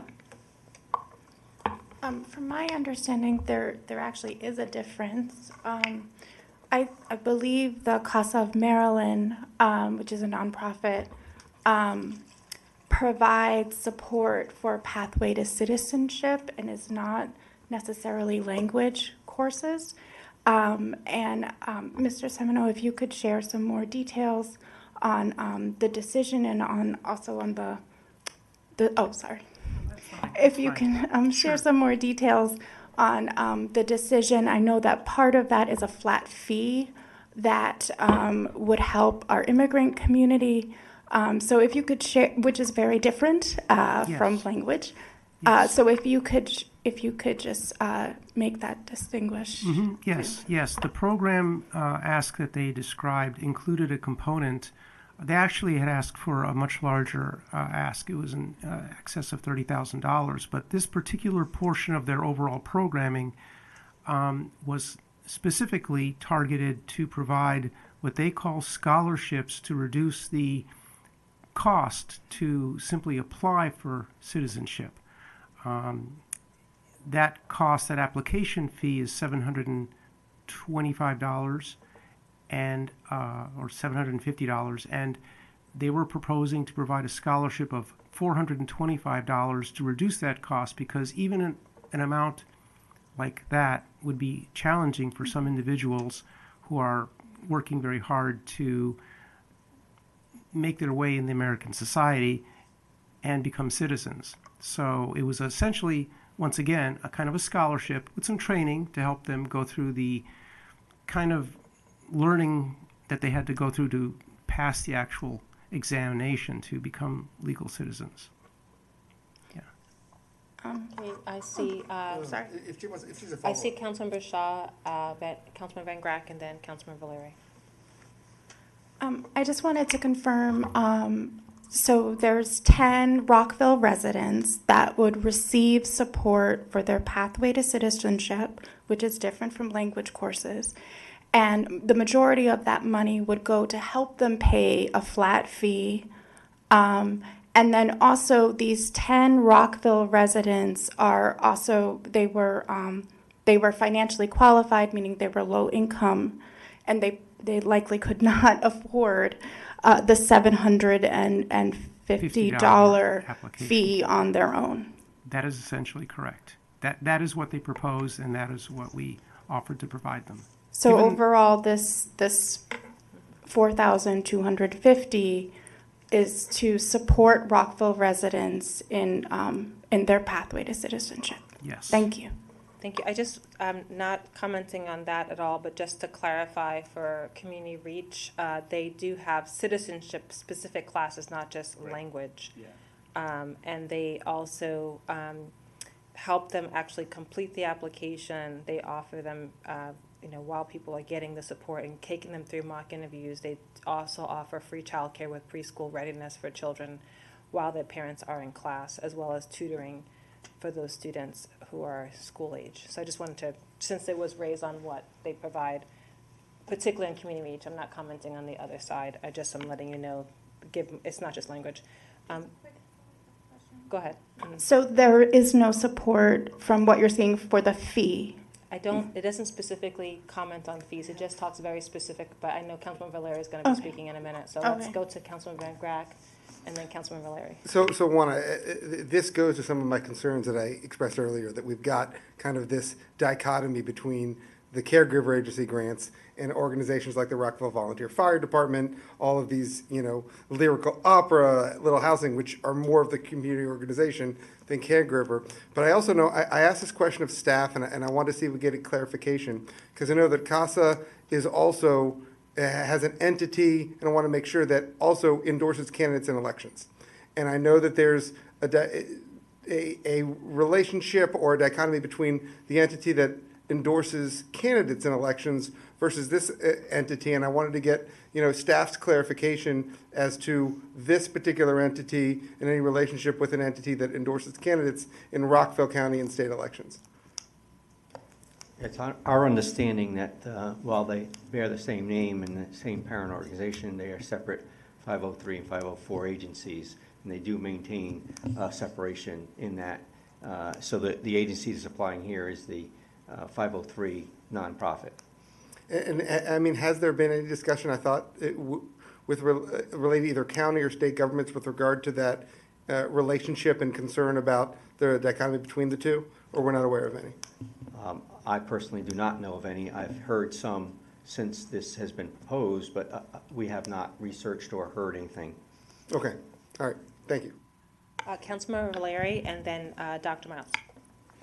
So I actually, because I wasn't clear exactly myself, and I was looking at these different, what the grants are for, and this is partly why some of us, myself included, were really needed the information, because sometimes it wasn't really clear what the grant was going towards, right? So I actually called up Community Reach today. And it was on another issue, trying to connect their services to a resident. And they connected, so that was great. But what I found out was that, because the biggest thing, and I agree, the biggest thing is actual cost for to even start down the road. The application fees are huge. And there's very little out there to help with the fees. So I called up and I found out that not only are all the classes are free, there is no cost for people to take any of the classes to get citizenship, but also that Community Reach, when somebody has gone through the class and then says, well, that was great, it's very hard for me to afford the application, they have facilitated it so that a donor is connected to that person and they are scholarshiped for the full amount.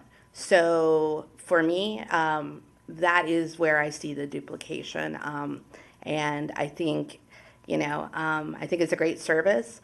And I think that there's maybe ways to partner there, but essentially, they're providing the same service, and as far as I understand it, because it would be 100% coverage or scholarship, it would actually be a little bit more coming from Reach. Dr. Miles. Thank you, Madam Mayor. I didn't know. I'm just listening. Okay, I thought you said you had a question. No, you did? Okay. All right, Aspen, thank you. Okay, thank you. All right, team, so Councilmember Shaw. If you're able to actually share again, because when Community Reach was described, it was based on language. Can you share a little bit more? I think I'd ask Rika to come up as well on Okay. that regard, because Community Reach applied through one program, CASA applied through another program, which also circles back to some of the Bigger discussion issues points of- we had earlier. Yeah, and, Yes. and maybe we need to parse out some money and take out of the community organization grants and put towards caregiver. So we're shifting the resources. So, Community Reach's language outreach program does language classes and citizenship classes. They've never put in their ask, they've never put the scholarships for the citizenship application. That's something that's independent of their grant proposal to us.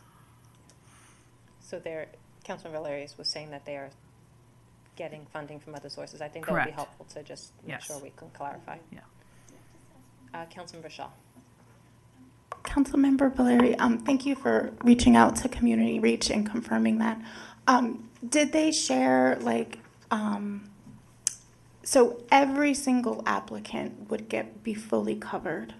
Was that, or was it more like an application process and? So it was my understanding, and you know, if it's something that it would be helpful to get more information from Reach on this, I'm totally open to that too. It's my understanding that, you know, once somebody has gone through the citizenship classes, and of course, what's the next step, right?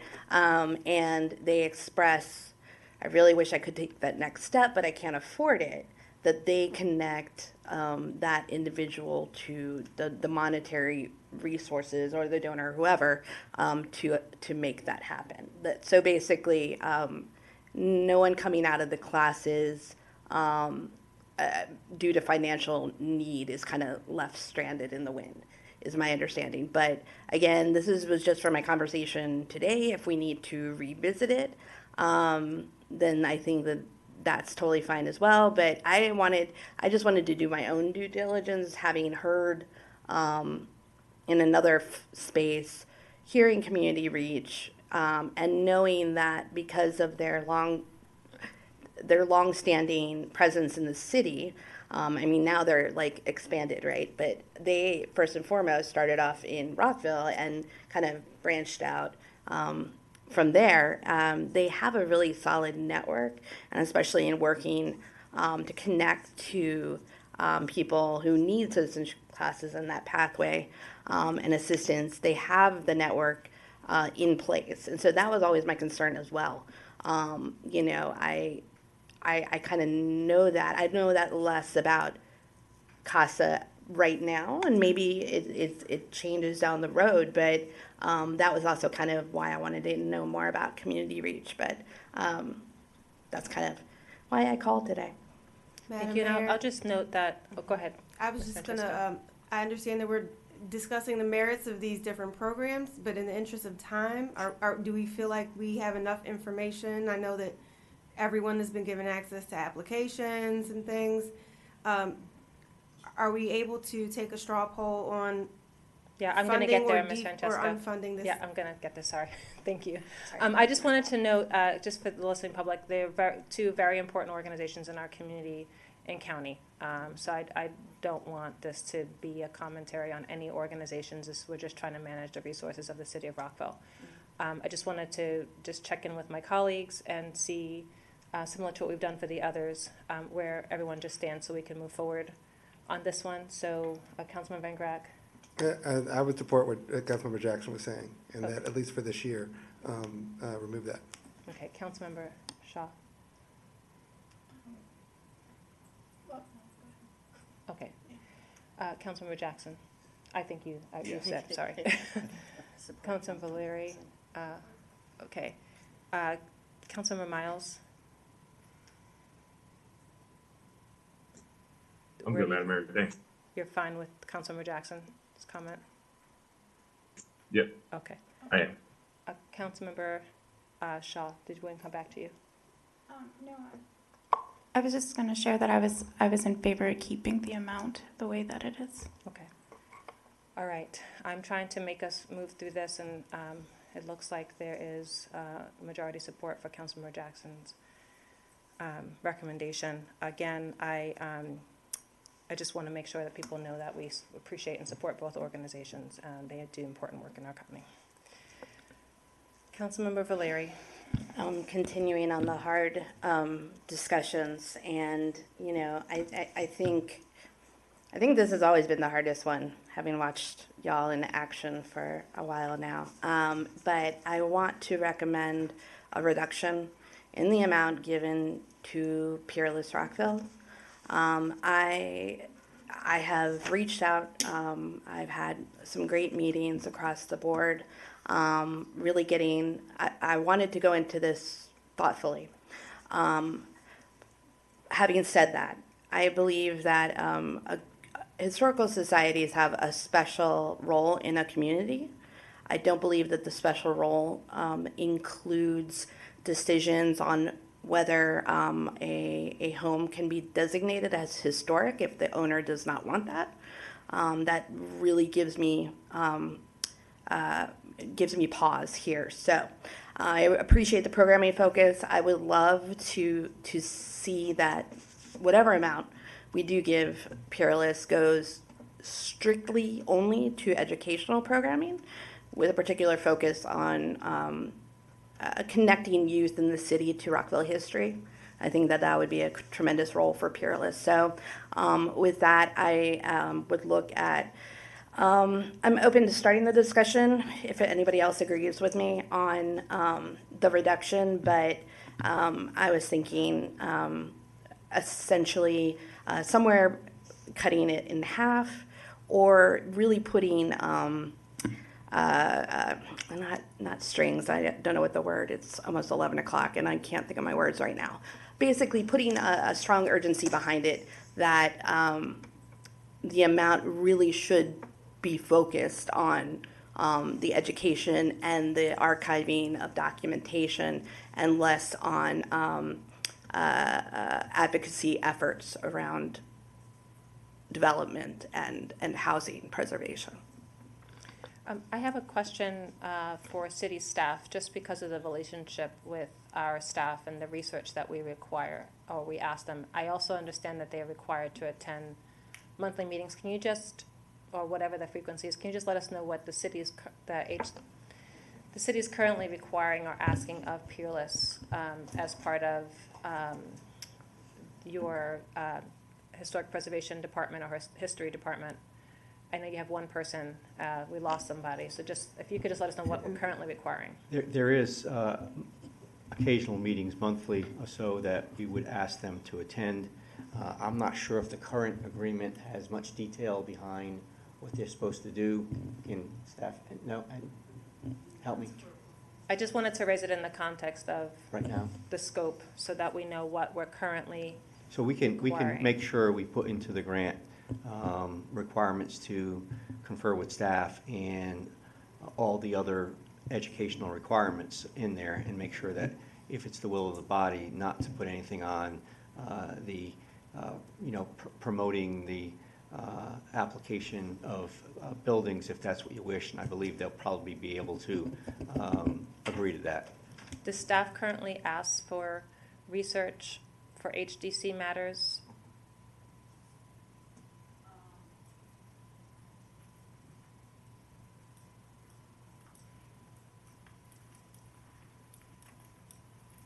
Sorry.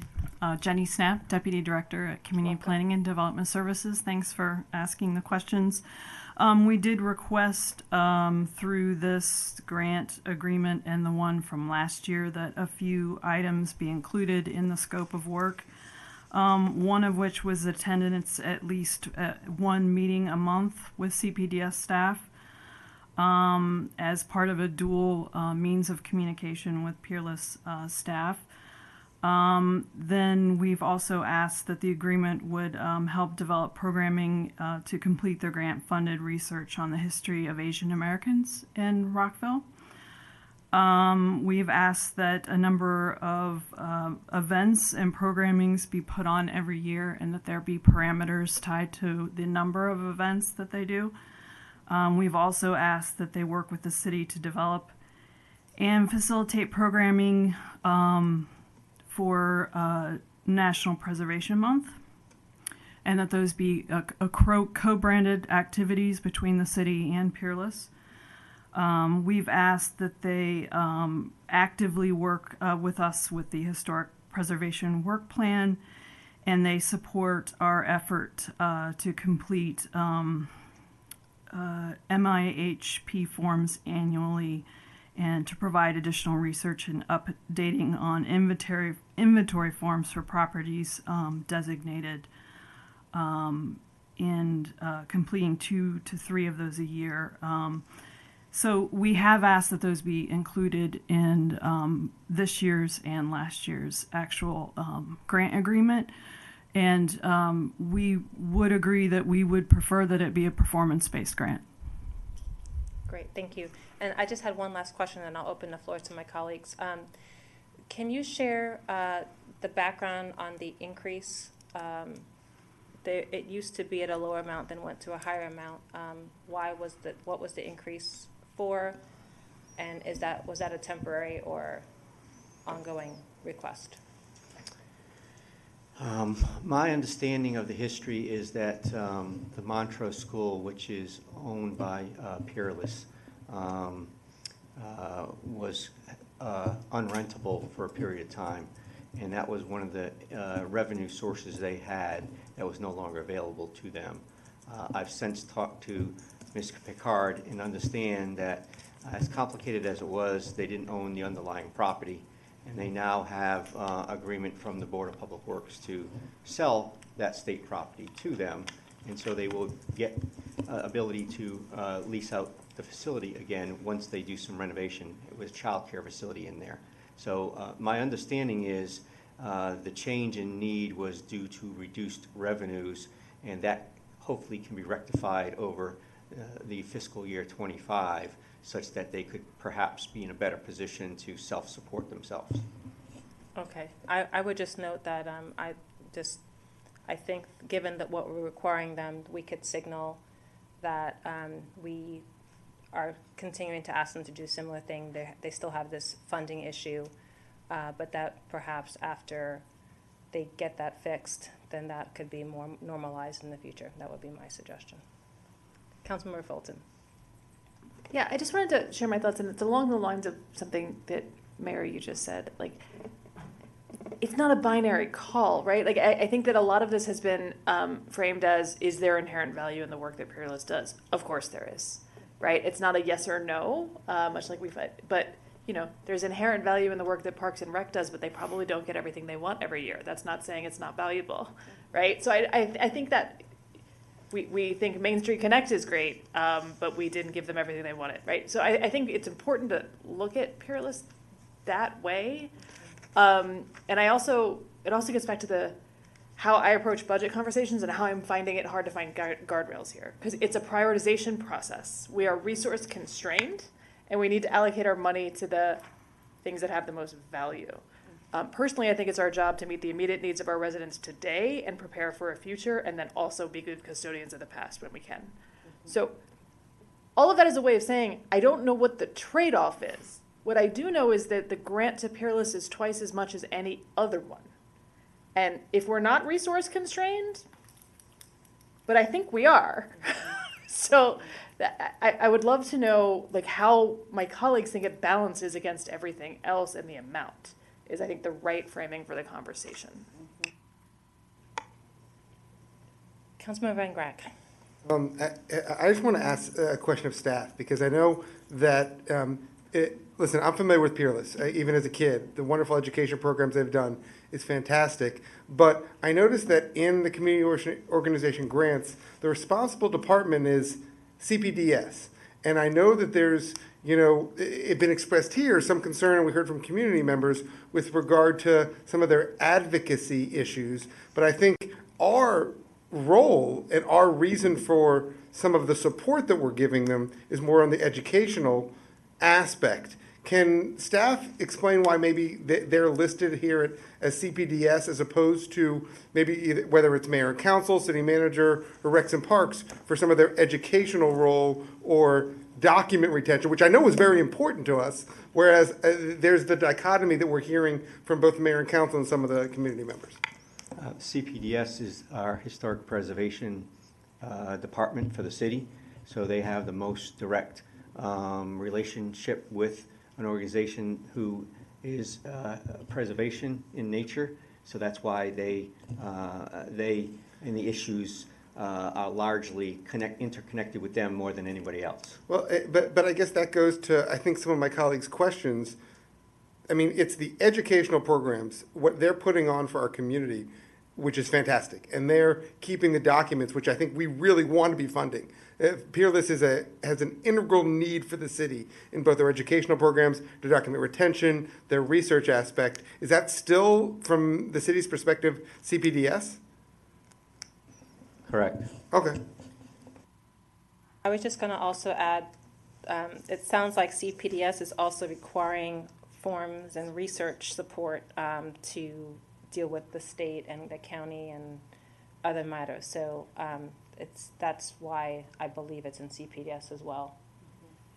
So I just will note that it is a hard choice because we have a lot of good people doing great things. I do think that there are not many other folks who will document Rockville's history. I think that we can be, and maybe there is a work session to meet with Peerless to talk about what we're hoping to achieve for the city and be clear about, we're not funding advocacy, we're funding education, we're funding the research support that CPDS needs because we don't have that much staff there. We have one person right now. But I will just say that we do need to preserve our own history in terms of telling our story, collecting that actively, archiving that actively, and we don't have that within the city right now. And so it is a little bit of a different function than it's an odd thing because it's kind of like we're using them as an extension of the city in some ways because we don't have the staff support. So I just wanted to flag that. Councilmember Larry. On that point, that's exactly what was going through my head when you were sharing, everything that is part of the grant right now. Is that not an indicator that there needs to be a focus on increasing the staff within the city? Because then at least for me, knowing that, knowing that it would be, not on Peerless would then, free them up to do maybe the other things that maybe they really want to be doing. Maybe, it sounds like when I went over to Peerless today, they have terrific resources and materials, and I see that space could be absolutely phenomenal. So is the city asking too much when the city should maybe hire? I don't know, but I do know that, like Council Member Fulton said, I think that it's a tough year. Every year is a tough year, right? But also just looking at senses of equity and fairness, that I am challenged by the full amount, and I also understand to your question regarding the Montrose school situation. Again, that's a building and an entity that's outside of the city. And so, at what point, they're helping to sustain Peerless, but, the history is being captured by, and it's a problem with entities outside of the city. So I've really, I've done a lot of soul searching on this one, and I really think there's some great opportunities here. I just don't know if this is the right amount at this time. Thank you, Dr. Miles. Thank you, Madam Mayor. I took my lumps by supporting Peerless and their recommendations in the past, and I'll stand by it. It's okay. I do see that on paper, the amount looks disproportionate relative to others in that group, and I appreciate Councilmember Van Gratz's comments on, categorization. I do think, and I mean, one of the reasons I'm here is because I read a book written by somebody who was one of the founders or helped get Peerless off its grant office to where it is today. And so I think, and it's for all those reasons I associate myself with the comments of the mayor on this one. Perhaps it's an unpopular stance on this one. I've seen the benefit, and I've fought for him in the past, and I'll continue to fight for him moving forward. However, I think I hear my colleagues, I think they make some valid points and figure out ways to, I wouldn't say right size it, but provide an explanation of how funds are used in ways that are consistent with our overall mission would be helpful. But I'll leave it at that because at this point I'm just rambling. Thank you. Thank you, Dr. Miles. So I just want to, so that we can expedite the conversation, I have been clear on what I was thinking in terms of numbers. I heard Dr. Miles clear on a number, and then I would also say we can look at next year because they're going to get the funding to recover, and then we can go look at where closer to where they were last time. But let's just go down the line so that we can expedite the conversation.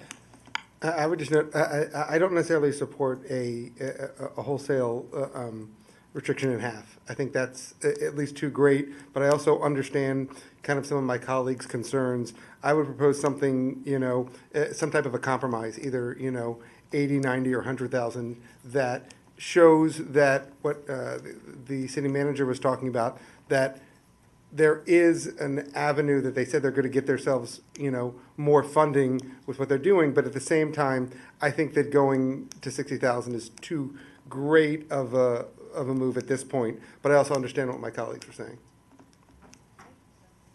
Councilmember Shaw. I also very much appreciate the work that Peerless does for the city in capturing our history.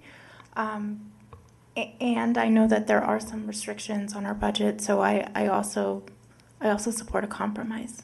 I know some folks are throwing out numbers. If you could just give a sense so we can get to what the compromise might be. Like around 75 or 85. Councilmember Jackson.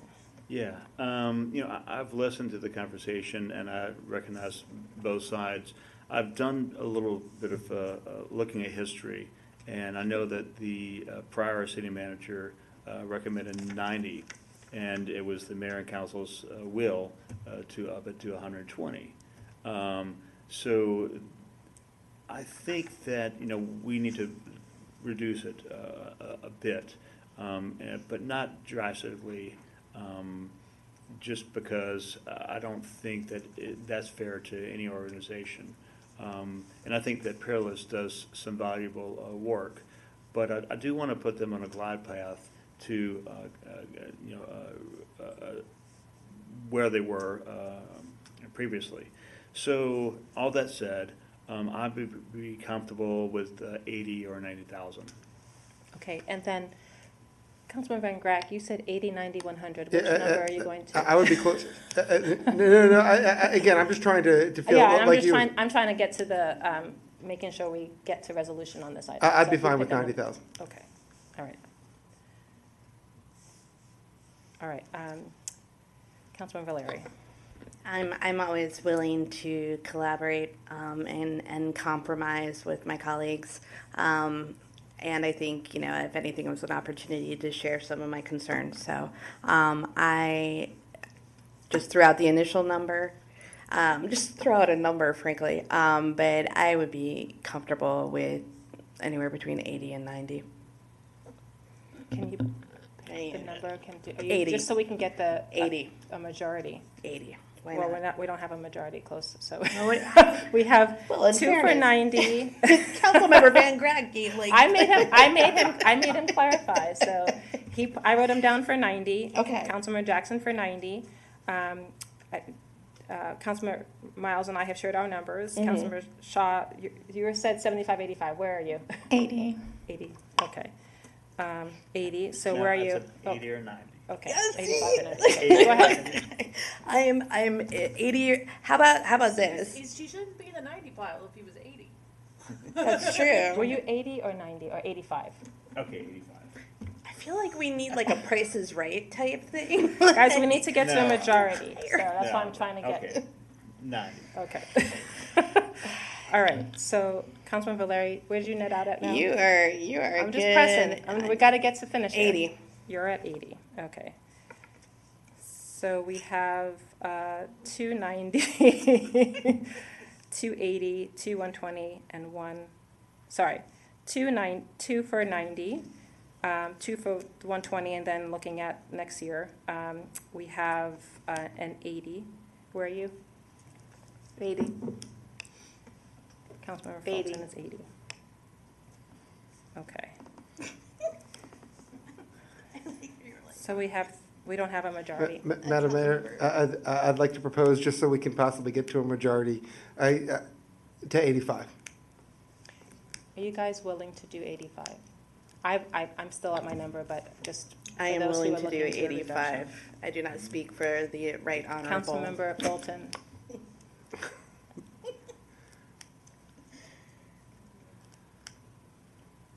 I'll come back to you.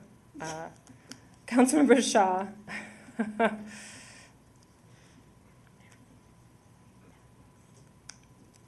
Where are you?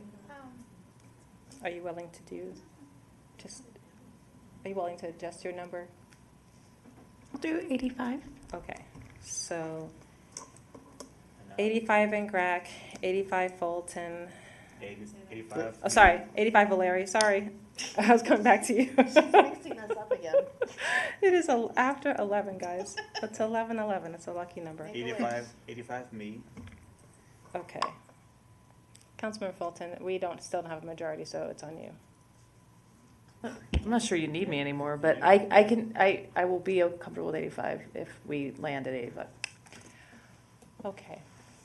It's a hard one, but we're a body, and that's the will of the majority. All right. Are there any other requested adjustments on community organization grants? I have a question about whether we should shift some of this money and people to the caregiver grant, because there are a lot of them. Do you want me to break? She just needs it. Okay. All right. So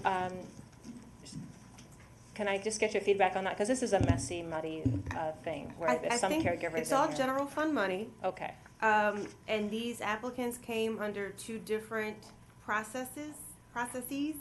And I think for the sake of this particular budget, we should keep these separate so that each award is reflective of the application process that the applicant went through. And then we can work together to try to refine this process and add some clarity and some guardrails for the next year's process. Thank you. And there was sort of a staff report that came out to help revise the caregiver grants. I think we need the same for community organizations. I heard similar comments from my colleagues. So let's plan to do that next year. We shouldn't be muddling, the community organization grant is easier to apply to, so we're not doing the caregiver. We should just make it clear as to what we're funding in which category. Okay. All right, so that takes care of the community organization grants. I didn't hear anything else in terms of cuts or increases. I did, just in fairness to my colleagues, I know the Rockville Science Center has been sharing that they're, needing to get more support in the future. I did encourage, I know what the mayor and council don't pick, the grantees and how much, but I just wanted to note that I do support their work, and if there's a way to look at what they're doing in the future and to meet with them, as city manager, I would support that.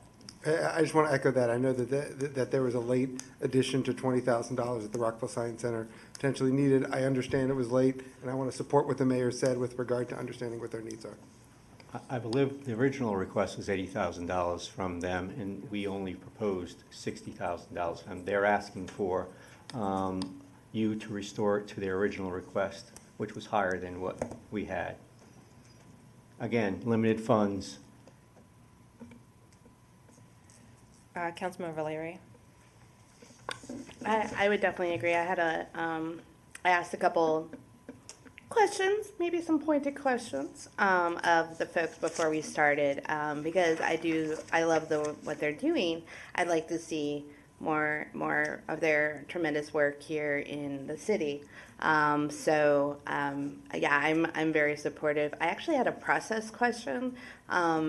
Given that there's been some reductions, are we going to leave them as is, or are we looking at shifting them to other organizations, or are we just leaving it there? So right now, I would ask Ms. Francesco, do we have 74K in additions and 39K in reductions? All of the changes are on your screen. great. I pulled up our final, Look it up. our That's final awesome. balancing. So we started off with budget capacity of about 159,000. This listing is reflective of what I shared with the body last week, and it also includes the adjustments that have been made this evening. So where we are right now, you see the reduction for CASA, there's the reduction for Peerless, and then the additions for Main Street, Montgomery College, and the Volunteer Fire Department. And where that leaves us is with net remaining capacity of $124,000 approximately. I don't want the elected body to feel like we have to balance this down to the exact dollar. There are things we can work out the pennies and the nickels, and we can work those things out.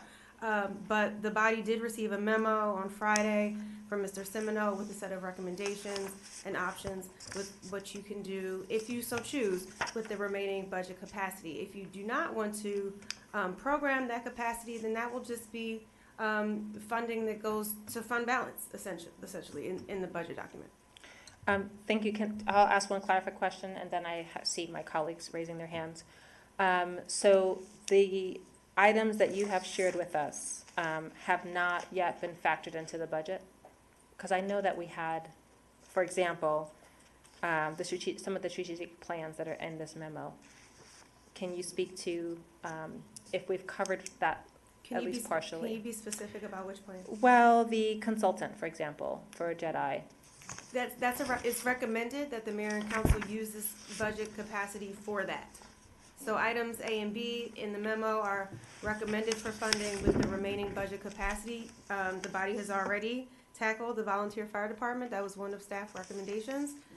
The other recommendation is that the mayor and council program $80,000 to $100,000 for a JEDI strategic plan led by an outside consultant. Thank you. I just have a quick follow-up question on that. In previous discussions, I thought that staff was already working on a plan, and that was part of the resource that we had internally to leverage their expertise to at least start working on part of that plan. I wasn't expecting a price tag of $80,000 to $100,000. That's what we hired a dedicated person in the city to do that work. Staff believes that an outside consultant would be better able to balance the needs of the community at JEDI. This is a new area. As you recall, at the January 6th retreat, there was a question about this and there was some confusion. You asked me to clarify. I did clarify that we are not currently working on a strategic plan. So this is staff's recommendation. That's very concerning, just because this has gone before the previous mayor and council and comments to this mayor and council that there was something being worked on internally for a JEDI plan.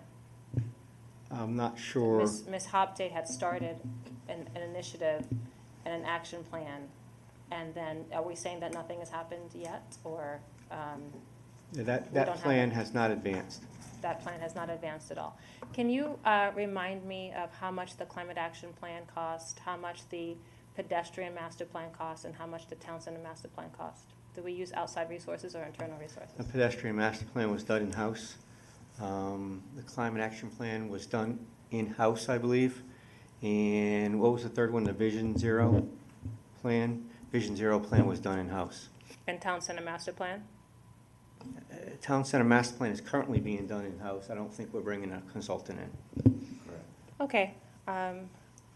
Councilmember Fulton, and then Councilmember Shaw, and then Van Grack. Just on that point, we are where we are, but I think in looking at trade-offs and where we can allocate money, we do have an in-house resource that could be doing this work, whether or not it's happening or not.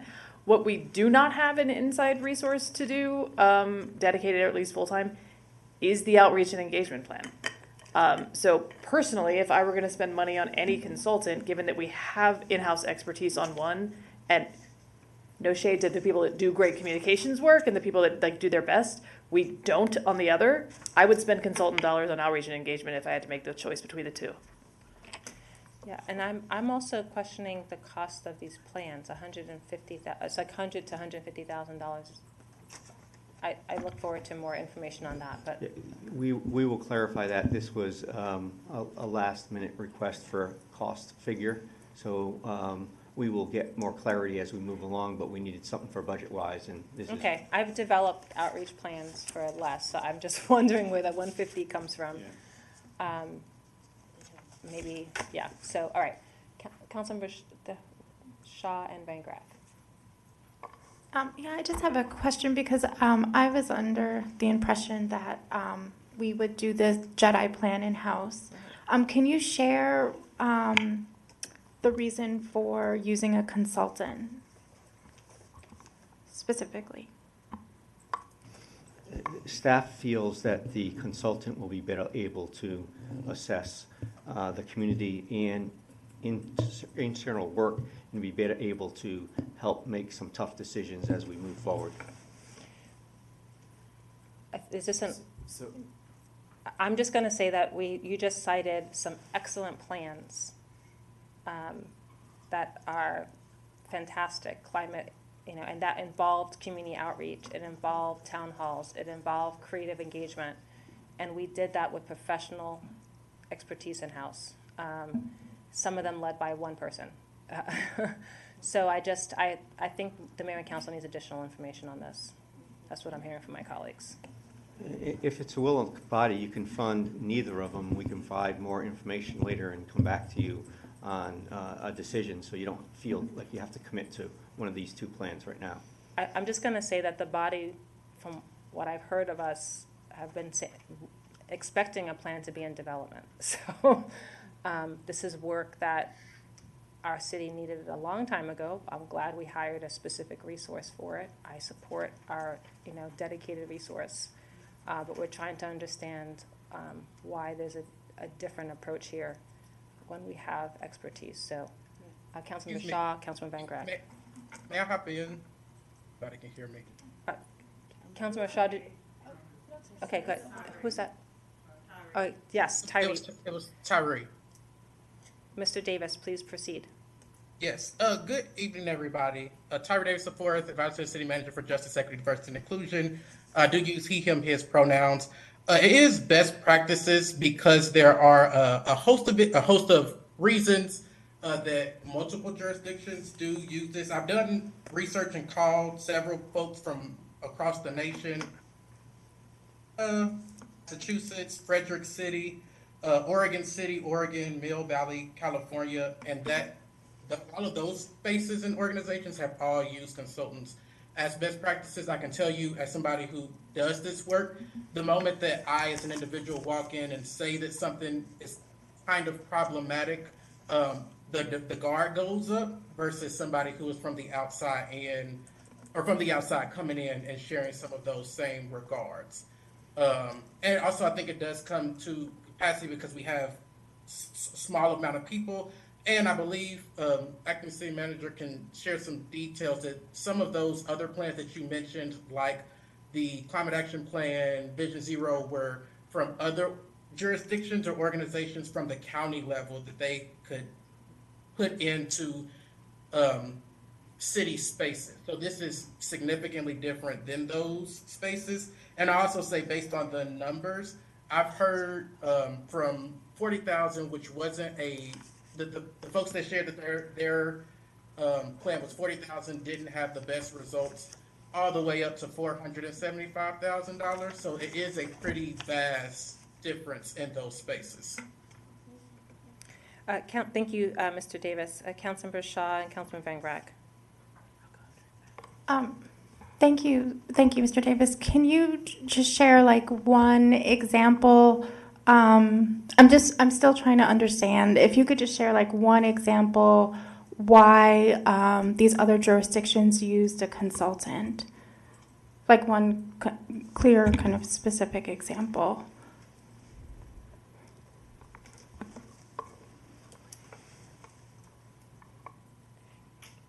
Can you hear me? My computer is showing out. It's 11.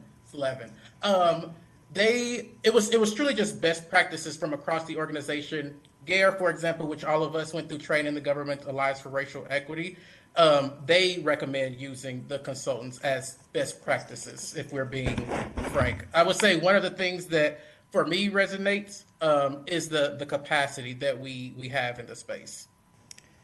Can I, just for the sake of time, Councilman Van Grack, I want you to go first, but I'm wondering if, we may need more information. We'll go ahead. Yeah, no, I just want to echo my staff, my colleagues, the staff. Echo my colleagues. I will echo this, my colleagues, with regard to the staff, that I think it's important that we prioritize this. It's something that I think the past mayor and council, this body thinks is important. And I know there's a question of whether we need a consultant, whether we don't. I know Mr. Davis has said that we probably do, but regardless of whether we're going in a direction of a consultant or now, it's something that we need to prioritize. But with regarding the funding surplus, I also want to focus and remind both staff and my colleagues that at the last meeting, we did note that we're going to be at the very beginning of this fiscal year talking about the police department salaries and doing a matrix and understanding that we need that this body has prioritized making sure that at the outset of this fiscal year, we're going to be at a level commensurate where we are now, above and towards the top of the jurisdictions. We're not sure where those other jurisdictions exactly are going to go.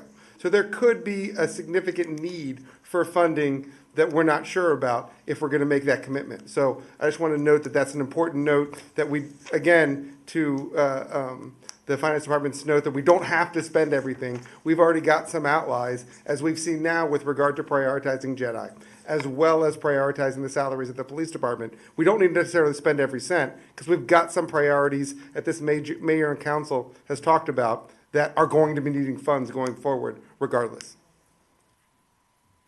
Thank you very much. I appreciate all the comments. I just want to close out the JEDI discussion to just make sure that we get some additional context, if that's okay. And I think a lot of us would love to have this done in-house if possible, but we'd like more information on what's planned and this cost. So. And then I know we're moving on to another topic, but Council, I'm going to, I don't know if it's a promotion or demotion. Deputy City Manager Barack Matite, I wanted to give you an opportunity to speak. I know you have potentially some additional information to add. Yes, I just wanted to clarify that there was a work plan, there is a work plan that's developed by JEDI that includes also within the timeline when the strategic plan will be developed, the equity tool, the equity plan. And the reason why most communities use consultants, not only is it best practice, but the consultants come in and they look at data.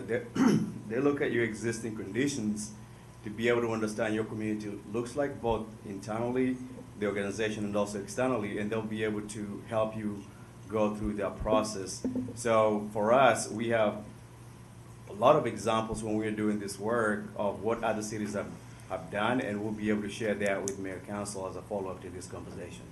Thank you. And can you just share with us some example where there would be external consultant help, but that our own internal resource will take on some of this work so we can look at a blended ownership? There is a comprehensive list of work in the work plan that the JEDI team developed that shows what the team is doing internally, and we're not just waiting for the consultant to come in to do the work. And the spreadsheet that was shared with you by the acting city manager, that was just a snippet of what the team will be working on. There's a comprehensive list of action items that the team's working on that, it's not only what they're doing right now, but some of the things that they've done and some of the things that they'll be doing in the next fiscal year. So it's very comprehensive and detailed that outlines their work and also what will happen when the strategic plan is done as well. Thank you. And if you could just, to my earlier comment, if there was part of it that we would take on in-house versus fund all of it externally, can you just come back to us on what that would look like so we can make a decision? All right, now we're switching topics. Thank you for your comments. Fully support. I've been out talking about supporting our police. I agree. Councilman Valeri and Councilman Fulton. this is kind of dovetails what Councilmember Van Grack was saying. Looking at the, if you could scroll down a little bit, I've been staring at the screen. I don't know where my colleagues were not seeing your awesome Excel worksheet, but and I love Excel. So we had, we were not given the full amount that we thought we were going to get for tax duplication, correct? Or is that still So- under negotiation? So the county council has not fully come to their discussion yet. They Okay. had their budget hearings last week. We have to move forward with our budget planning process, but in meeting with Councilmember Katz, who's on the Public Safety Committee and is supportive of getting funds for both Rockville and Gaithersburg. To be clear, we are still 8 million plus on tax duplication. We used to get maybe 2.5. So we're still ahead budget-wise, and it saved us not having to do tax increases last year. But there is some formula reviews that we're trying to push because of the various nuances that we have discussed in terms of their numbers show the cost of policing going down when we know that's not the case. So that was our testimony last week on that. But we may get some of the police money back, the transportation piece that relates to traffic lights and beacons. That would be something that has to be resolved next year. Okay. Then the reason that I brought that up was then I would like to, not designate or appropriate the amount that we have left, knowing that some things are still in flux. Anyway. Councilmember Fulton, thank you. We really do need a Jedi plan because I'm about to fall prey to one of the worst things that happens. A woman said something, and then I didn't pay attention until a man said something. Our finance department accurately said that we need slack in the system, and we need to have some funds that we can, we don't need to allocate everything down to the dollar because things will happen. Things we actually plan to have happen after the budget. So more words than I usually do to say, I don't think we should allocate these funds at all, and we should hold them and be done. So I just wanted to ask one question as we go down this line. The items that are on page 1 and 2, and going to H on page 3 that we received on the items, what potential increases might be, those are potential for additions. They're not yet factored in the budget. Because I when we were going through the budget book and our discussions, there was discussion about a community outreach plan. There was discussion about Jedi. So that's why I'm confused as to why, if we don't fund these, they don't happen. Just can you clarify that? They're not budgeted. If you don't fund them today, we would seek to find funding in next fiscal year, perhaps with year-end money or something like that to fund them. Okay, and then the items with potential future budget impacts.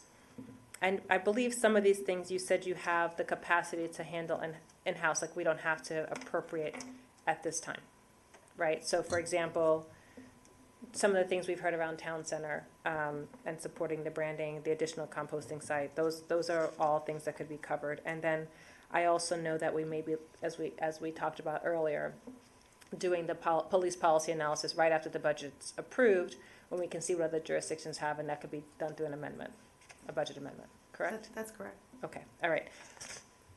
I'm just Councilmember gonna- Jackson. It's late, so I won't belabor the point. I agree totally with what my colleague, Councilmember Fulton said. So Okay. it sounds like I've heard that the majority of the body is okay with this operating budget resting as is, with some capacity for fund balance, and again, that can be programmed. We will bring a budget amendment to this body in July and another in October. October is always a good time for a budget amendment because by then we have year-end numbers and we can see where we're at.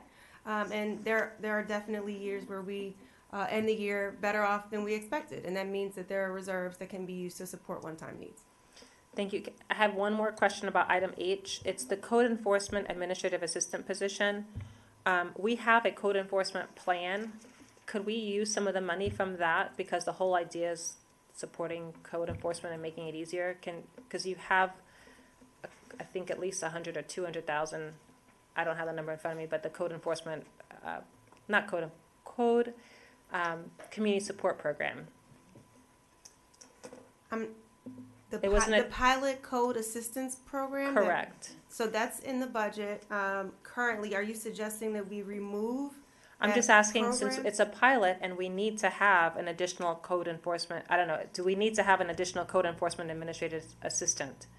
Like, is that necessary for the pilot program, or to make sure that we are doing what we're supposed to be doing as a city? Is this a necessary position?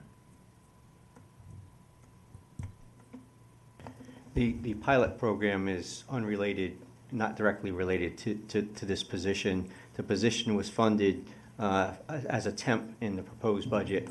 The mayor and council asked of Director Barker the last meeting if there's anything else, and this suggestion came out that it could be even increased further, and that's where this came from.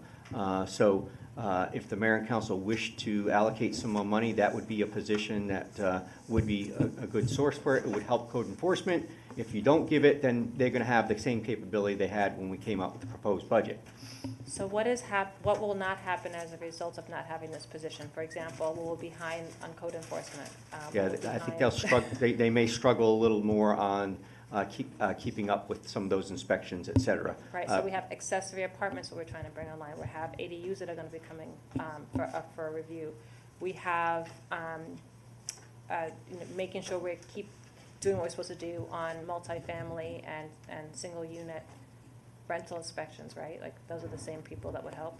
Yes, if you increase the funding here for a full time, it would give us much more assurance that we would close that gap sooner and get there. If not, we may struggle a little more to get there. My suggestion would be to look at, can we take some of the funds from the pilot program? I don't know if it's different pots of money, but to make sure we're doing what we're supposed to be doing as a city. I mean, that the baseline, getting the work done as a city has So the to happen. pilot program is, because it is a pilot, it doesn't have high levels of funding, and it also doesn't assume future funding because it's a pilot. I would recommend that if the body wants to add this position, that it would utilize some of this budget capacity. And let me just ask a question, because other pilot programs don't stop. So we did the flood mitigation pilot. That is continuing every year, right? So It's not a pilot anymore. I mean, in its current state, it's a pilot program with no guarantee of, right? We will assess the success of the program. Was it well utilized? Things like that. My suggestion would be to pull some. I think is it 200 or 300,000 that you're putting in? It's $15,000. Oh, 15. Never mind. But I think that we need to have the support. I mean, if we're not doing what we're supposed to be doing as a city on the code enforcement and helping to make sure that we have safe housing for people, I think that's a challenge. I look forward to the feedback on my colleagues on that. Anyone have commentary? I mean, I think we said it, I know I said at the last work session, I think code enforcement is critical. I think it's something that we need to have. I think not only is it potentially more money back to the city, but it's also critical to let our residents know that you've got to follow what we need to have happen and what we've set forward. Councilmember Shaw? Yeah, I also agree, and I think additionally we should have more outreach to multifamily tenants so they are aware that they can call code enforcement and not be reliant on the landlord. Yeah, agreed. I think we've all talked about lots of improvements needed there. All right, so anyone who's straw poll, let's just do that really quick to be fast. I see thumbs up. Okay. Dr. Miles, okay, so we have 6 people. Great. I think that's the majority. That's all the comments I have. Anyone else have any final comments on this budget? Councilmember Shaw. Sorry. I just want to reiterate my comment on the memo. My question during the April 8th work session was to have an estimate or an amount to help us be able to capture the data, the rent data, and in terms of rent increases. and that is in section 18-194 and section 18-195. And when I asked for the rental information, I was informed that we haven't historically been implementing these two sections.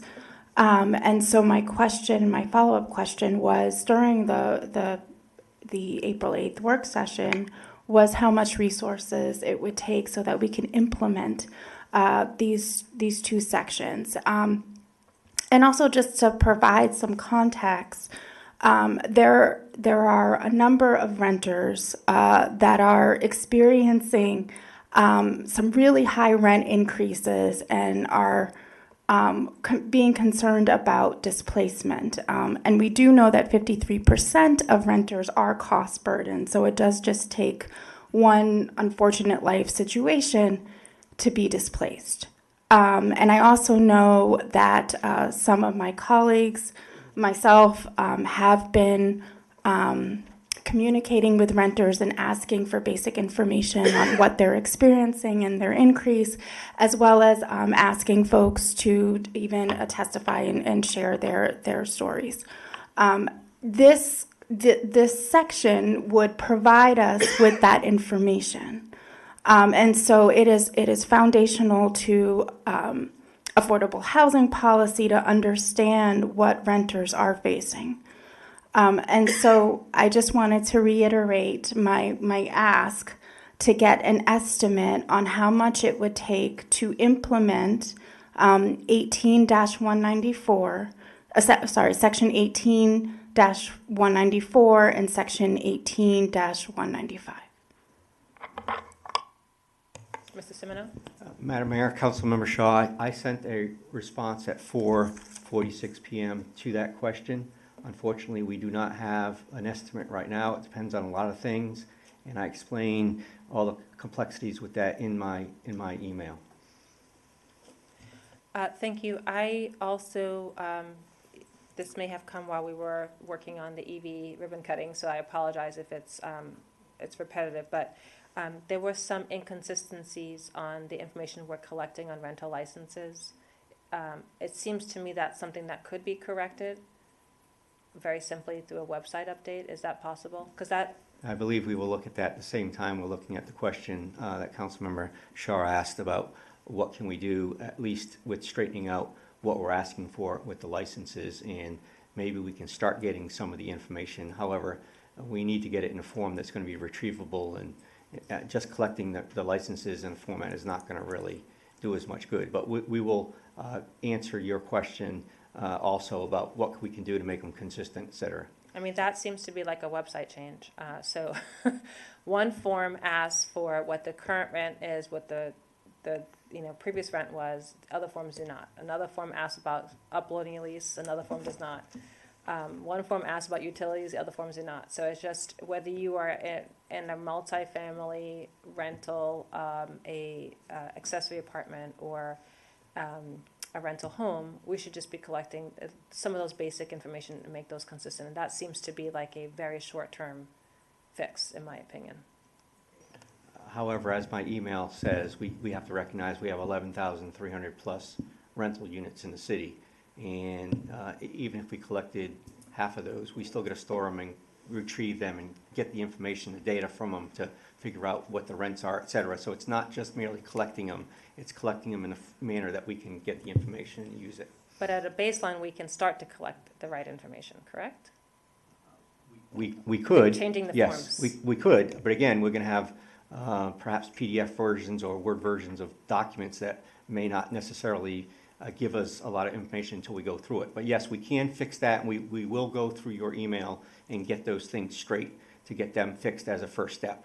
But the second question is, okay, now should we engage in getting the resources to do what the code says? Because to be quite honest, I now know when that went into the code, but I don't believe we've been effectively doing it since it went into the code. But and the code requires us to collect it, so at least we'd be compliant with the code and changing the form. We haven't talked about analysis, but it's just the collection side, and that's a Correct. website change. Correct. So, It does, but again, we'll have the raw data, then we have to figure out. right. Yeah. But if we collect it, we'll be code compliant to start. So, Councilmember Shaw? Yeah, I was just going to share the same thing. The code is, or the section rather, is asking just to collect the information, and I think that is a really great place to start. This also, I think, another benefit of this is recognizing for landlords that are bad actors that we are collecting and monitoring how much they are increasing rent, and it could, in fact, be somewhat of a cost-effective rent gouging measure. If they know that the city is monitoring how much they are increasing with rent. Thank you. Councilmember Valeri? On a slightly different note, so will we get a sheet with the West Goody Bridge CIP to kind of add to our binder? It was in your packet for this work session. It's a draft. Okay. So the adopted budget will include that page without the watermark. Gotcha. And that'll be folded in. Totally my bad. I just totally missed that because I'm just gonna hold on to my binder. Okay, that's really helpful because I would like to track that, and yeah, I'm excited about that too. All right, I'm going to do a time check. It's 11:46. Let's see if we can get out before midnight. That's my hope. But are we good on budget? I think we've really had a very thoughtful discussion. I appreciate my colleagues, and I really appreciate staff. Thank you. Okay. All right, so we are now moving to mock and future agendas. I just wanted to note our conversation earlier that we would be starting the meeting on 4/29 at 6 p.m. And in my email, I gave some rationale as to several items that will likely take longer than is currently allotted. So we have 10 minutes for a Rec and Parks sponsorship policy, which might, and I gave some suggested allocation increases. We're certainly going to want to have some discussion. It's the first time this collective body would be having the 7 Locks Justice Complex update, and that's currently allocated for only 30 minutes. I think that we would need at least another 15 to 20 minutes, if not an hour on that. So I just wanted to flag that as well. And then the climate action plan might go over 30 minutes. There were a couple other things I flagged. Building code is only listed at 30 minutes. So I just wanted to note we might have a long meeting next week, and we do need to start promptly at 6. I have some other items, but I wanted to pause and see if folks have other comments on 429. Councilman Van Grack. Yeah, I just want to echo, especially what the mayor said, at least with regard to the 7 Locks Justice Center Complex update. Not only do I agree with the mayor that I think that's definitely longer than 30 minutes, I just want to echo from the staff and the city manager. I know there was some discussion about making sure that we outreach to the neighboring communities, letting them know. And I just want to get an update to whether that's either has already occurred, because I know we're kind of getting into 2 weeks and some holiday time as well. Make sure either it has happened or whether it's going to be happening, to make sure that the community knows that we've got this update. Yes, it will. I believe I sent an email. If I didn't, I'll go check to make sure. We have a long list of people we're going to notify, neighborhoods, associations, 7 Locks Alliance, et cetera, and a plan to get it out in social media, et cetera. And I think it's important, just as the mayor was saying, that I think aside from their presentation, there's going to be, I think, some discussion from at least this new body. So I think it's important not only to have it large, but let the public know that they can be available for the update. Thank you. And one thing I anticipate us asking at that meeting is for the presenters to also present to the community for another community meeting. So I know we received someone who wrote in, can there be questions? I think the timing at this meeting is going to be very tight, but I know that Montgomery County has promised to continue to update the community, so maybe we can advocate for a community meeting in addition to their presentation to us next week. Councilmember Jackson. Yeah, no, I just want to chime in and agree with my colleagues, Councilmember Van Grack and the mayor. I think this is really an important discussion, and if we can't have the questions from the attendees next meeting, when we have the presentation of the 7 Locks Justice Complex, I think we should have a follow-up meeting or something so that the public can actually ask questions and engage with them as well. And Councilmember Valeri, and then Councilmember Fulton. Oh, sorry, 1 second. I had promised Dr. Miles I would go to him. I apologize. Dr. Miles. I was just going to support what you mentioned with regard to the timing for the 7 Lights piece. That's all. Thank you. Thank you. Sorry about that. No, it's quite all Councilmember right, and I Valeri. apologize, Councilmember Dr. Miles. You keep popping off on and off my screen, so I apologize if I've talked over you. No, I appreciate it, and I think that it's an important discussion. I will state, though, that I cannot recall the last time that there had been a presentation here where members of the public could ask questions directly to the person presenting. Okay, so I just want to be clear that I think we're talking about two very different... Two meetings. Two meetings, One for okay. us, and then, Okay, because we okay. would be here until 4 a.m. Yeah, okay, That's a whole day in and of itself. Exactly. No, and I appreciate that. And I also think, too, it's an opportunity for us to bring up things that led us to some of this part, like why is Montgomery County Department of Corrections not continually engaging this community? This shouldn't be a one and done. This should be an ongoing conversation. So I agree. Thank you, Councilmember Fulton. I'm going to take an entirely different tack. Yes, there's a lot in the meeting next week. I'm wondering if any of my colleagues would be willing to remove proclamations number 5C and 5E. I know that we are going to have a conversation at some point about criteria and process for the types of proclamations and recognitions we do. To me, these seem very valuable, but very specific. Incredibly granular, and will save us about 10 minutes if we remove C and E. Wondering what my colleagues think. I'm looking at a different list versus.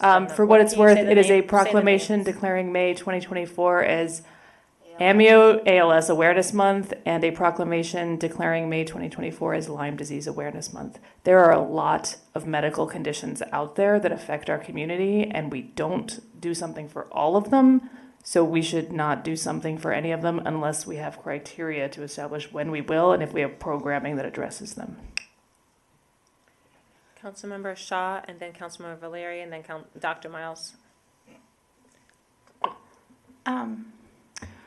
I would support removing proclamation C and E. If we're able to somehow feature them, like perhaps in social media or on our website, or some other way of showing support. Thank you. Councilmember Valeri, and then Dr. Miles. I'm not comfortable removing any of them until we have the discussion on what the criteria is, because as someone who has lost a close family member to ALS, I would not want to be the one to say, well, these are okay to talk about, but these two are not. And so we haven't had, and I was giving Councilmember Fulton a gentle hard time over here, we haven't had the discussion about criteria. So randomly picking willy-nilly, and both of those are extremely important, then we're already giving, preference in some ways. And I understand that we are trying to wrap our minds around the proclamations. So on that note, maybe we add to the agenda at some point, not this meeting clearly, but we do have to have that discussion. This is all getting to the fact that we have still not had that discussion on how we're going to go forward. But yeah, I would not support removing Lou Gehrig's disease, ALS, or Lyme Disease Awareness Month. Thank you, Dr. Miles. Thank you, Madam Mayor. I associate myself with the comments of Councilmember Valeri, both on just having a discussion and then making a decision about what comes off. That's all. Thank you. I'm going to try to see if we can, because we actually probably need more than 10 minutes. So my question is, have the commissions already been prompted? Is there one of these that we could slide to another meeting? There's 2 commission presentations that day. We usually try to do one on a day versus 2. I'm pretty certain they probably both have been already alerted. We have agenda items prepared, but if it's the will of the body, we can try to move one. I just think that we underestimated how much time is needed, and we need to figure out a way to make it work, because even with starting an hour early, we have to dig into very deep topics. Colleagues, are you okay to maybe ask Ms. Taylor Farrell to help figure out and shift one to another meeting? Because we typically only do one boards and commission presentation per meeting versus two. Councilman Jackson. Well, Craig, they're under your departments. Are they ready? I mean, do you think one is any more important than the other? How about They're both Rock? important. They're both I mean, they're important. important, but I'm just saying, who we've been waiting on to do something sooner than later. There are 4 presentations, and I mean, at least how I look at it, presentation of the annual climate action plan update. It's really important, and maybe we should move that one if we can, so that we can have more time for questions and for a presentation on the climate action plan. I don't know, I mean, just an idea. I do see the value in having it in Earth Month, but I also know that when we push them back, then the timing for the next report also gets pushed back, so. The Climate Action Plan report is timely. It's already a bit late. Yeah. The ending period already ended. If it's the will of the body to move one of those 2 presentations, staff will take that and figure out which one to move and remove one of those 2 board commission presentations. Thank you. All right, I'm seeing some thumbs up. Just, yep. Okay, great. So any other comments on 429? All right. I just wanted to, I'm not going to go through all the agendas, but I just wanted to give a heads up because I know that these things need to be published in advance. I was going through some of the future meeting reports, and for May, in one night, we have 4 public hearings. We traditionally do not have 4 public hearings in one night. I would love to hear from the city manager and city clerk if this is an absolute necessity, but can we shift the agenda around to spread out to have no more than 2 public hearings on a night? We will take that back and see if we can shift 2 of them and move some other things so we can have 2 on each of 2 meetings. Do my colleagues agree with this? Okay, all right. Anything else on future agendas?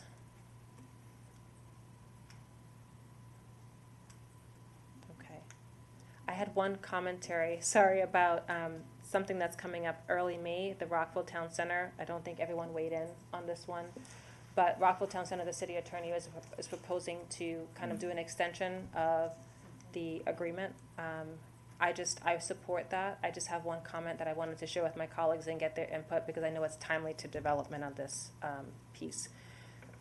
And the city attorney said it's doable, so I checked in with him before he had to leave.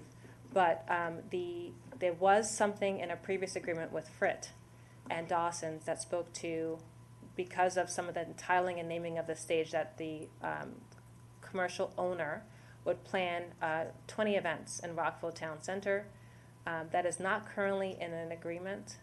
It was like, when all these things were planned, there were like 3 different agreements, and I'm just asking that we can consolidate and try to put the event item into the Rockville Town Center agreement. We have language from it, and Morguard is mostly doing it right now, but it just makes sure that that level of activity and driving of foot traffic to support the energy and need for economic development town center continues. So I just want to see if my colleagues would be open to pulling that language from the old agreement and adding it to this specific agreement about events. Okay. Yeah. I'm seeing majority says yes. Is it possible for you to work with the city attorney on that? Madam Mayor, I will not only do that, I will negotiate with Morguard, as I believe is my responsibility to do that, and bring you a recommendation after I speak to them, which is more in line with what I think they might agree to and what might not. I believe we can also talk to them about maybe some other things like security cameras, et cetera, that maybe we want to talk about that might go in agreement also, to see what their opinion is. They keep asking us to put security cameras there, but I believe that that probably is more their responsibility, if you would. So I believe that we should, before making a recommendation to the mayor and council, reach out to Morguard and figure out what we think they'll be palatable with, and I will do that. Thank you. Councilmember Valeri, do you have anything for future agendas? Okay. All right, we're now moving to old new business. Councilmember Valeri. I have a super quick one, because the county is starting their budget wrangling, and I got yet another notice about something crisis center related. I did not see any follow-up on the letter from us to the county executive in support of the crisis center employees who were advocating for increased security measures. And I think, it's about to become, I know that if reports are that the county executive is amenable to those changes. However, I would like us, again, since the crisis center is in the city of Rockville, I think it's appropriate for us to still send that letter in. Thank you. I think the body, we all agreed to a letter on the crisis center previously, so it's just a matter of can we assign a staff person to help us on this? Or can you assign a staff person? Yes, we've drafted a letter. We do have concern, though, that we need to be very delicate in our letter because this is an employee labor relations issue for the county, and we got to make sure we don't try to tread too much into that area. So we have a draft letter. I believe Councilmember Valeri was the one who was nominated to work with staff, so perhaps we'll send that draft to her and get her initial feedback on that to try to, express our concerns, but also tread that line to try not to float into labor agreement issues. And I fully appreciate that. The issues were raised by the employees. However, the issues are the issues, right? And I know that it came from the employees. The only voice for the employees are their union. So that is as far as it goes being a union issue. It's an issue for us when it's our police force that's the number one call location. So I see it as kind of a both and. We want to support the people providing these great services, but we also want to make it safer for our responding officers too. So I'm happy to work on it. I think, was it Ms. Moran that was working on it? I think. I know she's not here. We will get you a draft. Can we take this offline? Is that okay? Yes. Yep, not a problem. All right. Other items for old new business? I'm going to call you. Sorry. Councilmember Van Grack, it is now morning. I do have a doctorate, but I don't go by doctor. And I would just like to note, and I know I shared this in discussion with my colleagues, that this Friday is Education and Sharing Day. And it's something that is observed each year through the Chabad Lubavitch movement, talking about education, morality, and acts for charity. I know this is not something that I want to necessarily put on our agenda proclamation, but I would, ask the body if we can at least just do a proclamation and a document to share with regard to this upcoming Friday. Not necessarily putting it on because we've got a greater discussion of whether a proclamation should be part of it, but I would simply ask that it is a proclamation for our honoring, knowing that Governor Westmore recently did a proclamation and the president did one as well. Councilmember Fulton and then Councilmember Miles. Following the logic that we shouldn't be taking anything off without a conversation, I would extend that logic to be saying we shouldn't add anything on to our list until we have a conversation. I will add one caveat exception, which would be honoring the achievements of our youth when they occur. Mm-hmm. So my proposal is if we're not going to take off, we shouldn't add, and we should have the conversation. Yes. Thank you. Dr. Miles. I support that, and also the recommendation of Councilmember Van Grack. I mean, could it be a recognition, which doesn't meet the criteria of proclamation, but I also accept the rule of Councilmember Fulton. I think that's reasonable to be consistent. Yep. And then I have a couple quick things thereafter. Thank you. Councilmember Jackson, do you have a hands up? No. Okay. We could do a simple certificate of recognition without. Yeah, no, that's fine. Okay. Question, do our colleagues support that? It wouldn't be an official proclamation. I was thinking if he needed to get it by Friday, it seems like we wouldn't have time to vote on it anyway. So I think a recognition can move forward without us having to vote, I think, but I'll defer to y'all. So I know that we can do certificates of recognition. I'm just looking at Sarah. Yes. Okay. All right. Unless anyone is strongly opposed to a topic. Okay. Dr. Miles. Thank you, Madam Mayor. A quick follow-up, one from our retreat with regard to figuring out how to save trees on our agenda books. We talked about amending, I think it would require amending the charter perhaps to negate the need to have all the legal boilerplate that comes in our agenda books that makes them, hundreds of pages. So I don't know at what point we want to have that discussion, but it was a topic of discussion I want to bring up to put on a future meeting at some point. That's the first one I can hold there to see if there's interest in doing that. Thank you. I had raised this topic with Mr. Simoneau. There's a actual motion, but it's a broader topic on funding amounts, right? And then also what agreements could be signed without us having to look at them right now. Per our code, we have to sign agreements. So I'm wondering if we can tackle this issue and hopefully our meetings get back to a more normal timeline. But it's something we desperately need to do, but we need to give him guidance on what's the funding threshold, as well as what agreements versus not agreements are going to come to us. Madam Mayor, I provided you, excuse me. Go right ahead, sir. I'm sorry. I provided you a draft suggested motions. It would be two motions. One is increasing the thresholds on procurement items. I don't think you need the specific thresholds. We're getting close to a staff consolidated recommendation. And secondly, the delegation piece would be two separate recommendations, and they could easily be made and direction given to staff, and then we will schedule those items to come back to you. Can we just put it on agenda for discussion? Because then we can tell you what the thresholds are and look at your recommendation. If we do that, Madam Mayor, we would have the basic whole agenda item done. We can bring you the recommendation for thresholds, but then you can just take the action when we bring it to you. But also, like, the types of agreements, there's some agreements we want to see, some we don't. Let's bring the topic up for a discussion. Councilmember Jackson. Yeah, no, I think this is a worthy discussion to have. The only thing is, we are in the process of hiring a new city manager. And so is that something that we should wait until we have he or she on board to then, have this discussion? Okay.